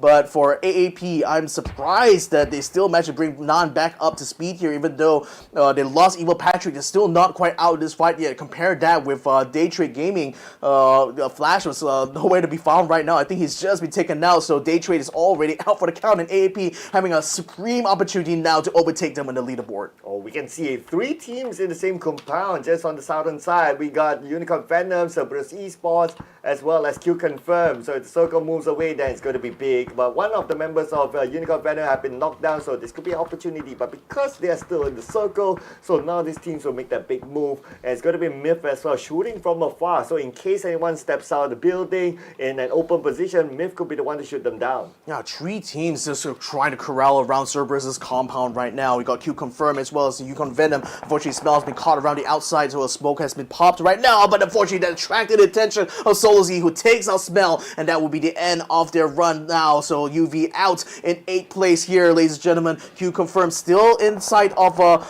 CES's compound here. PLM right now trying to give the slip here to Made in Thailand, who has control over this northern side, only just though, but they weren't able to stop PLM from being able to move up, so they will take up to the northern part of this next safe zone. Oh, here we go. The northern side should be a good battleground. Should be the next battleground here between Purple Moon Esports as well as AAA. They are just next to each other, but Purple Moon Esports taking the lower ground, AAA with a compound on the higher ground instead. So possibly we might need to the next phase of the circle before we see that fight happening. But it's going to be Myth just butting in onto Purple Moon Esports. Yeah, they're going to be pincering and just cutting off PLM's escape options down south. So they pretty much want to make sure, I mean, again, that was the spot that Flash chose as well. And look at what that led to him. Duckman's now pointing some fire into Thunders and Borboats. He gets a headshot onto Borboats now, forcing him to hunker down. Thunders are going to try to hit him off right now. Xsset gets caught around on the outside though by Thunders, so at least they're preventing another flag coming on that side, and Xsset will be removed from the game there by the Expendables Tan Vu. Duckman still holding that position down the south part of where Purple Mood is currently set up in, and still keeping them headed up, still preventing them from moving out. Haisaki now coming around outside there, trying to head off QConfirm, gets knocked down as well. Duckman's now forced to try to move out of the way there because of Borbo's getting up, and then you got the Expendables starting to come back in as well. ArkAngel Predator coming under fire right now from AAA, but is still able to hold on for now. Algebot's bleeding out inside the smoke at this point. Made the Thailand's Jacob. Now he saw the Expendables try to come up. He managed to catch Ninja 2K. Will finish off us as well, and the Expendables will be out in 7th place within one last shot coming in from Thunders. Well, let's not forget the fight, the compound fight at CERBERUS Esports and QConfirm. They're just next to each other, and because of the zone move, CERBERUS Esports was forced to move, so we got a couple of casualties in that compound. ArkAngel Predator playing by the edge of the circle at this point, and we can see that Purple Moon Esports, they won't move from this area. This is their comfort zone for now. I mean, they can't move from the area, practically. You still got Myth's Jacob keeping them under fire right now. And Cerberus has just been taken over by QConfirm. They actually managed to find Solozy and Taiko while they tried to flank them out in the open and just shot them down completely. So that's going to be Cerberus out in 6th place. Now QConfirm moving up forward here. They will find AAP though as J-Dye gets a nice little frag grenade to take out Alec. And that will be the end of their journey here. 4 teams now vying for the final chicken dinner. Who is it going to be? Attack all around, QConfirm, Purple Moon Esports, or Made in Thailand? Well, the next phase of Circle might determine who will be the next team to go out. Let's see what happens as the Circle shifts away and the Circle moves slightly towards the right and attack all around. Will be the only team on the outside of the Circle entirely. Yeah, exactly. Purple Moon now starting to come alive now, but QConfirm is giving them a surprise. A nice spray on the Thunders as he gets knocked down. Fluky and Borbos can only watch on helplessly as QConfirm continues to collapse onto the south side here to try to overrun Thunder's position. The Molotov didn't quite connect though as they continue to move up forwards here. Opon's having the M416. Now wants to try to remove Thunders, wants to try to find one on Borbos as well. He sees a convoy of cars. He knows where the position is. So now QConfirm now will be falling back a little bit here as they realize that it is a position here that AAA has a good sight line actually to send frag grenades. Oh, here we go. Barbos tossing a nade onto the high ground. And will that nade land? Ooh, yeah. Yes, it will. A little bit of a damage there onto Genki 2 off, and he immediately retreats back to safety. Yeah, he's going to try to fall back now. The problem is for AAA right now is that they don't really have anywhere else to... actually, they can try to go through the vegetation maybe, but then QConfirm is currently regrouping as well, so they may be able to cut off AAA should they try to flank around the south side. So Jacket 2 up is still going to get in his vehicle to try to get out. Pedred is already moving up here to try to get onto the hill top here, while AAA is still under fire from PLM's frag grenades. I wonder if they've just always started to run out of it right now. Jacob has just been caught out on the outside, so Made in Thailand is already out in 4th place. 3 teams still remaining, AAA being the only 4 stack. Oh, Pedred getting knocked down from afar onto Barbos from Purple Moon Esports. Looks like these 2 teams are still going at it. And QConfirm once more. He sees Fluky there, but Fluky gets himself to the zone. And that is it for Purple Moon Esports, down to the last 2 teams. AAA versus QConfirm right now. QConfirm having 3 members, AAA still having 4. Pedred as well as Opons moving up close while Erpens up hangs back a little bit. Frag grenade is going to be coming out towards QConfirm's position. Opons has just been knocked out. Pedred has been knocked as well. Zerbs up last person standing is desperate to try to hold on, but J-Dye coming in from the side. He's going for the spray. He's trying to go for the kill. Jacket 2 sprays instead, takes the kill. AAA takes the final chicken dinner, and they will take it all. Oh my goodness. What a finish for the grand finals. Oh, and our champions, of course, none other than T5 taking home the champions. Congratulations for them for being the champion of the PUBG Asia Super Cup 2023 Summer. Woo! What a journey for this team. They took the lead from day number 1, held it all the way to day 5, never looked back, never looked weak. They were strong all throughout, and now they are the PUBG Asia Super Cup champions of summer 2023. What an amazing performance by these boys. All the accolades certainly deserved. Yes, certainly deserved, and I'm pretty sure they will also have a representative to be the MVP for this tournament as well, but we will calculate all of that later on and we'll put it up later. But for T5, the moment they got the number 1 spot, they never dropped the ball at all. They just went all the way. All the way. Wow. I mean, have you ever seen a performance this dominant, by a single team throughout a very highly contested grand finals here? I mean, we're talking about the best out of all these different regions of Asia, the best from Thailand, the best from Vietnam, the best from Taiwan, the best from Japan, the best teams from Indonesia and Australia too. I mean, all of them congregating in this one final fight here for the top of this region, and it was Theerathon 5, a team that didn't look that amazing when it came to the Thai series, just suddenly being head and shoulders above everyone else, used their position being on top of the leaderboard so well by making good decisions for themselves, by taking only the fights they really needed to, and always consistently ranking, placing a high average rank as well as average amount of points per round, and that was pretty much what allowed them, to take control over this whole tournament. And with all the other teams not being able to perform, especially on these final day, the ones in the top 4, again, they were very much unchallenged for a large part of this grand final tournament. Yeah, it is a big comeback here for T5. During the group stages, they got number 19, and they were the worst performing Thai team of all. And then during the LCQ, they finished second during the LCQ. It does look like, okay, yes, they're performing, but because of their underwhelming performance during the group stage, I don't think anyone would have thought that they would be the champions during the grand finals. But during the grand finals, they showed everyone that comeback is real. Yeah, so again, congratulations one more time to Theerathon 5. They are the champions overall here for the PUBG Asia Super Cup. But there's still some more storylines we need to tie up right now. Who is going to be taking that 5th place right now between Daytrade Gaming as well as ArkAngel Predators? Is Purple Mood Esports going to be able to stay in that 7th spot, or are they going to be overtaken? Oh boy, that's going to be so much things you guys have to get updated on. So let's go ahead and have a look at the match results here for this final match number 5 here. And again, I just want to see for those other teams that are not Theerathon 5, where are they going to be landing up here, ladies and gentlemen. So let's see where the score is coming out. Attack all around, of course, we knew they were going to be they took the chicken dinner, so we knew they're going to be on top. QConfirm doing very well here, 14 points with them, so that's 4 points in front of CERBERUS Esports, who are able to get 10 points from themselves. Purple Mood, actually the best out of a lot of others here, were able to take 4 kill points plus the 5 placement points there by staying in that final fight, so they are getting 9 points, keeping them ahead of Nate in Thailand, ahead of ArkAngel Predator, and ahead of eArena. And screenshot this because you won't get to see T5 getting 0 points that often.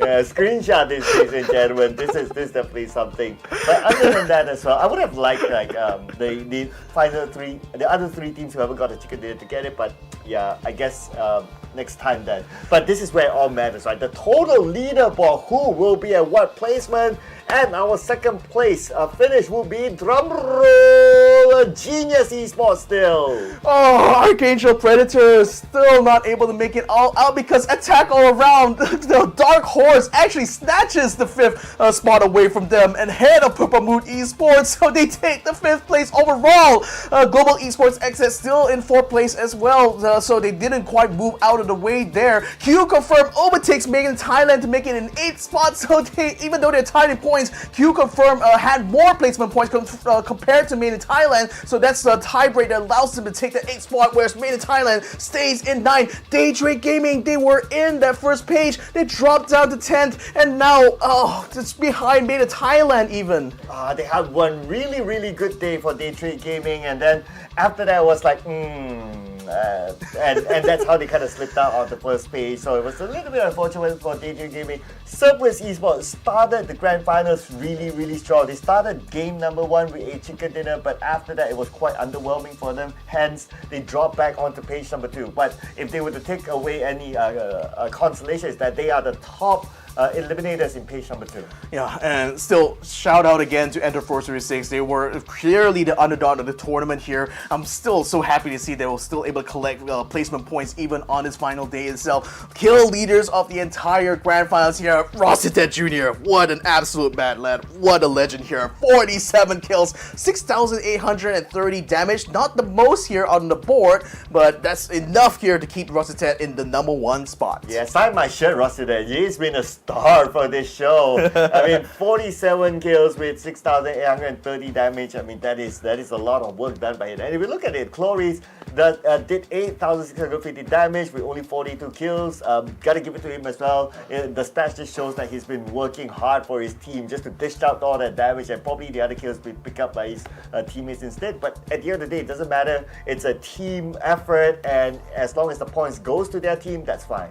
And Chloris, you know, he always constantly finds himself in a disadvantaged situation and had to pretty much carry the whole of his teams for a lot of this tournament here. So amazing performance of him. Fab as well as AlGeBots, these guys have been entertaining to watch every time we get to their perspective. He either is going to end up in a kill or they're going to get knocked down because they try to take a risky move, but how it has paid off well for them here. 37 kills here for Fab, 36 kills here for AlGeBots. DAY5 from AAA is also a standout performer here in this competition, even though he may not be able to keep up with the scoreline that like GE or T5 has been able to do, but attack all around, you know, having taken some very good hot drops, having taken some good fights as well in the mid to late stage. It's great to see that DAY5 is able to collect so many kill points for himself. Okay, but let's be surprised.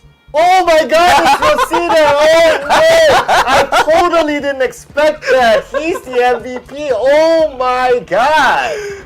Really? I love your acting skills. Oh yeah, okay, I tried. It's try. Yeah, it's a good try. I'll give it maybe like a 7 or 8 out of 10. Okay, you know? thanks. I'll try to make it a 9 next time. But man, I mean, he is undoubtedly the best performer out of everyone here in this competition. I mean, the rotations that he had done, the types of movements that T5 been able to do in final fights, and the decision making. I think that's another underrated thing about T5 here is that their shot calling and decision making is supremely good here in this competition. That's what allowed them pretty much to dominate a lot of teams in fights. You know, it's even I can see from the comments some people saying like, why is it that every team seems to look like newbies whenever they fight against T5? And I think it's just like the tactics, the strategy is just so much stronger for this team compared to everyone else. Oh wow, are you not surprised? I'm not surprised. I mean, a little bit, tiny teensy little bit. I was trying out your I mean, skills, I was hoping it was going to be genius, but oh well. Theerathon 5 it is, I suppose. Wow. Okay, that is a unique reaction. Due to that, it's like, oh, T5, oh, okay, all right, next graphic, okay, we can end the show now. Yep, most valuable team indeed. I mean, again, have you ever seen a performance this dominant for this competition here? Like, no doubt, like a lot of the Vietnamese teams had tripped over each other, especially Genius as well as NGE, trying to close the gap to T5 made them try to take a lot of fights that didn't quite work out, especially for NGE's part.